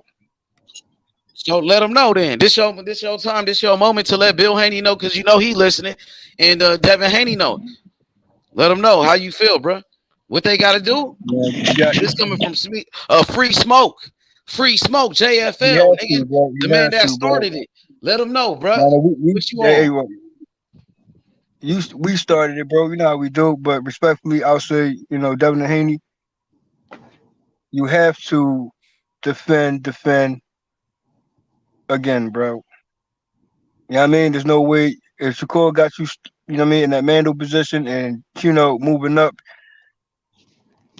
There's the quote unquote talks, but he also said, you know, he's gonna defend again at 135. But bro, you know, it's as a champ, as a UD champ, bro, undisputed champion, bro. You can't go nowhere, bro. You gotta see Shakur. I'm sorry, bro. You gotta see Shakur and Lomachenko, bro. There's nowhere around there, bro. Facts. You know what's next, bro. Now Big listen. Facts, Jay. Although he said he wanted to see each other later on, but hey, if it happened this soon, then it is what it is. Not right now. What you mean later on, bro? Ain't no later on, nigga. He need more time. What you mean later on? That nigga need more time. He ducking right now. So he ducking right now. He want to fight later on. So right now he ducking in. Nigga, it's free smoke at all times, nigga. Ain't no too early, nigga. Nah, nigga, fuck that, nigga. Ain't no too early, nigga. He said he number one pound for pound.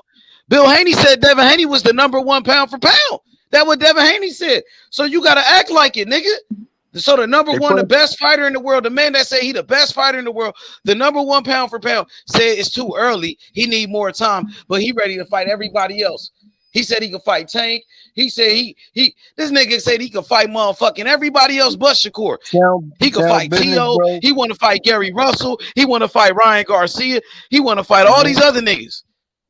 But he don't want to fight the man on the screen, the man that jumped in that ring, the man that showed up to Ace Money Boxing, who pulled up on the free smoke, nigga, and took over, nigga.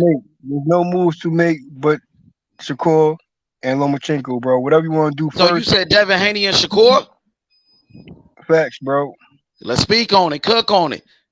Let me hear you cook on this. You said what fight? Let the people know what fight you want to see for Devin Haney. You said what fight? With Shakur? Shakur Stevenson for sure. Start Cook on that then. Let's talk about that for a second. Okay, let's talk Break about it. that down. And why you want to see it. And you demanded that fight. You demanded it.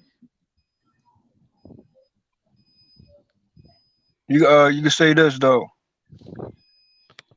Step aside when it comes to Lomachenko. If you got to handle that situation on a step aside situation, that won't be a duck because you're going to see Lomachenko later on. You know what I'm saying? Or I should go straight to the Shakur smoke, first and foremost, as he claims to be, and establish himself as a Mando. And you got to handle your Mandos, bro. You know what I mean? Period. There's nowhere around that. You know what I'm saying? I know levels to Mandos when it comes to certain other fighters, but this one right here is next. It has to be, bro. There's nowhere around that, bro. I respect that, Jay, man. Yeah, I mean, you a real one, JFL, bro. Go ahead, Victor. Now listen, it's money you've been saying next the whole time. You know what I'm saying? My thing is, I had to wait till a certain time frame with Lomachenko, bro. I ain't gonna explain myself about it, but I'm saying his next move, even after Lomachenko, we had to know what Lomachenko was gonna show up. And surprisingly, the Lomachenko that showed up met my expectations on this one. You know what I'm saying? And he brought everything to Haney, as I knew he would. So that's a run back, an obvious run back. You know what I'm saying? That's like an honorable situation there. But hey, you can handle the Shakur smoke and then Lomachenko right after. You know what I'm saying? Right. That's the way I see it too, JFL. I think he should go after Shakur first. Shakur calling him out. Shakur stepped in the ring. They was on the phone talking it over with each other. Him, his pop, and Shakur. There's a whole lot of involvement there.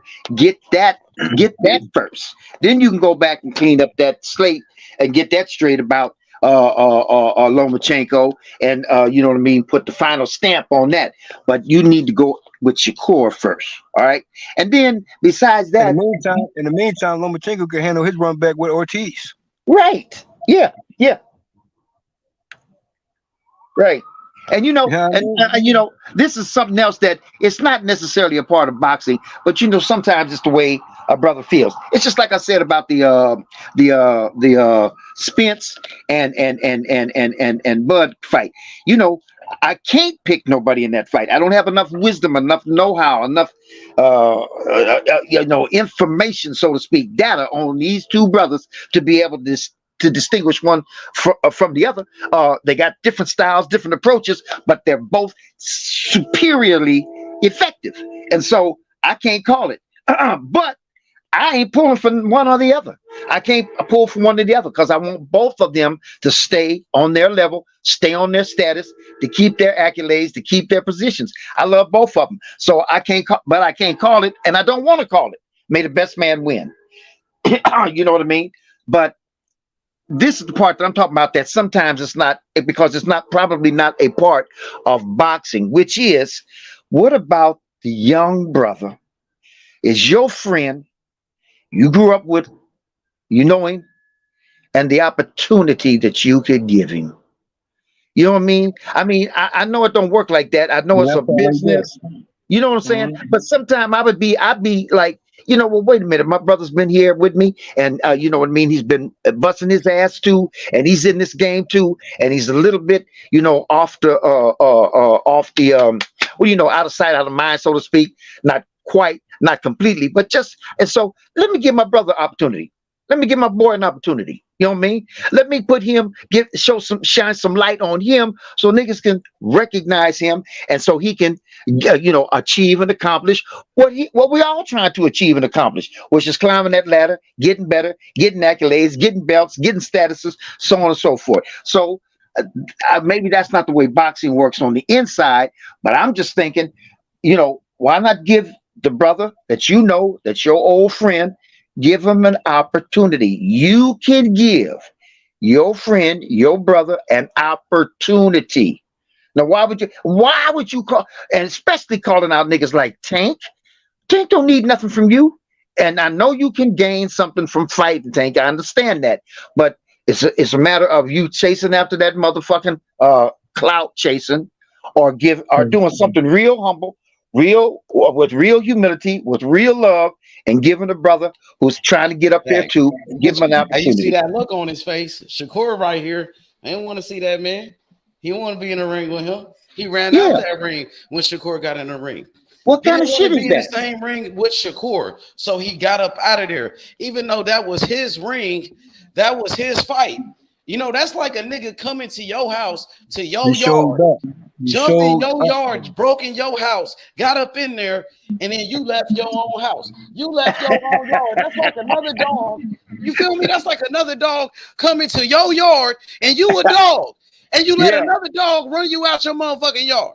You left your food, left everything, bro. That nigga left his belts in that ring. He left everything, bro. He was gone. I'm like, damn, you really don't want to fight Shakur that bad, bro? I know. I don't understand. He jumped in the ring, called out Ryan Garcia. He jumped in the ring and called out Lomachenko. He ran up on Teofimo Lopez and Gary Russell and all these other niggas and Ryan Garcia. Come on, bro. But when Shakur do it to you, you run. You don't even give him the opportunity. You don't talk shit back to him. I know. And you know what, man? That's not a bad look. He said something and ran. He said something and ran with security. He had security with him. He said something and he took off running. Him and his dad. Bill Haney said nothing to that nigga. I remember Bill Haney yelling at George Kambosos. He quiet like a church mouse. He was doing all of that, hooting and hollering. Bill Haney. But when he seen Shakur, he didn't say one word. He didn't even look at him, Bill Haney. Terrified, shook. And then and then Devin Haney's brother, little Bill Haney's son, Devin Haney big brother, he don't say one word to Shakur, but he sure is at that weigh-in yelling and screaming when Devin Haney pushed Lomachenko, saying, yeah, all of that. You know what I'm saying? Where was Church at? Where was DHP? Where was y'all niggas at, bruh? The press conference for Bud and Spence is next week. Ooh, turn up. Yeah, we gonna be talking shit. Hell yeah. Yeah.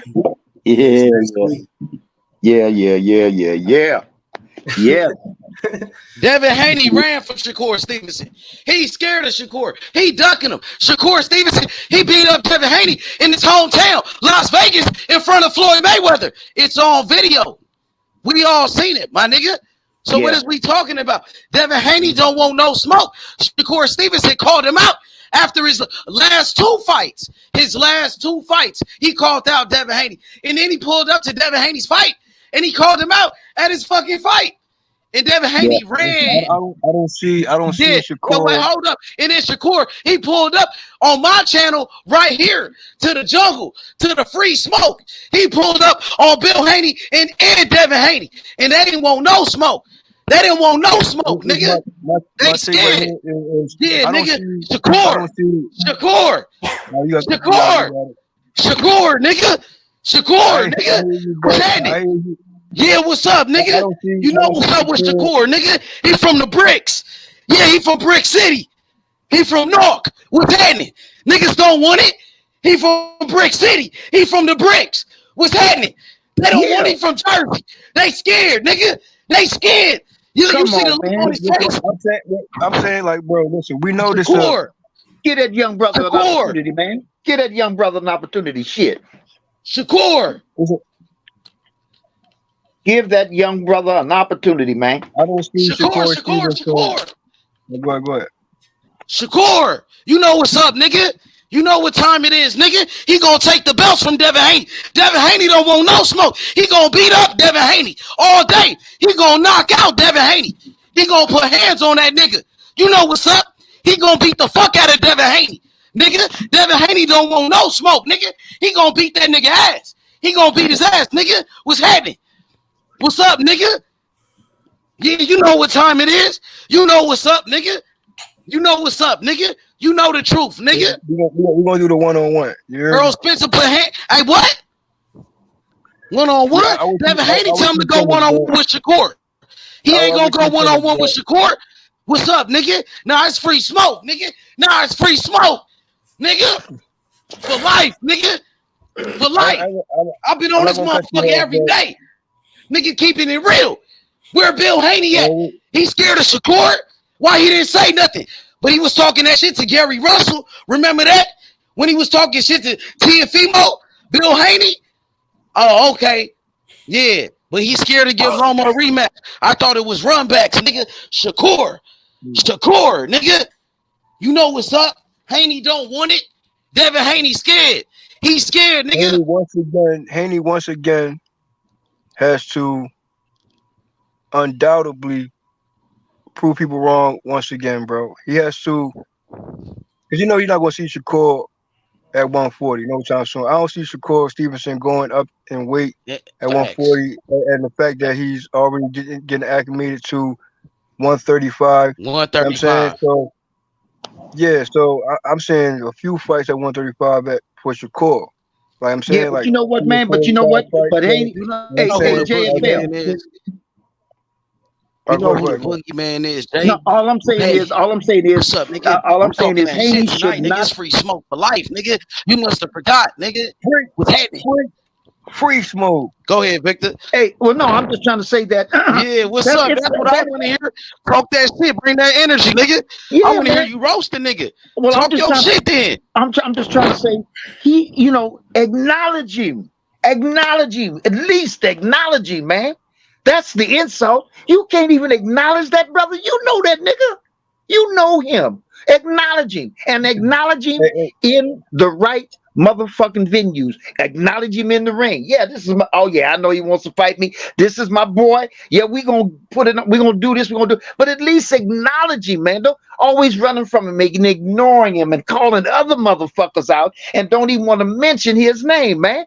Well, that's how you feel about Shakur?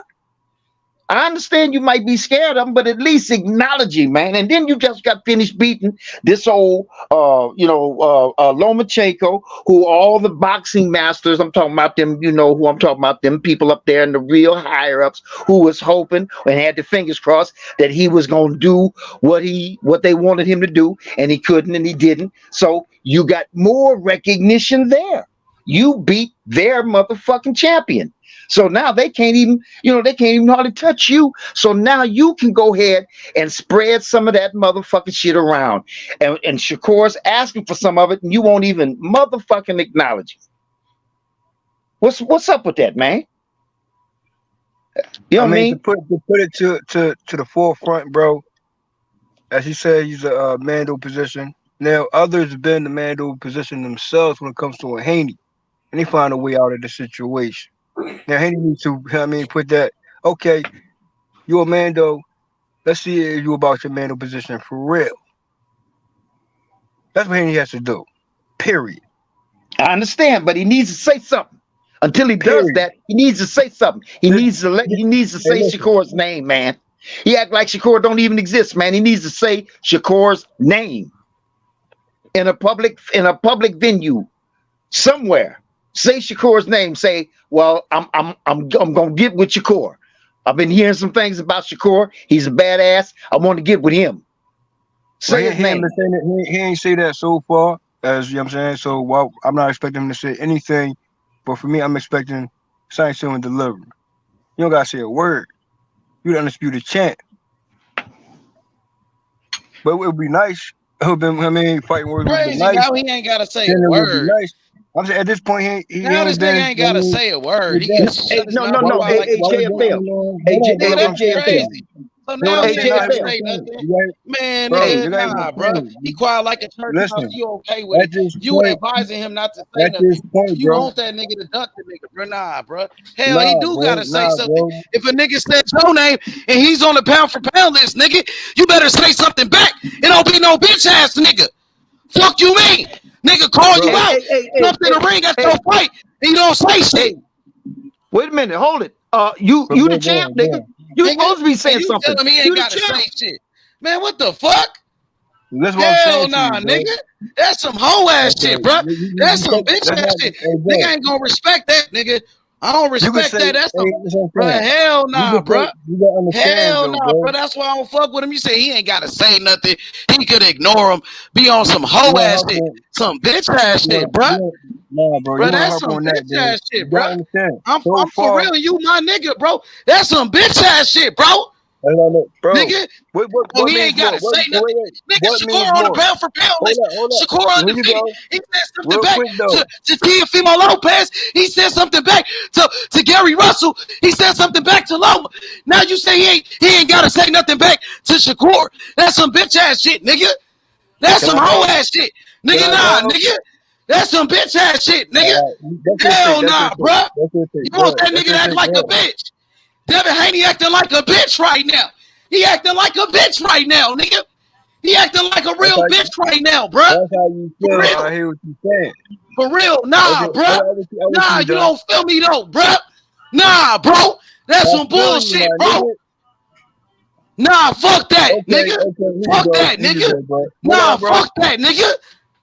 He gonna say something back. If not, he a duck and he a pussy. He a bitch ass nigga.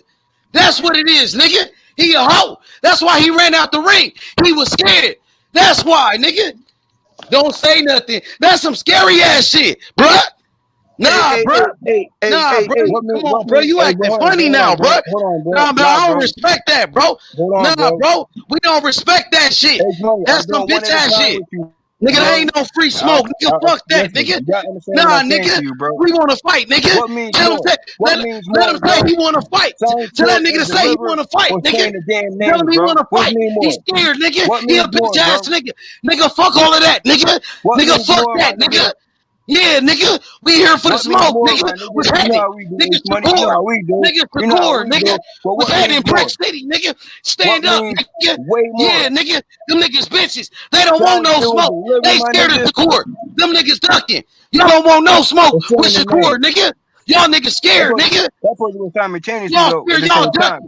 Y'all ducking Shakur, nigga. Y'all niggas scared, nigga. Okay. Y'all scared. Y'all scared of Shakur, nigga.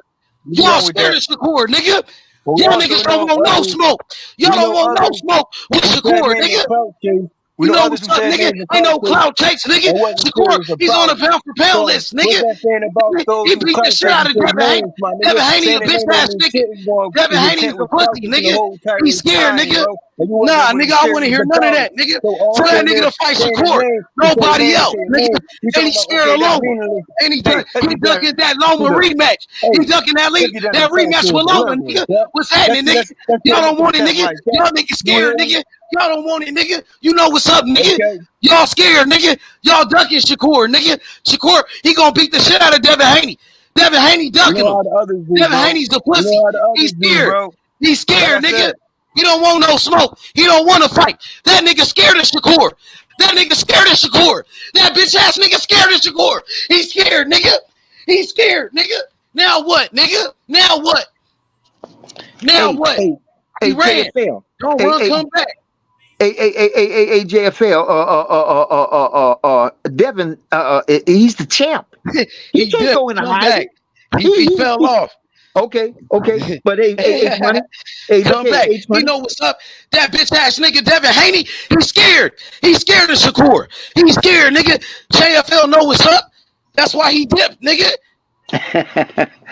but you know what's up? Come back, nigga. Yeah, but don't run from the smoke, nigga.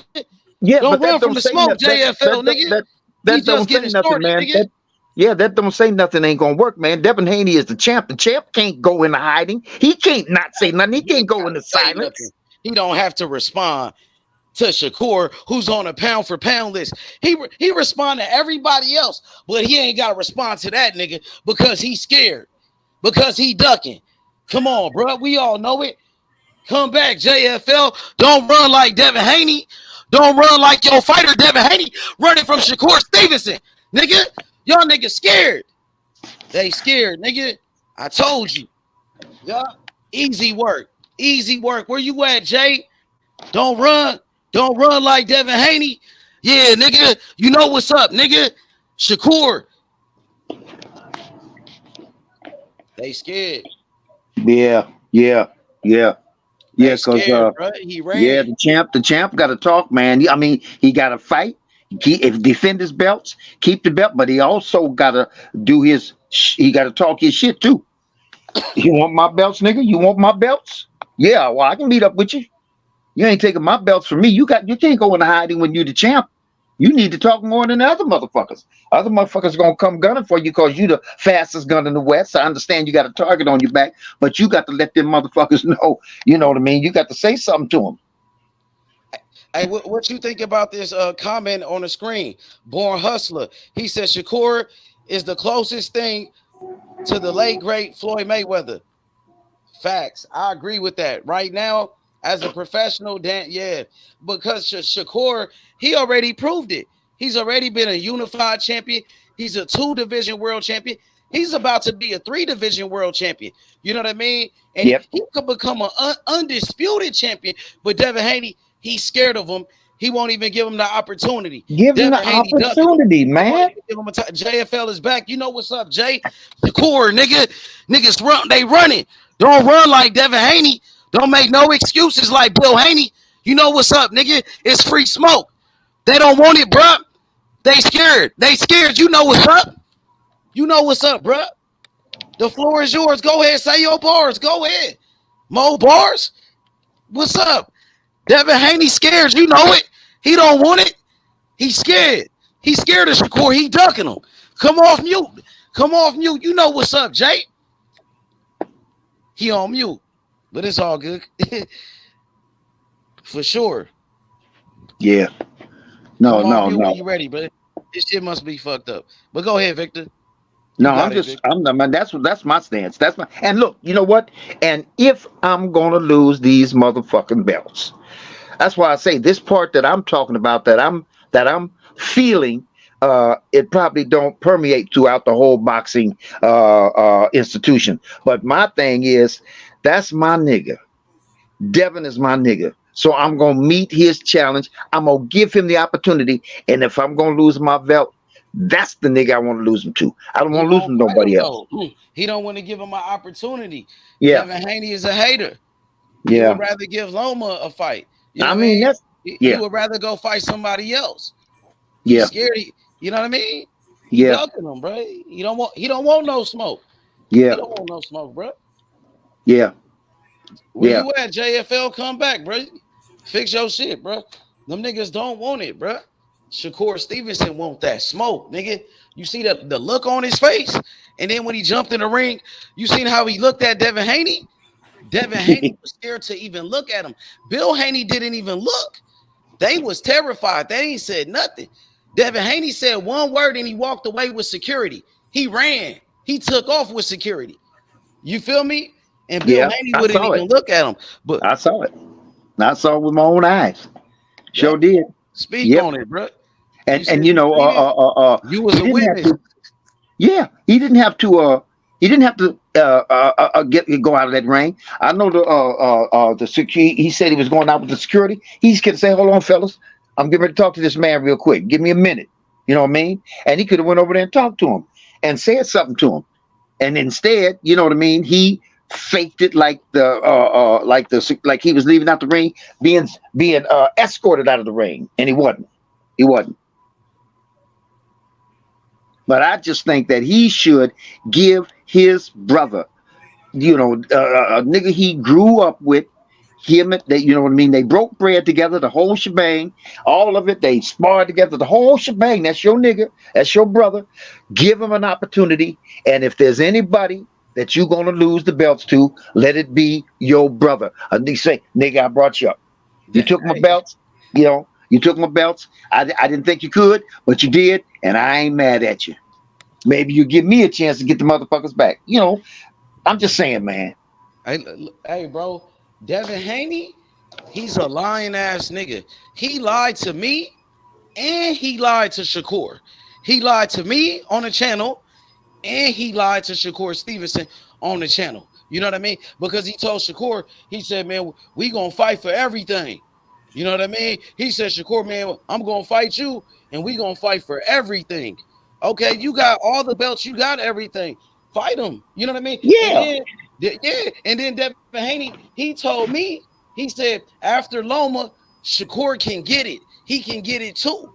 He said that to me. So if you said Shakur can get it after Loma, and then you told Shakur you going to fight him for everything, shit, nigga, this the perfect time. You got everything. It's right after Loma. What's up with it? Right. Exactly. That And he Loma said it fight on made it even. video. It's Yep. all on video. Yep. Yep. And that Loma fight made it even better. Now he got more. He can give Shakur even more of an opportunity because you elevated your status up a little bit more, beating motherfucking Lomachenko. So come on, man, reach out, nigga.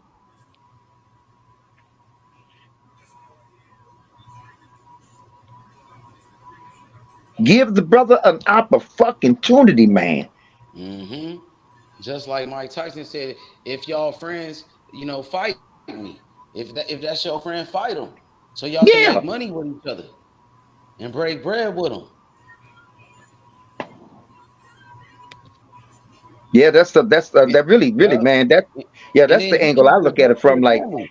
You keeping the that's belts cold. in the family, right? You keeping the belts in the family. You Yep. keeping the Yeah. money in the family. Yep. Yep. Because if I ain't got the belts, then Shakur, my nigga, got the belts at least. You know what I Yep. mean? Yep. That's better than Yep. anybody else having them. That's If you fuck with them like that, exactly. that's better than somebody else having them. You know what I mean? Yeah. Yeah. But you really don't fuck with them. Yeah. What's up with it, Soul Rebel? Hey, what up, H Money? What up, man? Whatever. Man, What up? tap in on it, bro. Give me, let them know, bro.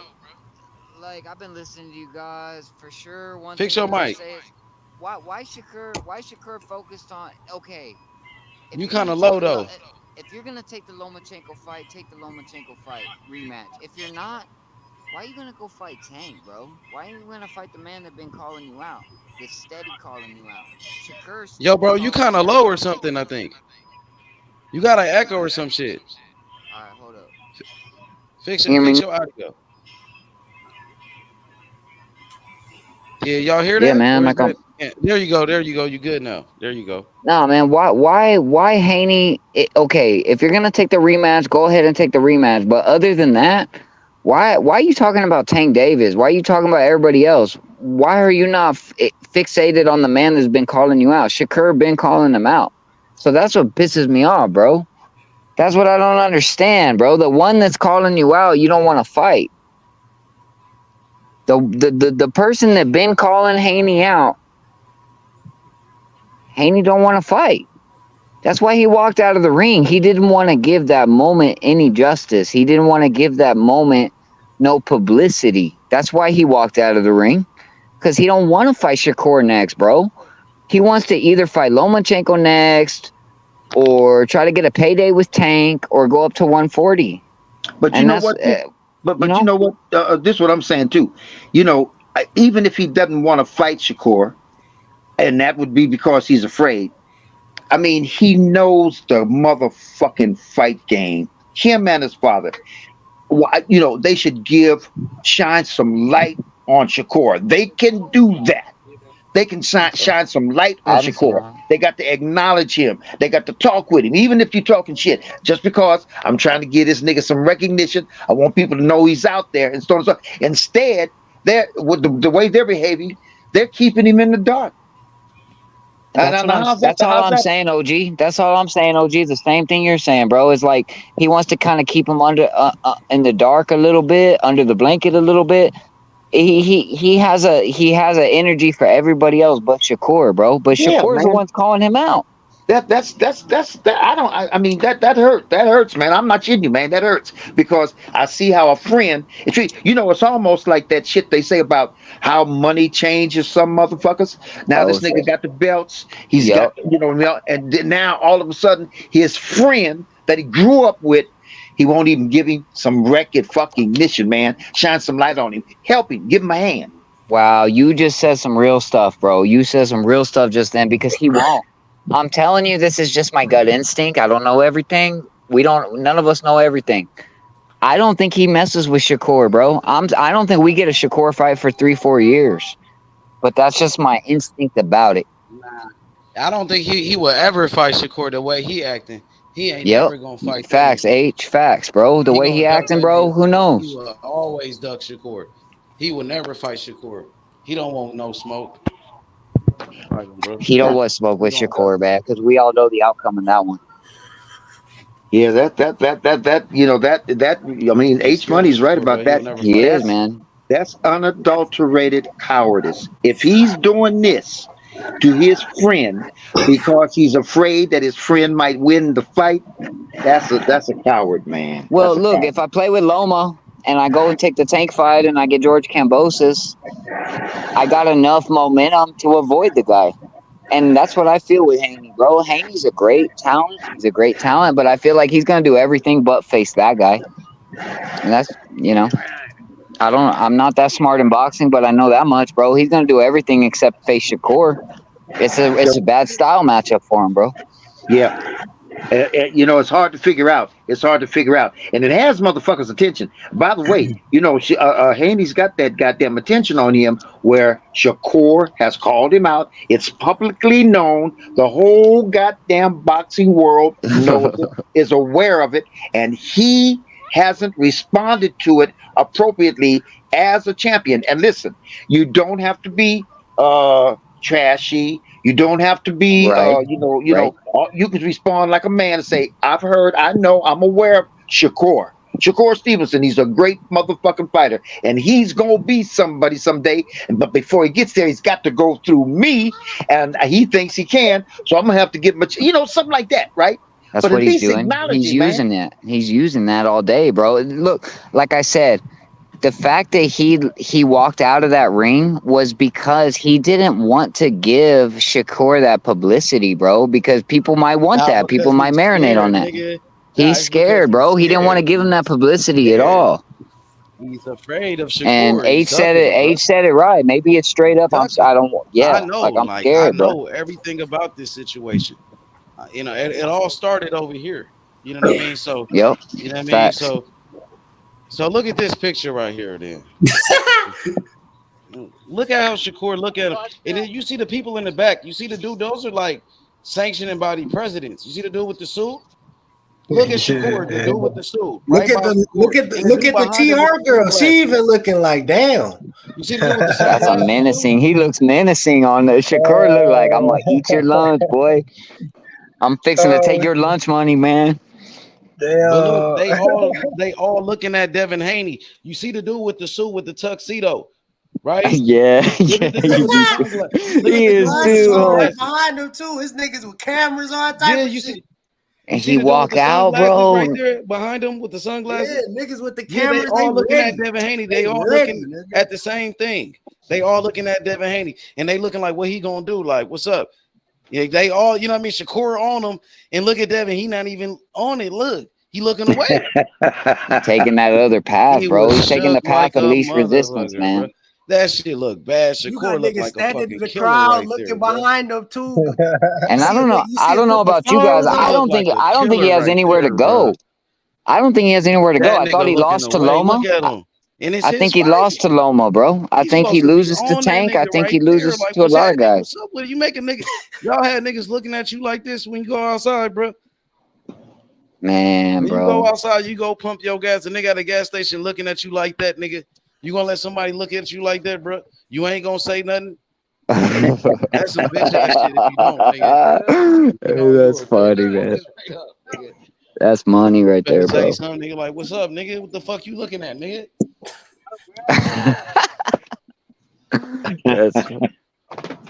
That's money, bro. That's cold-blooded. That's what it is. Cold-blooded. Dang, he wasn't like that with Ryan Garcia when he got in the ring. Shakur looked like he finna rob that nigga, bro. That's what it looked like, nigga. And that motherfucker should have Haney, as far as I'm concerned, Haney should have known better than to even mention that bitch ass nigga's name. Motherfucking Ryan Garcia. Ryan Garcia? Are you fucking kidding me? He who just got his ass knocked. We ain't even worried about him anymore, bro. He ain't even nothing no more, bro. See what I mean? That's the insult. This nigga calls out Ryan Garcia, and that little young nigga right there, sitting across the ring from him, Shakur, is a bad ass. It's Frank Martin, bro. It's Keyshawn Davis. It's Tank Davis. It's Tank, bro. It's Shakur Stevenson, man. We ain't worried about Ryan Garcia. Don't even bring him up no more, bro. What the fuck you calling that motherfucker out? Fuck that motherfucker, man. He's a girl, man. Shit. Facts, big facts, You bro. know, you got all them belts, all them accolades. Went across the water, beat that motherfucker up twice. You showed courage and steadfastness in there, and then you're gonna avoid this potential champ right here. You know, so to me, what do you call it?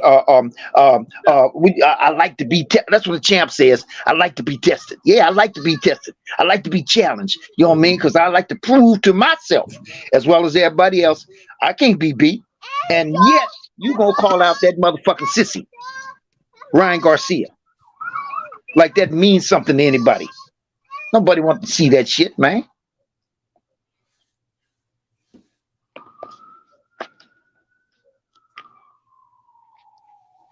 Facts, Victor. So change your goddamn attitude and fucking acknowledge Shakur. Acknowledge him. Give him that, he deserves that. At least that much. Acknowledge him. Quit avoiding him. Quit hiding from him. Quit calling out niggas around him. Talk to him. Go to him. Go to him. Talk to him. You know what I mean? Say something about him. Bring people's attention to him. No fucking Ryan Garcia. Ain't that a bitch?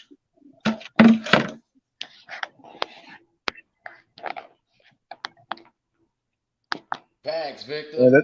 Yeah, Go ahead, JFL. Victor. That's how you feel with it. I hear him. Hey, JFL, listen. Hey, JFL. This is the only thing I want to say to you, man. When you say, no, I understand. I think I know where you were coming from. Where you were coming from was, he's the champ. He ain't got to challenge no goddamn body because he's the champ. I understand that. But what he's got to do, he's got to defend his belts. He's got to defend his manhood. He's got to defend his abilities, his skills, all of that. And he's got to defend. You said it.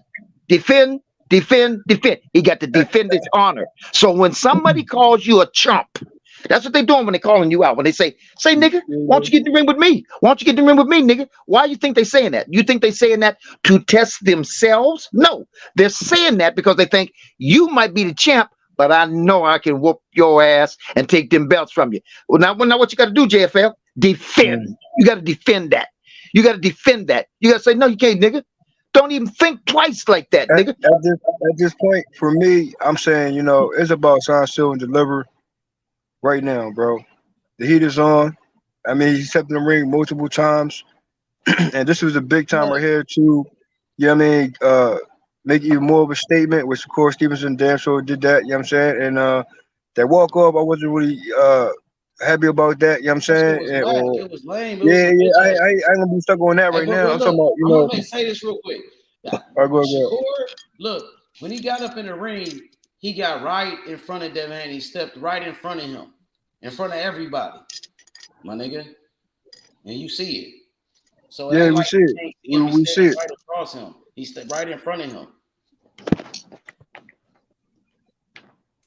There's a no-brainer at this point, bro. He gotta see Shakur Stevenson, man. If he don't face Shakur Stevenson, then that's a duck, bro. He's ducking him, bro. I'm tired of it, bro. He's ducking his ass, bro. That's absolutely right. And let me tell you something else. Ain't nobody else got up in Haney's ring and confronted him and got up in his face. Yep. The only person that done that is Shakur. Now, who's the real challenger? You understand? Shakur is the real challenger, and you, as the champion, should meet the real challenge. So there might be some niggas out there that are tough, that are bad. They got a belt, they got this or that. But Haney got up in your face in your ring with your daddy, and me. And so Devin Haney, he acting like he don't see Shakur. Everybody on this picture, he's looking to the left. He's looking to the left. You got people, you got witnesses. They all looking at Devin Haney while Shakur is standing in front of him.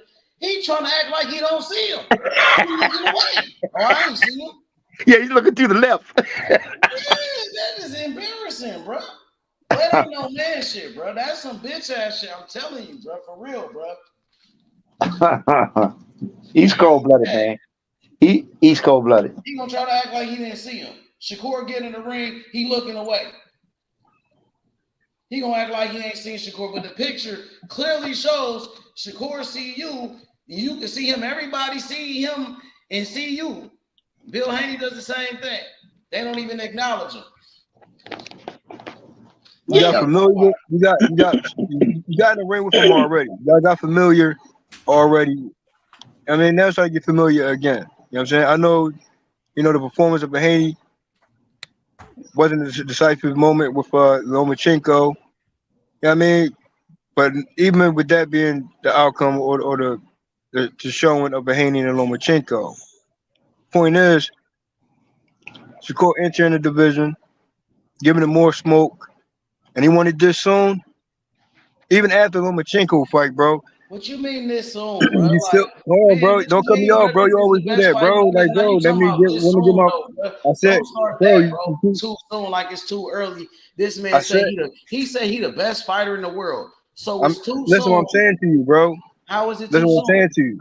I said it's not too soon, bro. I bet. Okay, bet. Right? You know what I'm saying? I said if he wanted to see you this soon, then you have to handle it sooner than later. I say this soon, like he ain't supposed to see him right now. That's what I'm saying. No. You seen that shit I just sent you? Huh? Check your phone. Okay, I'm about to check it right now. So even as a champ, bro, you know what I'm saying? That's what you gotta do. For me, I'm like, bro, if you're in that position of Amando, you challenge that shit, bro. Everything's on your side. Your leverage is on your side. Everything's on your side, bro. Everything.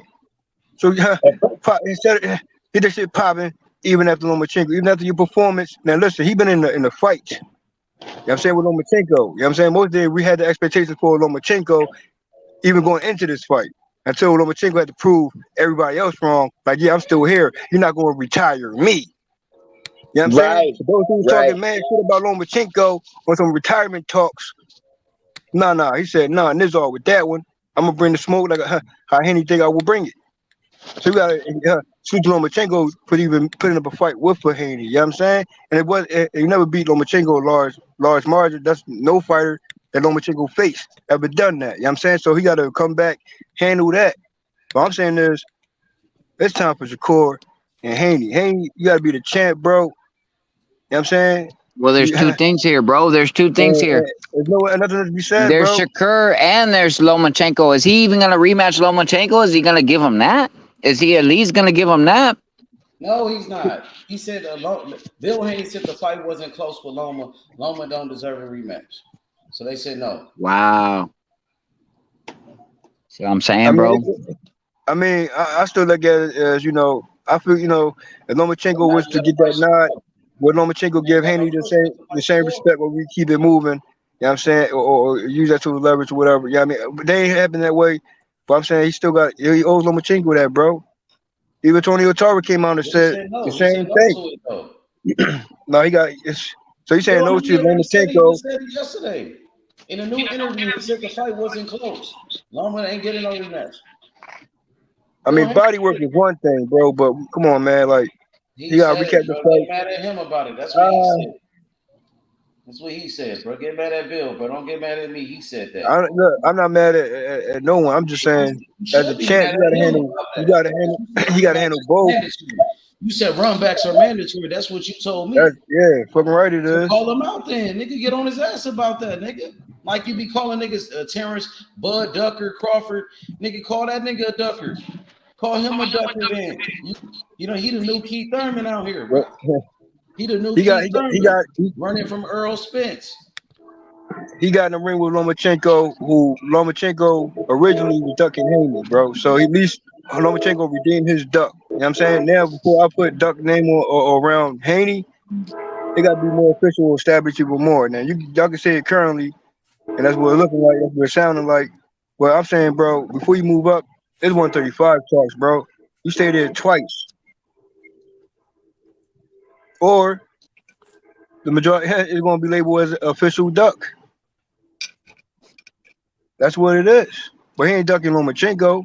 He never had. You know what I'm saying? But I can't put that on him on We that one. already there, bro. We already there, bro. He ain't even gonna fight Lomachenko. I'm telling you, bro. Wait. So if he don't run it back with Lomachenko, that is a duck. Because run backs are mandatory. You said that in controversial fights. So if you don't run it back, in that fashion, yeah, you gotta run it back. If you don't, then that's a duck.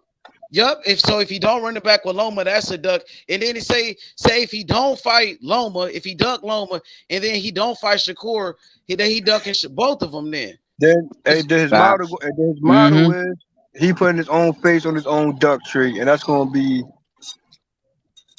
sad, bro. It looked to me like he's happy. He's happy with getting Lomachenko out of the way, bro. He don't want to. How is that even possible, bro? Like he don't want to soak in none of the truth, bro. That it was a close fight. It was a good fight, and the fans demand you get a rematch. He don't want to take it on like that. He's trying to fucking do different things, bro. Hey, Devin Haney is a clown, bro. I didn't like some of that shit he did. I'm just keeping it real. I gotta be honest. Let me get this off real quick because I was thinking about this. I don't like the shit that he did, bro, because he's the one that wanted to fight Loma. I'm the one that was telling Devin Haney and Bill Haney, bro, fuck the Loma fight. You could go to 140. Go to 140 off top. I'm like, man, y'all say y'all struggling to make weight. Y'all keep bringing up the weight thing. Just go up to 140. They said, nah, man, we going to fight Loma. We don't care. And I'm like, man, if you're going to stay at 135, you might as well fight Shakur. That's a better fight than Loma. And Shakur came over here and said, nigga, let's do it. Bill Haney said he could skip the line. They didn't have to fight Loma, but then he wanted to go fight Loma. So then after he fight Loma, it's a close fight. A lot of people thought he lost that fight. Then he started to say, oh, Loma, it was set up for you to win. He said it was set up for Loma to win, but he was fighting in his hometown in Las Vegas, in his country, America. And on top of that, most people believe that he got a gift decision, bro. The only reason he's saying it was set up for Loma to win because Loma is white. And then he came out and said, oh, you privileged. You privileged. Devin Haney, you've been rich since a kid, bro. You've been privileged, bro. Rich. Bill Haney was rich before boxing. Devin Haney grew up in the suburbs, bro. Come on, bro. So how could he say that, bro? But the only reason he's saying that is because Loma is white. It's because Loma is white, bro.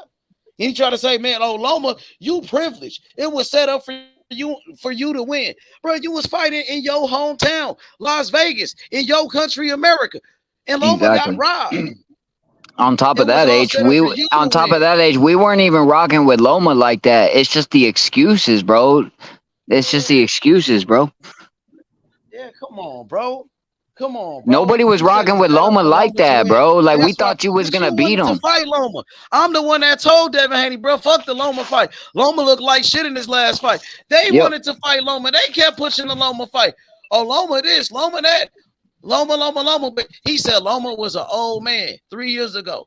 And then he starts saying, that man, Bill Haney said Loma didn't go to the war and all that. And then he started calling Loma a war hero. They said Loma deserved to be on a pound for pound list. They was all up on his dick and shit. But after they talked all that shit about him for years, called him a dog, he wasn't good. He was overrated. Come on, man. Now, if it's that simple for him to correct himself based on words, now I'm saying, bro, you can do likewise. Never gonna fight Loma again. He said it was set up for Loma to win, Jay. Correct yourself even with your actions, bro. He ain't gonna fight him. He said it was set up for Loma to win. Why would he fight Loma again? He said the first fight was set up for him to win. He ain't, and then he cussed out Bob Arum, the promoter. He ain't never gonna fight Loma again, bro. He ain't never gonna fight, and then he ain't gonna fight Shakur. He leaving Top Rank. He said it was set up. You wanted to fight Loma. Ain't nobody told you to fight Loma, nigga. I told you not to fight him. Y'all wanted to fight him. Now you want to complain when it don't go your way. Because Loma got on your ass. Now it wasn't even special treatment. We weren't even fucking with Loma like that, bro. Now he want to complain. Nigga, I didn't even tell him to fight Loma.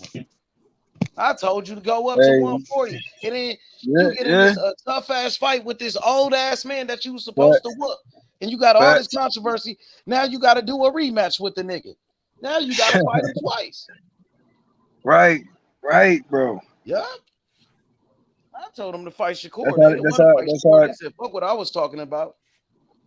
Now knowing that what everything Lomachenko brought, I mean, you can always go back to the drawing board. You know that saying, you know what I'm saying? But Shakur, this ain't no drawing board type of talks with this one. You know what I'm saying? For me, it's a protege of a protege taking a page out of a book, and let's see who's who's owning more skills. You know what I'm saying? Who can outdo who? You know what I'm saying? In a matchup, like skill set for skill set, bro.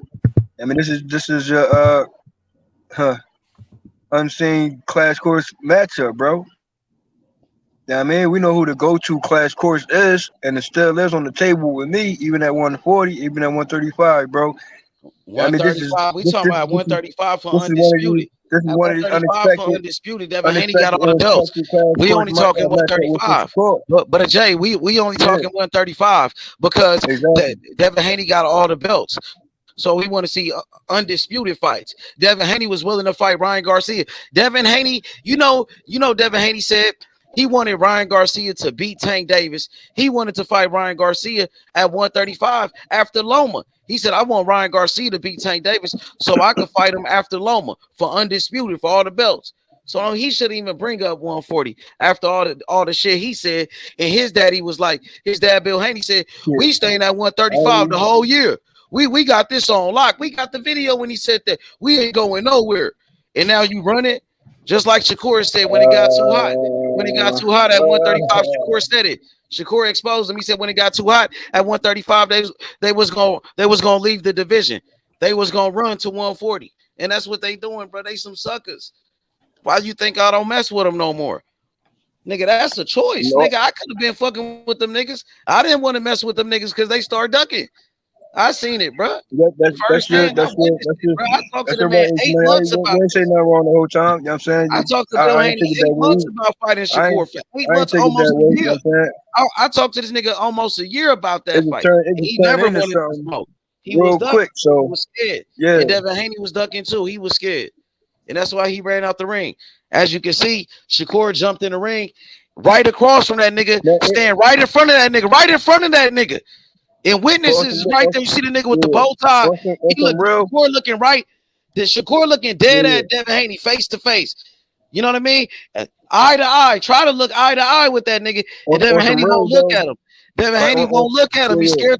He was scared to look at him. He was even scared to look at him, man. He was even scared to look at the man, bro. Look at the other dudes. They looking. Look. Hey, JFL, the dude with the bow tie right by Shakur, he looking at Devin Haney too. They waiting to see if Devin Haney gonna look at him. They trying to see like what he gonna do. Like, damn, you gonna look back or what? And the dude with the glasses, with the sunglasses, doing the same thing. They all looking at Devin Haney like, damn, what you gonna do, nigga? We all looking at you. And he don't look. Come on, man. Looking at you like you fool or something, bro. Oh, hell no, bro. Yeah, there you go. There you go. That's Philly talk. Talk that Philly talk. Nigga, like State Property, nigga. Talk that shit like Freeway, nigga. Like Siegel. You can't entertain another fighter. Even he can't entertain 140 right now, bro. Like for me, I wouldn't like. There's no other fighters in mind that you want to go to, other than Lomachenko and Shakur. Like you can't look past those two, bro.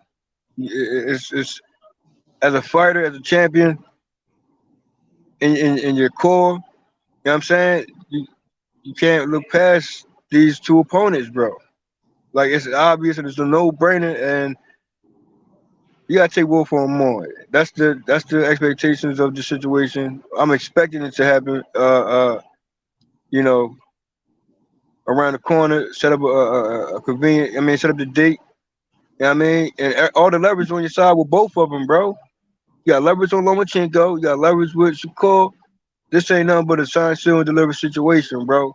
You know what I mean? Like, the talk's gonna be the talks. It's about how you handle it. You know what I'm saying? You better do what your master teachers be saying, bro. They want to do it a certain way, but they're not following the the motto, bro. I ain't even gonna go into it, bro. And for me to knowing that the proteges, and that's what it is, yeah, that's the move you gotta make, bro. There's no other way around this shit, bro. Hey, Bill Haney trying to stand in front of Devin Haney, trying to like block him, trying to hide him. You seen that? The Bill Haney standing in front of him, trying to block him and hide him. You know what I mean? He's trying to be a shield, try to protect him. While Shakur got him, though. He cornered him right there. Couldn't block him that time. Shakur got right in front of that nigga. He stood right in front of that nigga. Inside of his ring, in his hometown. Jumped in that motherfucker right after his fight. And that nigga ain't look or nothing. That's some bitch ass shit, bro. That's why I don't rock with Devin Haney no more, bro. I seen that shit 8 months ago. You can take it that way. I seen that coming But 8 months ago, bro. I knew it 8 months ago, bro. And now y'all can see it for yourself, bro. But some people still just don't believe it. They in denial. They in denial, bro. You know what I mean? You not though, Jay. You see it, bro. I hear what you're saying, bro. Keep going. Cook on it. Go ahead, Jay. Let me say, you know. There's nothing else to be said, bro. Like Haney gave Lomachenko an opportunity. When you're the champ and you got all the accolades and you got all the belts and you're undisputed, every motherfucker you get in the ring with, you're giving them an opportunity to elevate. And you know you the champ. So you're saying, no, nigga, you ain't taking my belts, and you whoop their asses. They still elevated a little bit because they fought the champ. They made it. They put the best foot forward, and they fought the champ. They just couldn't pull it off. But you gave Lomachenko an opportunity to do that. So what the fuck are you doing? What's the holdup with giving your nigga an opportunity? Give him a chance, man. Give him an opportunity. Get your ass in that fucking ring with Shakur and give him the same motherfucking opportunity you gave to a motherfucking stranger. I mean, you knew of Lomachenko, you knew his name, but you ain't buddies with him. You ain't grow up with him. You know, you niggas didn't run together. What the fuck you give him an opportunity for, and you won't give Shakur an opportunity? On top of that, bro, you gotta also look at it as this, too. You doing at the same time, this will prove this. You're doing it for legacy and you're doing it for your Skrilla. I understand. I know. Yeah, you're right. You're right. I understand. Position, period. And you know this. Yeah, I know. You got everything. So by taking this on, you're more proving the legacy aspect of your career, bro. Right. And they don't have no bargains chips with you, bro. Just ain't shit deliver. Get it popping, bro. Yep. Now you can pull some niggas up. You knocked Lomachenko out, got him out the motherfucking way. Everybody thinks Lomachenko's this, Lomachenko's that. Well, nigga, I'm that. Now you can pull some niggas up. And there's your homeboys right there. Is he doing it for money or is he doing it for legacy? Hey, bro, you take both of these fights on, that stops everything when it comes to certain talks. That's a Mayweather effect, bro. Come on, be the protege I know he is. Yeah. Come on. Yeah. Come on, Bill. Come on, Devin. Put your core in there, man. Give that brother an opportunity. Motherfucker you've been knowing all your life, man. Put that brother in there and give him his opportunity, man. Shit. He's waiting in the wings. Come on. And if it's too green, we're going to know it's too green. But we're going to have to see. Yeah. Well, what you mean too green? You said too green? What I mean is, you know, that's the same, you know. I'm saying if it's too green, then you got to prove it fight night, bro. You got to sign him delivering. Like, yeah. I'm asking you who's too I'm not green. saying You brought up too green. What are you talking about? I know you ain't talking about Shakur. I know you ain't talking about Shakur. I could actually say Shakur is green within the division. Man, you sound crazy, bro. Shakur is undefeated. He's on how many opponents Shakur has in 135? Devin Haney was the one that just got whooped by Lomachenko. Wait, how many opponents Shakur has in 135 compared to Haney, bro? That's why he won't look at him. He knew he lost that fight with Loma. Devin Haney said he the best fighter. Devin Haney said, listen, Devin Haney said he the best fighter in the world pound for. Listen, let me say this real quick. Let me just say this real quick. Devin Haney, he said he the best fighter in the world. He the #1 pound for pound. But he's scared to look at Shakur. He won't even look at the man, bro. The man ducking that man, bro. He not acting like he the best. Come on, nigga. Stop it, bro. And then you saying Shakur is too green.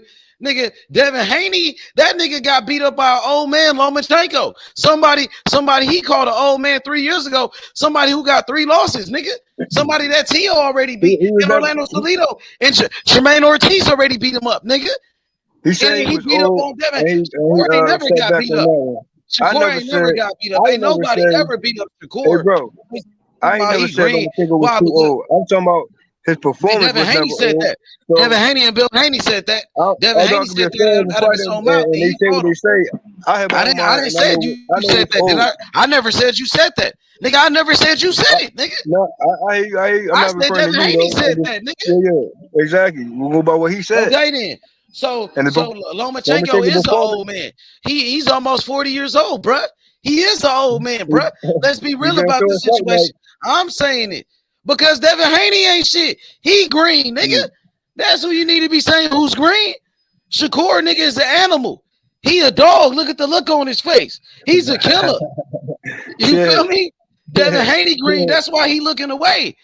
You got it fucked up. He the one that's green. He need more time. Remember, it's too soon for Devin Haney. It's too soon. Shakur ready right now, as you can see. Oh man. You see who looking away? Hey, damn, bruh. Stand right in front of you. Somebody who jumped in the ring, who challenged you, who been calling you out. He's standing right in front of you. He said he gonna whoop you. Shakur said he said Devin Haney was easy work. He said he whooped Devin Haney every time he got in the ring with him. Shakur said that he was gonna smoke Devin Haney. You know what I mean? And he's standing right in front of Devin Haney after Devin Haney fight it in Devin Haney's hometown, inside Devin Haney's ring, and Devin Haney won't even look at the man. He acting like he not there. He looking away, acting like he don't see him. Somebody run up and slap the fuck out that nigga. That's why somebody threw a bottle at Bill Haney. That is pressure. You know what I do best? Pressure business. Yeah, pressure. You know what I'm on, Jay. I'm on what I've always been on. Applying pressure. Fact, you remember? You know what I'm saying? That's what we do around here, bro. Look at Shakur. He applying pressure. That's my type of fighter. You know what I mean? Jay Prince got him a dog, bro. Shakur, a great fighter, bro. He ready right now. Devin Haney is green, bro. We seen him in his fight with Loma. He almost got beat by Loma. He was supposed to whoop Loma. He green. He need more time. That nigga green, bro. I'm telling you. Look at Shakur. He ain't green. He confident. Devin Haney ain't confident. He looking away. He thought he lost to Loma. He thought he lost that fight, bro. For real. That's why he jumped up, celebrating. Yeah, that was his first take about it. Yeah. Devin Haney knew it was a close fight, but Bill Haney saying it is not a close fight. Devin Haney saying it is a close fight. So run it back. Bill Haney saying it's not a close fight, so they're not. I haven't heard. More on the after effect of what they really thought.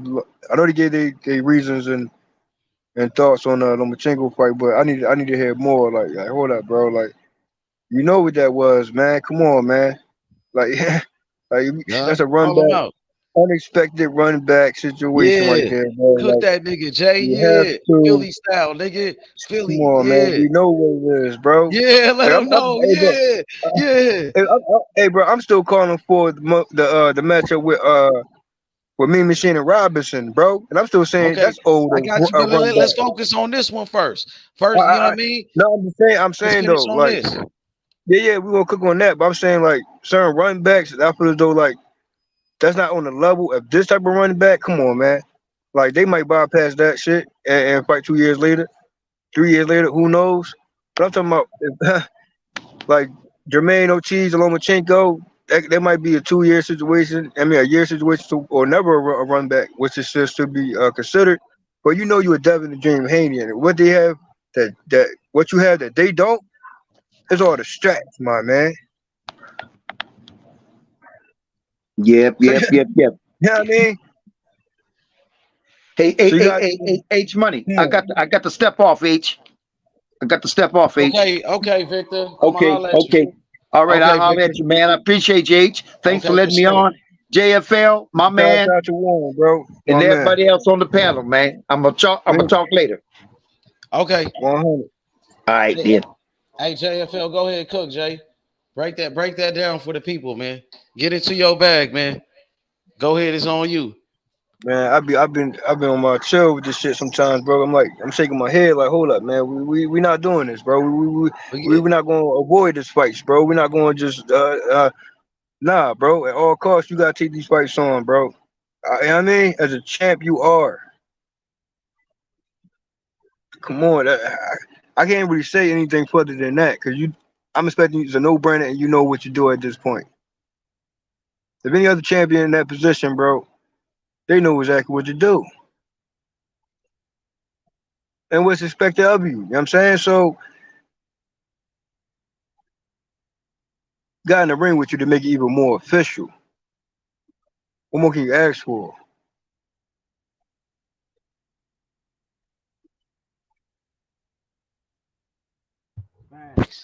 Facts, Jay. Yeah. Yeah, let them know, my nigga. Get into your bag, Official bro. call out, Look, official nigga. call out, Yeah. official call out is the official call outs, and we know what that that's what I'm looks saying. like, Yeah. bro. Yeah, You know? Jay, drop them bars on them. You know? More bars. You know what I mean?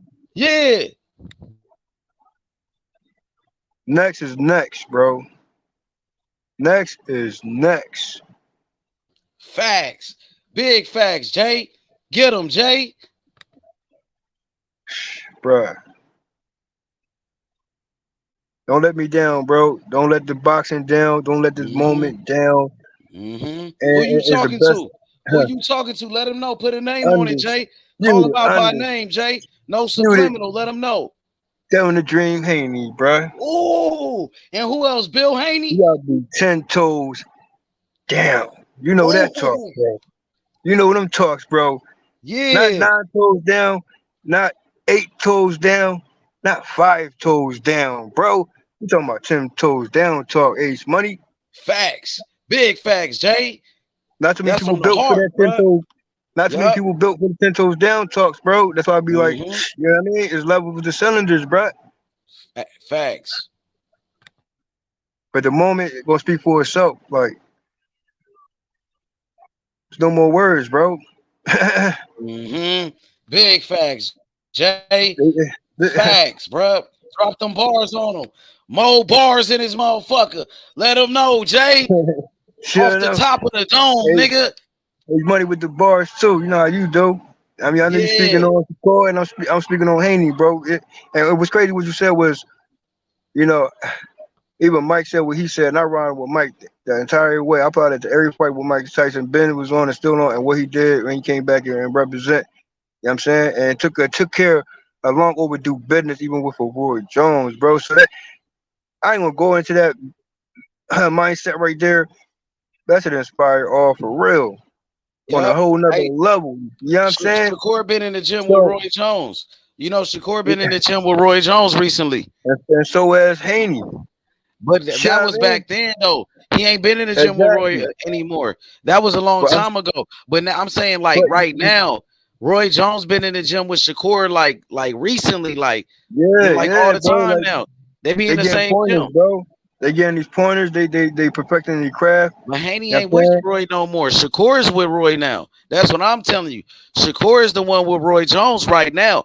Haney ain't been with Roy Jones. He been with his dad. And I feel like his dad been, you know, I don't think Bill Haney's a real trainer like that, bro. To be honest, bro.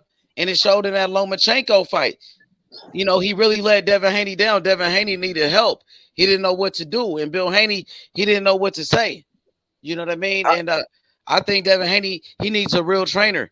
He needs a real trainer, bro, like a Bozy Ennis or something like that. Well, somebody like a Bozy. He really need to be working with somebody like a Bozy Ennis, you know, because if he going to 140, he could mix it up around saying with certain trainer talks. And I ain't gonna go that far with it because you know the Bill Haney's not a real trainer. He's not a real trainer. No, I'm not gonna go that far with it, bro. He's not a real trainer. I will because I know the dude. Bill Haney don't know what the fuck he doing. He be on people YouTube channels running his mouth when that nigga is supposed to be in the gym. You know what I'm saying? Bill Haney is I, not a real trainer, this my what I'm, nigga. He's this what I'm not, bro. saying, bro. He's more of a promoter, if anything. He's better at running his mouth. We know you gave 2 showings when it comes to a Camboso. Nigga, Bill Haney retired before as the trainer. You know Bill Haney retired before? 2 different type of showings, I remember when Bill Haney bro. retired as the trainer before, bro. That nigga need to step back down as the trainer. He retired before. You saying step down? He should bring somebody in or bring somebody else in. You know what I mean? Before they used to have Floyd Mayweather Sr. Before it was Floyd Mayweather Sr. with Devin Haney and Bill Haney. But Bill Haney got rid of Floyd Mayweather Sr. He got rid of Floyd Mayweather Sr. And then he had another trainer, Ben Davison, with him. Ben Davison used to work in the corner with him. And they had Mickey Bay. Now it's only Bill Haney in there, bro. Well, we know that, Bill Haney, shout out to Trill Bill, freak. Bill Haney is a control freak, bro. He want to be in charge of everything, bro. Go ahead. I'm saying Bill Haney want to be in charge of everything. You know what I mean? Listen, wait. I expected Trill Bill to be in that corner with a Haney when it comes to Lomachenko. I mean, even I expect to see him still with Haney and Teofimo Lopez. I still see Trill Bill holding it down on those fights right there. You know what I'm saying? But my thing is, he was speaking on. He even stepped down before as the trainer retired before. Bro. He's not a real trainer, bro. I'm saying he's not a real trainer. Yeah. Bill Haney actually retired before as the trainer and stepped down because he's not a trainer, bro. You know what I'm saying? So Devin, or at least bring somebody else in. They got to bring back Floyd Mayweather Sr. Bring somebody else in, bro. You know what I mean? He can step aside. He can still be in the corner, but he don't know how to step down, though. If he gonna be in the corner, that nigga want to be the one talking. He like, nigga, that's my son. I know, but you know what I mean? That's how we feel, nigga. You know what I'm saying? He a control freak, nigga. He a control freak, bro. He want to be the one. He don't trust nobody else, bro. He feel like, nigga, nah, nigga, that's my son, nigga. You know what I'm saying? That's how he on, nigga. That's that time he on. He don't know how to take the back seat. He don't know how to take the back seat, nigga. That's what I'm trying to tell you. I couldn't see him take a back seat with this Lomachenko fight. I couldn't see that, bro. Not at all. Bro, he should have, bro. He could have had a better game plan because that game plan was some bullshit that he had, bro. That shit almost got him beat. Nigga, everybody think Lomachenko won that fight, bro. That's what I'm telling you. Nigga, that was a bullshit performance by Devin Haney in that fight, bro. He took it to him in that way, so I'm like, okay, I expected that shit right there. You know what I mean? So I'm more impressed that Lomachenko showed up. So that's a win-win. Devin Haney, he didn't do what he said he was gonna do. He said he was gonna retire Lomachenko. He said he was gonna whoop him. He said it was gonna make it easy, and it was a hard ass fight. Bill Haney said it was easy. That nigga delusional, bro. He not keeping it real. He lying to himself. You know what I mean? Keep it real. It's easy to get in there with him. You know what I'm saying? So that shows you. When Lomachenko said, I felt this power. I'm like, okay, I believe him. When he pushed him, I believe Lomachenko he pushed said, him and ran. He put this power. Like, when Lomachenko said that, I'm like, okay. And Lomachenko said, I got him now. He's mine now. There mentally with this shit, bro. And Loma he's there mentally with that smoke, bro. So and it showed. It showed up. You know what I'm saying? You know what else Loma said? Lomachenko said Devin Haney will never give him a rematch. He said Devin Haney is scared. He said Devin Haney is scared. He's scared to give him a rematch. He said he will never give him a rematch.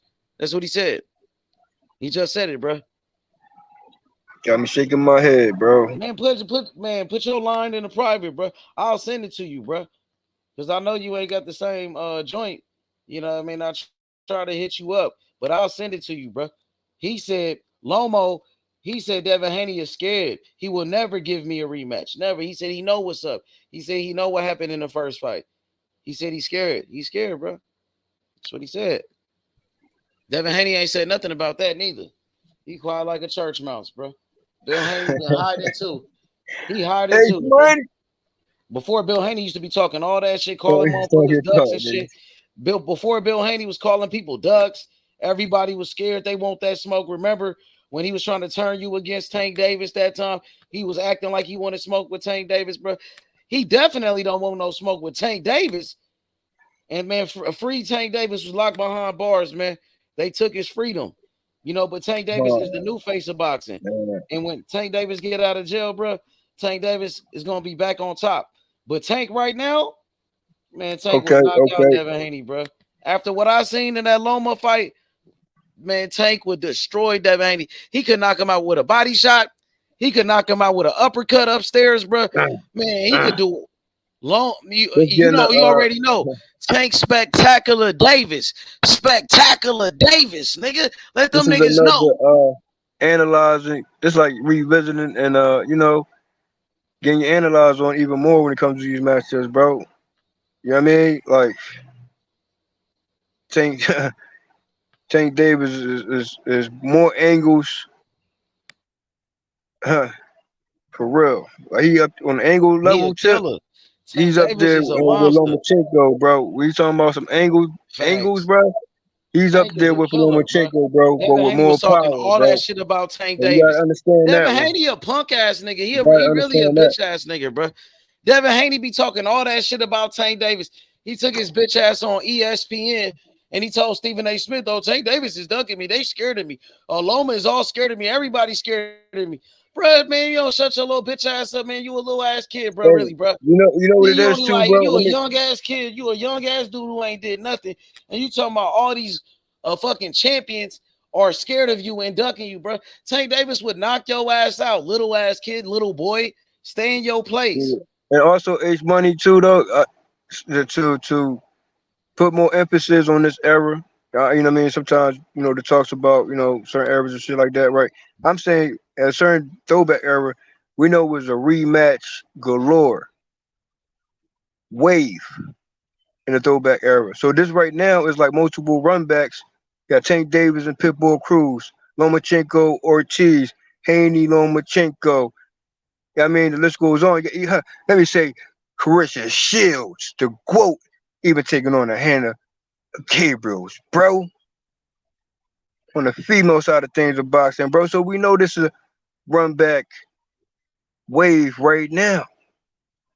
But also, you gotta get in the ring with Shakur Stevenson, bro. Even if you look the way you look and you're showing with Lomachenko, if you take on Shakur and look a little bit, tighten up your situation, bro, and take care of Lomachenko later, that's gonna be even more impressive, bro. Lomachenko's still fresh right now, so he can he can handle his rematch.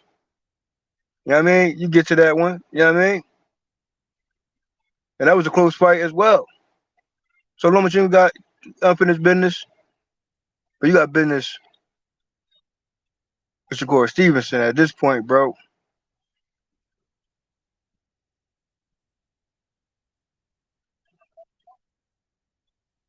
Or we could do the other way around. Lomachenko, then Shakur. Either or. Hey, facts, my boy. Facts, JFL, you cooking. And we got the big homie on the panel. My boy Taco. What up, Taco? It's Taco Tuesday in this motherfucker. Man, what's happening, man? Bud. What up, Taco? Shakur. Hey, you see that look right there? Hey, you see Bill finna run. Bill finna run. Look, he ain't even look back no more. He ain't look back, and then he told security to go get Devin. Look, he like, oh shit, they go secure. That nigga gone. That nigga boned out, Taco.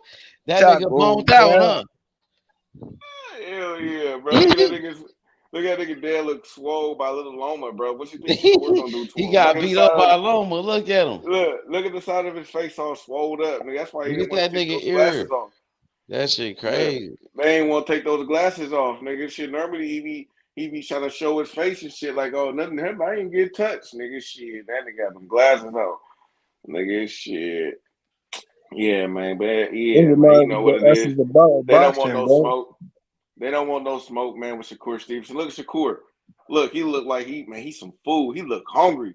Look, that nigga look hungry. He look like nigga, he a shark, nigga. He like a little fish or something like that, or maybe tuna. Like that nigga look like nigga one of them seals, and he look like a great white nigga coming through. Nigga killer whale type nigga coming through, like nigga like him smash. Hey. Hey. And Errol Spence looked fat, man. Look like he got another fat camp. You know what I'm saying? You know what I mean? That nigga belly and shit, nigga like got a belly, he only ain't got a six pack, man. Y'all seen that video?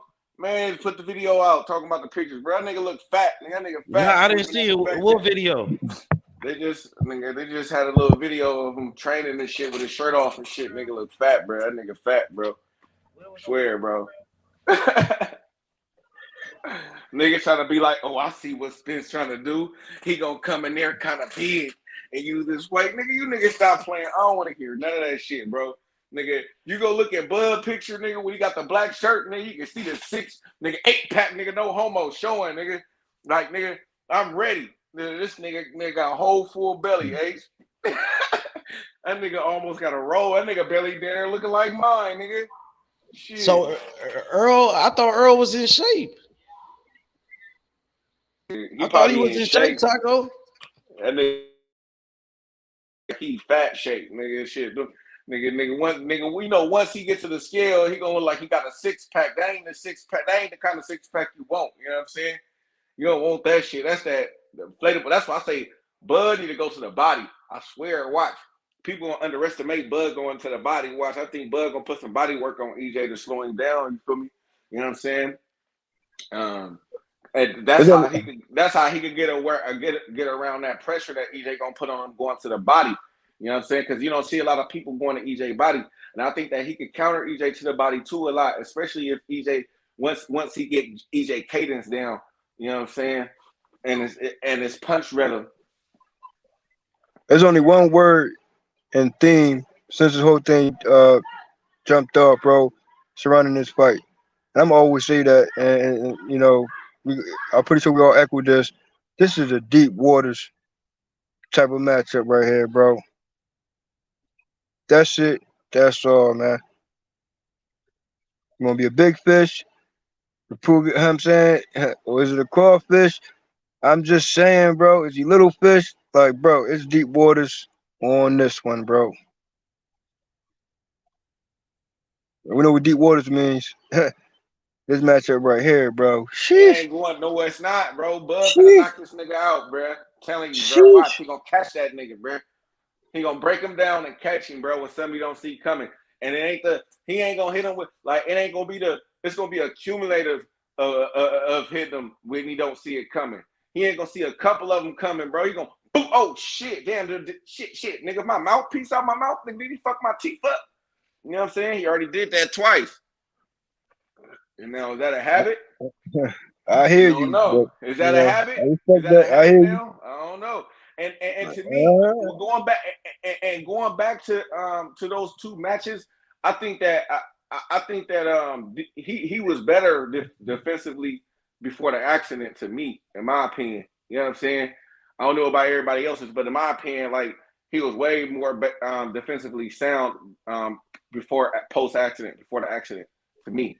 I don't know about what everybody else think, but well, we know that that ain't me. I ain't even trying to throw no shot, and I ain't even trying to throw no shot at EJ. That's just me, like looking at him, like all his earlier fights from even Cal Brook on up to. Hey, Taco, you seen when I pulled up on Benavidez, Daddy? I still got no picks on this one, and I don't know why. Hey, Taco, you seen when I pulled up on Benavidez, Daddy? Yo, Taco, can't you hear me? I heard you. Yeah. You seen when I pulled up on his daddy, that video? Yeah, I seen that shit. Okay, bet.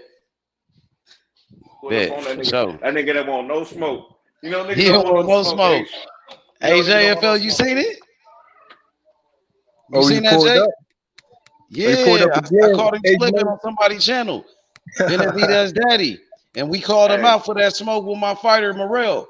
David Morrell, the next Ali. Matter of fact, they up on there again. Shoot, I ain't keep it real because I just got back on my phone and I was finna go up talk some shit, but they ain't talking about. What you say? Man, H Money putting that pressure on the YouTube. He back over there. What you say, As Taco? always. Over there, because I was finna, because I picked up my phone and he was the last channel I was on before I picked my phone up to charge my shit. He back up. He over there again right now. Benavidez daddy.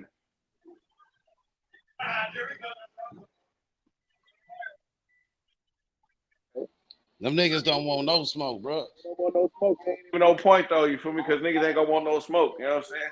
Because they know they don't want to see Morrell for shit, bro. I'm gonna keep exposing them though, Taco. I gotta expose them like we already exposed this shit with Devin Haney and Shakur. Now everybody on it. You know what I mean? So now I gotta expose this nigga. Show that he a duck. Have everybody on that shit. Hey, bro, niggas be really don't be trying to give you your credit because like you be keeping this shit popping and niggas don't be liking to give you your flowers though. You know what I'm saying? Like niggas be especially like with Keyshawn. I think we be doing it together though. I would say we though. I would say we though, because I gotta give you your credit too. I think we really keep that shit going together. You know what I mean? And yeah, you right about that shit. Hey, bro, because that whole shit. That Keyshawn, hey, bro, wasn't nobody talking about Keyshawn Davis and that one nigga you talking about, Andy, bro. Wasn't nobody Cruz, talking about that they shit, all, bro. yeah, they trying to get on it too. Now, they be seeing what I be talking about. Yeah, them niggas be looking at what I'm talking about and trying to talk about what I be talking about. Real shit, bro. They be trying to take the nigga shit, bro. Real shit. But them niggas be trying to do it in a slick way, though. I be they do, that shit, but bro. I don't be paying attention to them, though. Like, that's why I don't even pay attention to it. I just do what I do. You know what I mean? So I guess, we some trendsetters. We setting trends and shit. We starting fights and shit. You know what I mean? They want to talk about the fights we talk about. You know what I mean? Whatever fight we talk about, they going to be on all they talking about this one. Let's start talking about it. You know what I mean? Type shit. That part. Yep. Facts. I don't be saying nothing, but I be peeping that shit though. But I'm like, be watching your shit. You know, I'm like, okay. As soon as you got on this shit, Keyshawn Davis came out on live, bro. That nigga came out on live. I think Shakur Stevenson probably hit him up like, bro, what's going on? He probably be seeing it because I be talking about the nigga all the time. But we on them though. But I ain't saying nothing about Shakur. I like Shakur. We fuck with Shakur. No. You know what I'm saying? But I know I'm talking about Shakur probably I'm trying to make that fight with Keyshawn. That we on Keyshawn head. We on Keyshawn. That's Keyshawn battle. You know what I'm saying? I know what you saying, but Shakur can't fight his battle for him. Shakur, he focused on Devin Haney and Tank Davis. He got his own shit he got doing. You know what I mean? Hey, Taco. We on Taco. I ain't here. Yeah, I'm here. My shit keep cutting off, bro.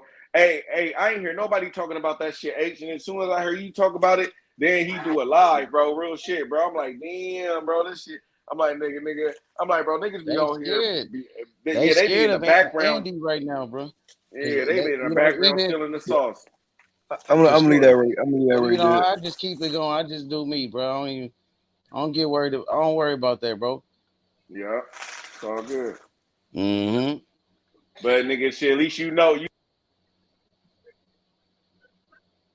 Oh, he went out again. I don't know what. Okay. That nigga Andy finna tear shit up, though. He finna tear shit up, bro. That nigga so nice. I can't wait for his first fight. I want to see, you know what I mean? I want to see what he does. I'm trying to get the knockout, bro. He trying to stop a guy Keyshawn just fought against. He fighting a guy that Keyshawn just fought against. A guy that Devin Haney fought against. A guy that Mikey Garcia fought against. And he going 10 rounds in his first fight. He the first fighter to go 10 rounds in a first fight since Lomachenko, bro. You know what I mean? So, man, we got big plans for Andy. I want to see what he do in that first fight, bro. You know what I mean? And I want to see Andy get the knockout, bro, because that's going to make a statement. If he knock a guy out that's never been knocked out before and Keyshawn just fought against him, and this is his first fight as a professional, that'd be nice. I want me to do both of them. That'd be nice, bro. For sure. Who you say you want his first fight to be against?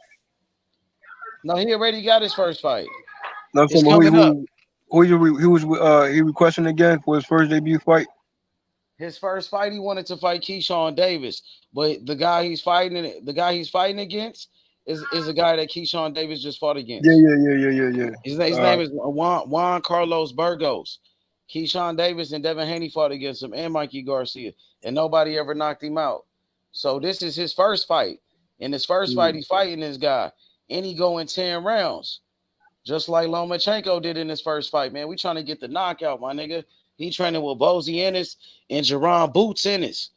He out there in Philly. Look, he out there with Boots. Check him out. Him and Boots. Boots is coaching him right here. Check him out.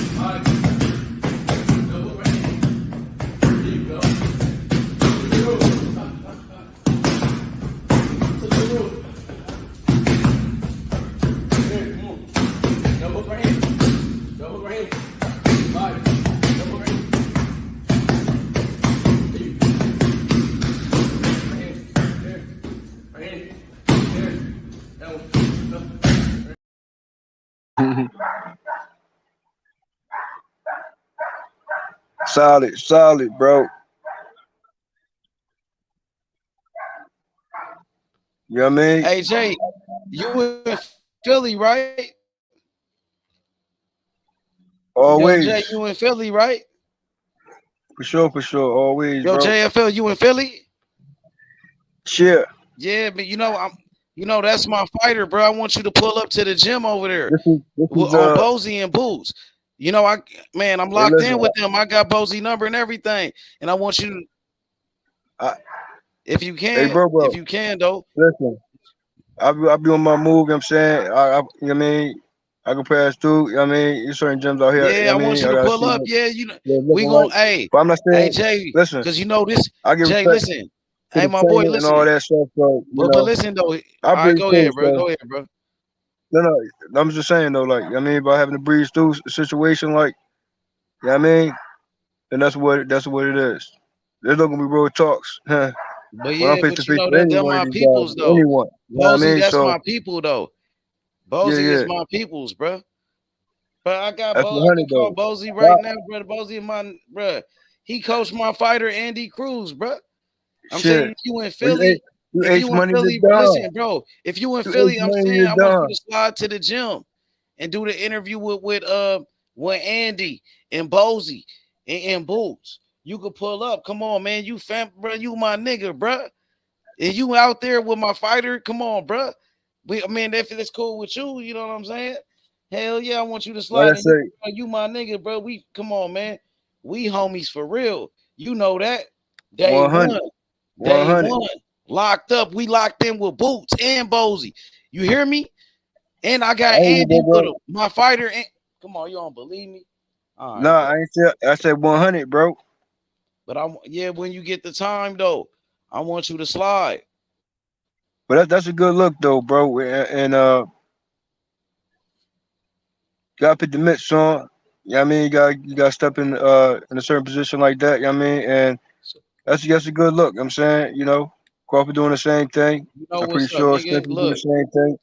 Boots is doing the same thing. This is a good That's Boots gonna be in his corner. You seen Boots? Boots is coaching him too. Boots, dad is coaching him, and Boots he be coaching Andy too. So Boots gonna be in his corner. He one of his coaches. Boots is one of the coaches for Andy and Bozy. You know what I mean? So he ready for all the smoke. He Philly all day, Andy. Andy represent Philly all day.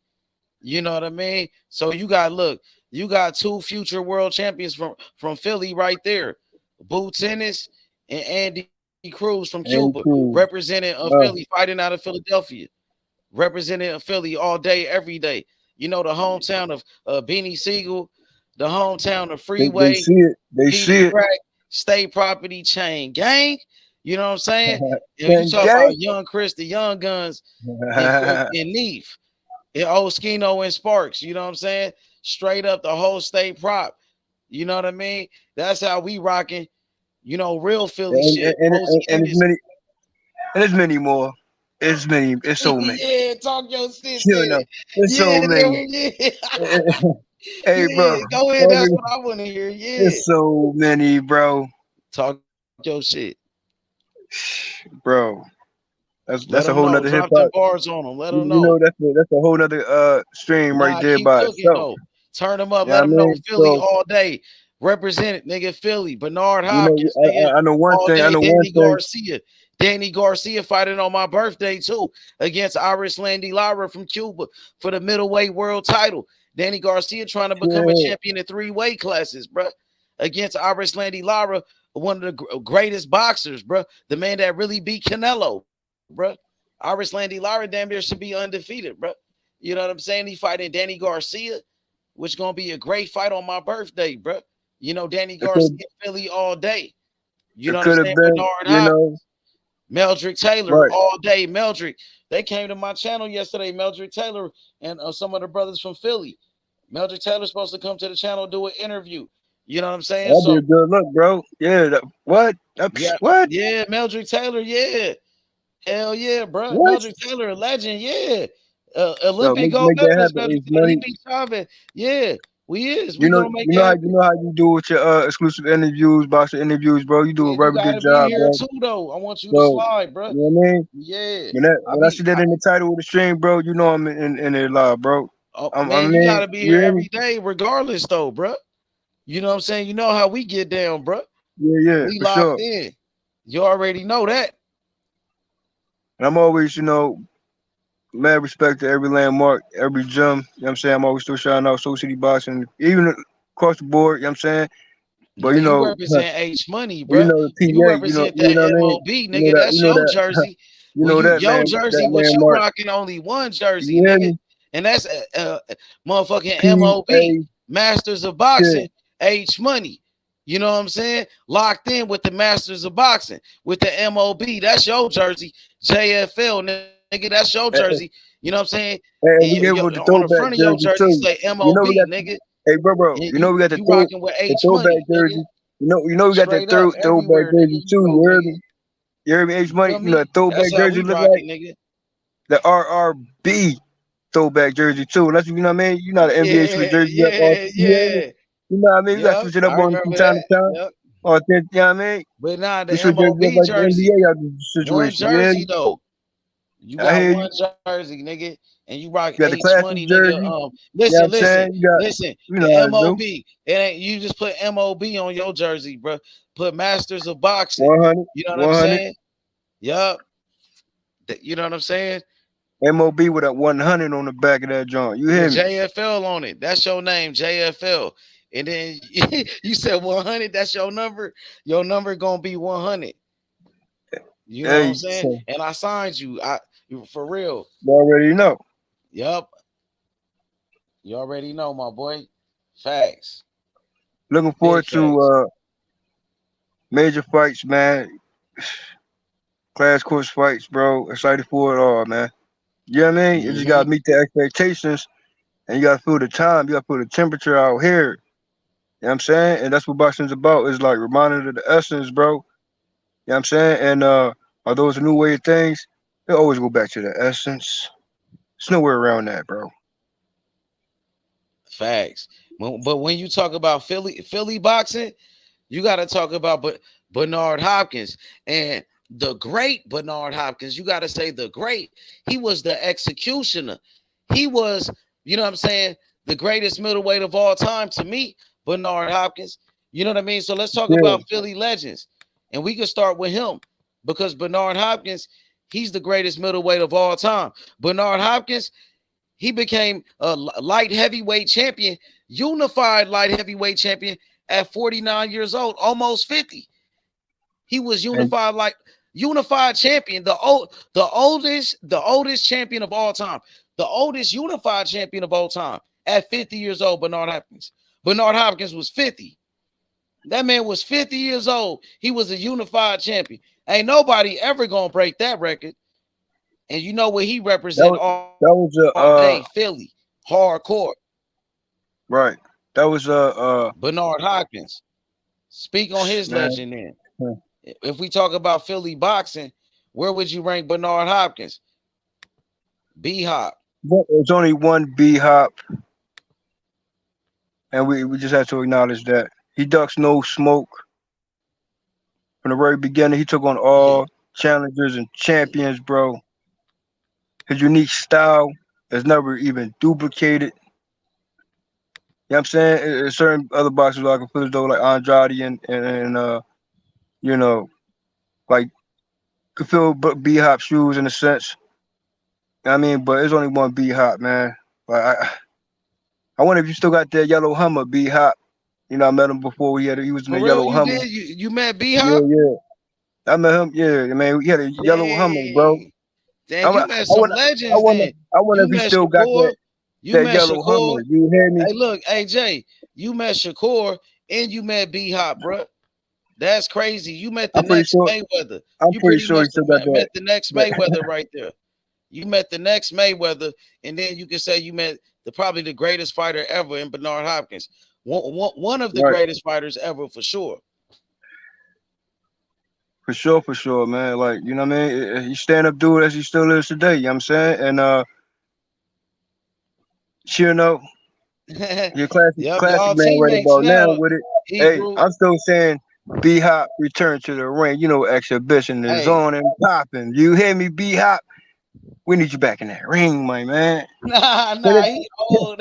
Listen, hold up, bruh. He still got them hands, though. You hear me? I know that he do. I know he do. For sure he do. I know he do. For sure, he tried to fight Tank Davis, that nigga. He tried to fight with Tank Davis, and he tried to fight Tank Davis coaches. He pushed Coach Kenny. Tank Davis coach. He pushed that nigga, Bernard Hopkins. He ain't fucking around. And he looking for Bill Haney. You know, he had to set it down real quick. B-Hop wasn't playing, bro. B-Hop like, hold up. Bill Haney, bro. Yeah. Bill Haney was talking shit about that nigga. Yeah, classic, man. Bill Haney That's bad. B-Hop right about now. You hear me? But he pushed I Tank Davis coach. He pushed that nigga. I was like, oh shit, Tank, why you got it? Come on, Tank. Like, okay.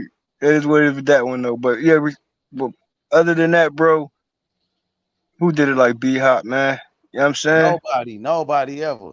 Come on, man. Like he beat Roy Jones Jr. He beat Winky Wright. That nigga beat Antonio Tarver, nigga, the man that knocked out Roy Jones Jr. Antonio Tarver, nigga. That nigga beat Felix Trinidad, knocked him out. He beat Oscar De La Hoya, knocked him out. That nigga beat Kelly Pavlik, whooped his ass. That nigga beat a lot of niggas, bro. He beat Glenn Johnson, and Glenn Johnson knocked out Roy Jones Jr., nigga. That nigga beat killers, bro. We know this, that man. Nigga is a legend, bro. That nigga is one of the greatest, bro. You feel me? But anyways, though, Philadelphia, they started off with Joe Frazier. What you know about Joe Frazier? Smokey Joe, man. Yeah, Smoke. He got the gym out there in Philly, don't it? Hey, bro. I'm saying on the strength of Philly, bro, you gotta make that back into a boxing gym, bro. Just saying. Mm-hmm. You need that, you know what I'm saying? Currently situations surrounding that, you know what I'm saying? I walk past it every day, bro. It's in the hood, though? Yeah, it's a special landmark between, you know what I mean? Dang. Yeah, I mean, I said, you know, well, I'm just saying though, them niggas gotta turn that back up, man. That's crazy. Yeah. It's a lot of my landmarks even on that strip. You know what I'm saying that need to be reopened, refurnished, and hopefully that's a good spot for a boxing gym. You know what I'm saying? You know what I mean? It still is. You know what I'm saying? Even I ain't gonna speak on it because that's bigger than what I know. You know what I'm saying? I'm not gonna go that route with it, but I would like to see, you know, restored how it was originally, you know what I'm saying? So that's just me though. And hopefully what happen in the future, you know what I'm saying? So it is what it is. Salute. What's up, fellas? Yo, what's up with it, Hebrew? What's good? What's JFL, up with what's it? cracking with it, What man? up? What up? What up? Jay 100. Humble today. Yeah, man. Y'all Always, motherfucker cooking, JFL. What you done always, did? man. You already know how we do. Bring that shit out, JFL. You on this motherfucker cooking today, bruh. Let's get it. Shit. But what's the Alexander? He was another potential B hop in the protege talks. Like how I feel Andrade is, and those two fighters right there. He's up under the wing with even the Roy Jones, and Who you talking about? Devin Alexander? Who you talking yeah, about? I'm always highlight his name. I don't care. I mean, what the talks around him currently with certain matchups. I'm saying he still put up a good fight. He still was doing his thing. I'm saying although the specific opponent got him out of here unexpectedly. I'm saying I felt like he should have really been under B Hop's wing but take notes from Roy Jones and B Hop and really perfected that situation. But we can't. I ain't gonna take none away from Alexander, bro. Yeah, I mean, and Boo Boo. You know what I'm saying? So B Hop, you know, he's he could take many more under his wing. You know what I'm saying? And training. You know what I'm saying? Like I don't know if he took that For head on real though. currently. You know what I'm saying? But he can really, you know, If I get a had a proper list training JFL, situation, man, I'll bro. put Bernard Hopkins in my he'll be number 7. Number Yeah, 7. damn right. Okay. That's out of like a top 20. You know what Yeah, I'm yeah, saying? yeah. I respect that. I respect that. Damn right. Yeah, Out of yeah, top yeah, 20, yeah. nigga, he'll be like at a 7. B Hop went through a whole bunch of motherfucking wars. Yeah, man. What is with Shit. the with a style like it's like no other, What you bro. talking The about? savviness, Shit. the He a legend. savviness of his skill set, the accuracy of his skill set. You know what I mean? Mm-hmm. The details, the timing of his fights, bro. Like it wasn't sweet with B Hop, bro. He in between that master and the power, man, cause he got that slick style though, JFL, man. B Hop, how Right, you think he finna throw a motherfucker left hook to your head? He jump into your body and stop your motherfucking ass. We didn't seen him, right. Certain type of clinching style he had. Uh, man, man, that we gotta give it to man. him, bro. Like, Pull off your ass and beat you up real quick with some unexpected punches. On the other side of the ref was his specialty. We all know that. I know you know that, JFL.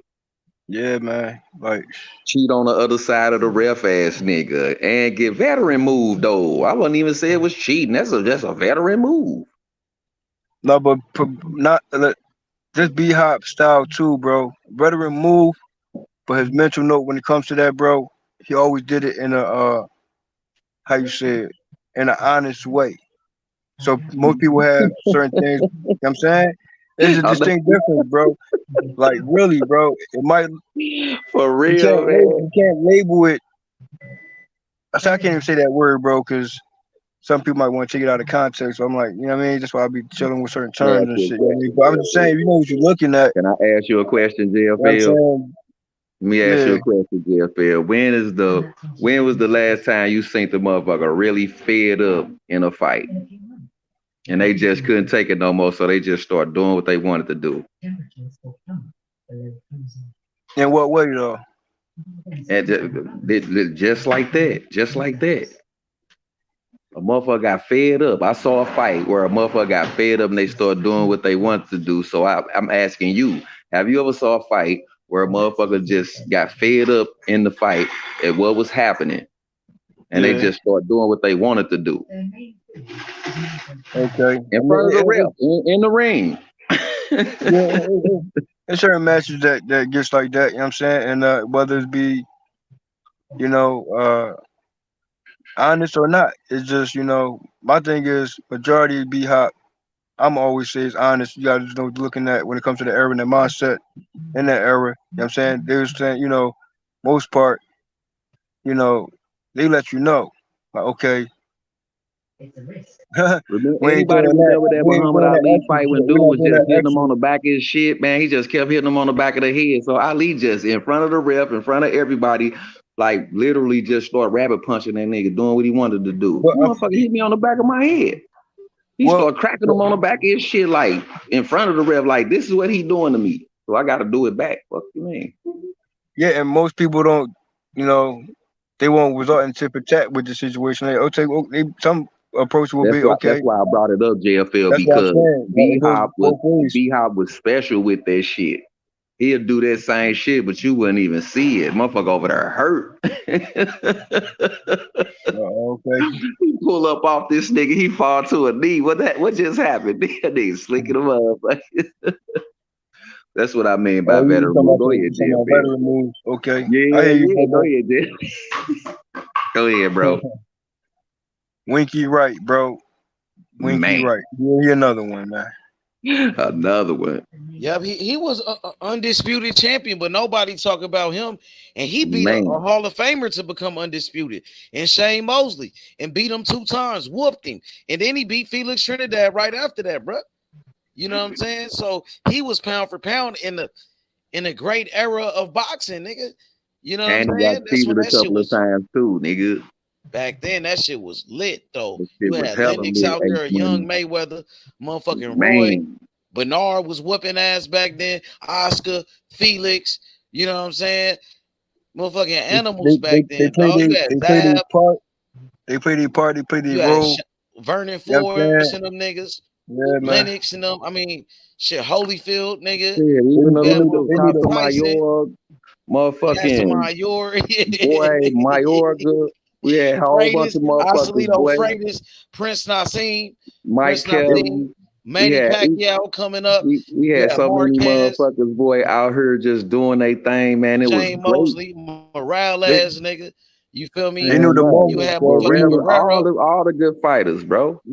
Yeah, they knew the Marquez was coming up back then. That's when Marquez wasn't really shit. At that time, he was working his way up. That's when Marquez, he started working his way up. He got that Pacquiao fight. You know what I'm saying? But no, I was talking about Raphael. Oh, yeah, right. His brother. Yeah, his brother, Raphael Martin. He was a dog. And he had those wars with Vasquez. They fought each other like 4 times. Yeah. It was some greats. Oscarino Freitas. You had motherfucking, we already know about Sanchez Salvador. We know about him, the poker face master. So I mean, it was lit back then because shit was going straight down. It wasn't none of that old extra shit, bro. Boxing was good. It's starting to come too because it's gonna naturally go back to the way it was. So I brought the fed up shit, bro. Go ahead though. Hey, my boy Cam right there, Cam with the comment, he said Eddie Hearn has stated that they are in talks to try to make a Joe Cordina Oshaki Foster fight, WBC and IBF super featherweight world title unification fight. Man, Cam breaking the news. You like okay, Stephen Killer A. Cam. Smith, Salute, this brother. motherfucker, Cam. You a young Stephen A. Smith, bro, with boxing. Hey, bro, we got our people, H Money. Yeah. You know what I'm saying? I like that fight, man, I like that fight because that's a unification, man. And Eddie Hearn got those champions at 130. I know Oshaki Foster is a free agent. Maybe they try to sign him. And you know, Eddie Hearn just signed Regis Prograis, and that's Oshaki Foster. That they friends. He friends with Regis Prograis, and maybe Eddie Hearn trying to sign his friend, and Regis trying to help him out, help him trying to get that deal with DAZN and Eddie Hearn, help him trying to get paid and shit. But man, I kind of wish I don't see nothing wrong with that. Man, 130, Eddie Hearn got those fighters, man. He really ain't got fighters at 135. You know what I'm saying? He got Andy Cruz at 135, but Andy, he ain't got no champions for Andy to fight right there. Devin Haney got all those damn belts. Man, I wonder if Andy could go to 130 just for one fight to get those belts from them niggas. We'll fight the winner of that fight, become unified champion at 130, then come back up to 135. You know what I'm saying? Because he got those fights, he just got those belts right there at that weight division. But that nigga big, I eh? want him to stay at 135. Like, but damn, I just want him to get. He got a big fight right there. He could win that fight. Just whoop them, snatch those belts and shit. And Andy really a little nigga. Like he could move up in weights and shit. He could have been a champion at 130, moved up to 135, became a champion in like Lomachenko. So who gonna fight him He at started off at 130? 135. He started Who off gonna right fight at him at 135. 130, H? Who gonna fight Andy at 130? But I'm just saying they got the Eddie Hearn. Eddie Hearn is promoter. He promote those guys at that weight division. Like Cam is saying, they working on a unification. I'm like, damn. I wish he could That's just snatch setting up for those belts. somebody then, huh? Shakur Hey. had those belts at first, didn't it? Shakur had the WBC. He had the WBO. What else he had? He had a couple of belts from Oscar Valdez, and then he dropped those belts. He dropped those belts right there. So I think Oscar had the WBC. He had the WBO for the unified. Yeah, 135 is where the big names is at. So they want him at 135. Like, you know what I'm saying? So maybe they setting up for a 135 fight with Andy. Shit, Andy they skipped move 130 for sure though, because he can make 130, I think. But he skipped that weight division for sure. He went straight. He big as shit. 130, that's big. Yeah, but that's a good fight right there. I think I would O'Shaquie love to see Foster. that fight. I want to see some fights, man. But I like O'Shaquie Foster, bro. I hope Eddie Hearn sign him, because if he move up to 135, we can do Andy Cruz and O'Shaquie Foster. When he move up to 135, Andy could fight him. Andy could whoop everybody on the zone over there. You know what I mean?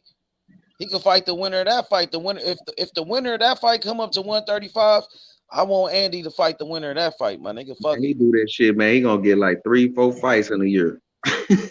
He big as shit. That nigga active, I want to say this, though. Fucking their ass up, man. Hey, Money, I gotta jump off real quick, bro. You know what I'm saying? And, all right, JF, real quick, though. My side note right now, real quick, though. I mean, respect to Shakur Stevenson. I mean, Haney, you know what you gotta handle, bro. But here's another twist. Plot twist. Here's a plot twist. Here's a plot twist of the situation. No, I'm saying, hey, put B Hop real quick back on the screen, man. H Money. I got you. Real quick, bro. It's respectfully, bro. I'm saying, yo, hey, Tevin Farmer, bro. You get in the mix, bro. You get back in the mix. 130 or 135, Tevin Farmer.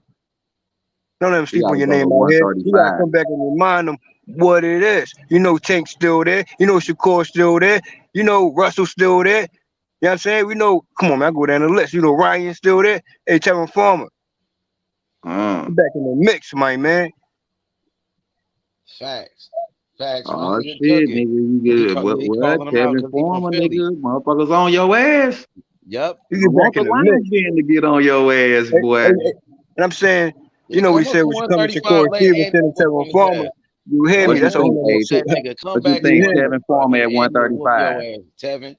Get Go Tevin straight Farmer in to the ring. it. He from Philly. Andy out there. He fight in the same weight division. Andy will whoop that nigga Tevin tomorrow, nigga. Get Tevin in the ring with Andy Cruz. He in Philly with Bozy. He'll whoop that nigga Tevin. Tevin at 135. With Andy. Andy only got one fight. Shit. He ain't even finished. He got no fight yet. He'll beat that nigga. At all. Yeah, we calling out Tevin Farmer. Call him out of retirement. What he doing? He don't want a payday? Andy will serve that nigga.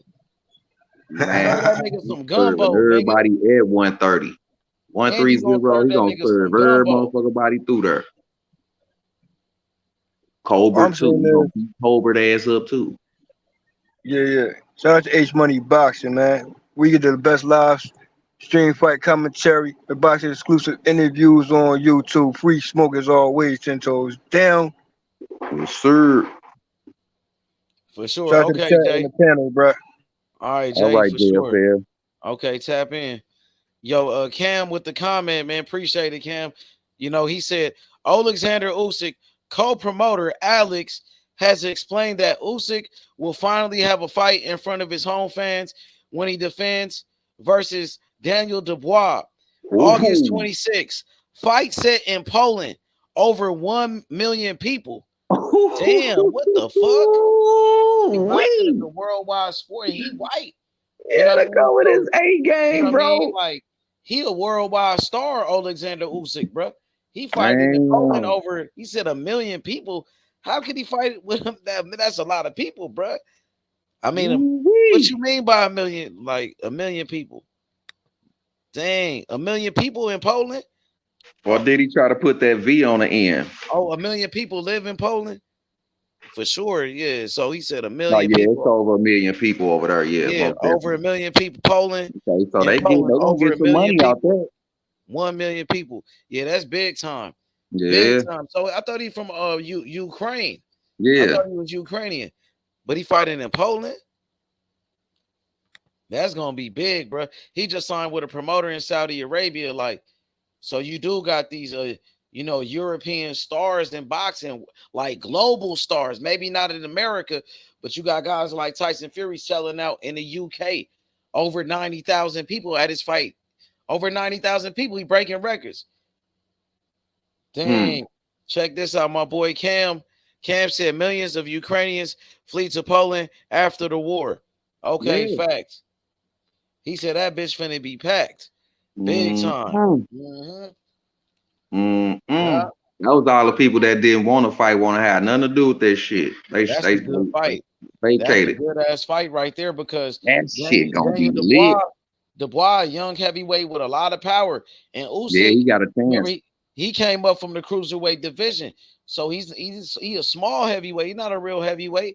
Dubois is way bigger than him, and he's young, and he got power, but Usyk got the skills, and we know Dubois. He took a loss. He took a loss before to what's his name? Joe Joyce. Yeah, Joe Joyce beat him. You know, he broke his face up and shit, and he got dropped like 3 times in his last fight against this bum ass dude. But he got back up and knocked the fuck out the dude though. So he is kind of dangerous. So Usyk gotta watch him. Yeah, he got power. You gotta watch that motherfucker. Yeah, that's some Deontay Wilder shit. I ain't saying he got power like Deontay, but I'm saying that if he catch your ass though, he's strong. That's a mule you fucking like with. a motherfucker. That's a motherfucking mule. It only take one punch. That nigga big as shit.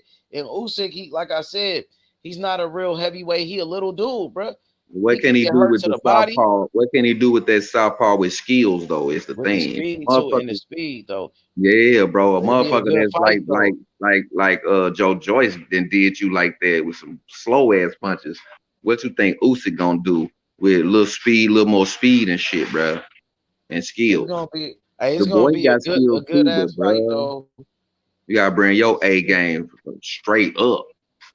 But he got the fight though. That's what I'm glad about. Shit, been talking about his ass a little while back, and ain't nobody said nothing about it. Now here he come with a fight against the motherfucking unified champ.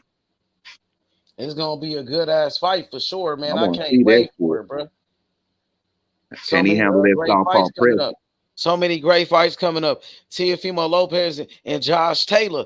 That's gonna be a banger. And they got watch that Catterall fight. Yep, and they got Jermaine Ortiz on the undercard, and you know he's been calling out Shakur, so I'm expecting Ortiz to call out Shakur after his fight. You know what I mean? So if Devin Haney gonna run away from Shakur, I think he is. He ducking Shakur. It might be Shakur and Ortiz or Shakur and Lomachenko. Maybe Lomachenko he gonna retire after getting robbed by Devin Haney and shit like that. Maybe he gonna retire. Maybe he not gonna fight Shakur. So maybe it's gonna be Shakur and Jermaine Ortiz. I think they on the collision course. I think they gonna end up fighting around.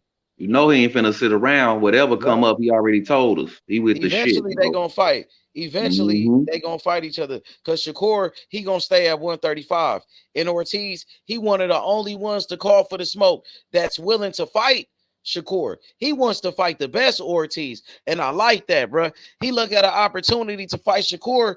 Ain't nobody else trying to fight him. He like, fuck it, I'll fight him. He like, damn, that's Shakur Stevenson. I'll fight him. You know what I mean? I want to fight the best. He just fought Loma Ortiz. You know what I mean? He not scared to lose. He lost to Loma. He said he'll fight Shakur. So he's actually jumping at the opportunity, Jermaine Ortiz, and I respect that. For sure, man. But shout out to my boy Hebrew. Hey, Hebrew, let's wrap this joint up, and we gonna come back tomorrow, and we gonna do it again, big homie. Until another episode. Shout out to the panel. I mean, the chat world, play by game. You know what I'm saying? H Money Boxing. Like and subscribe, hit that like button, y'all. For sure, on man. the way out. All right, H Money, salute, brother. Okay, for sure, Hebrew. Man. For sure. All right, y'all. Hit all that right, like salute, button. Y'all. For sure. Hit that like button. Subscribe to the channel. We out, y'all. Peace.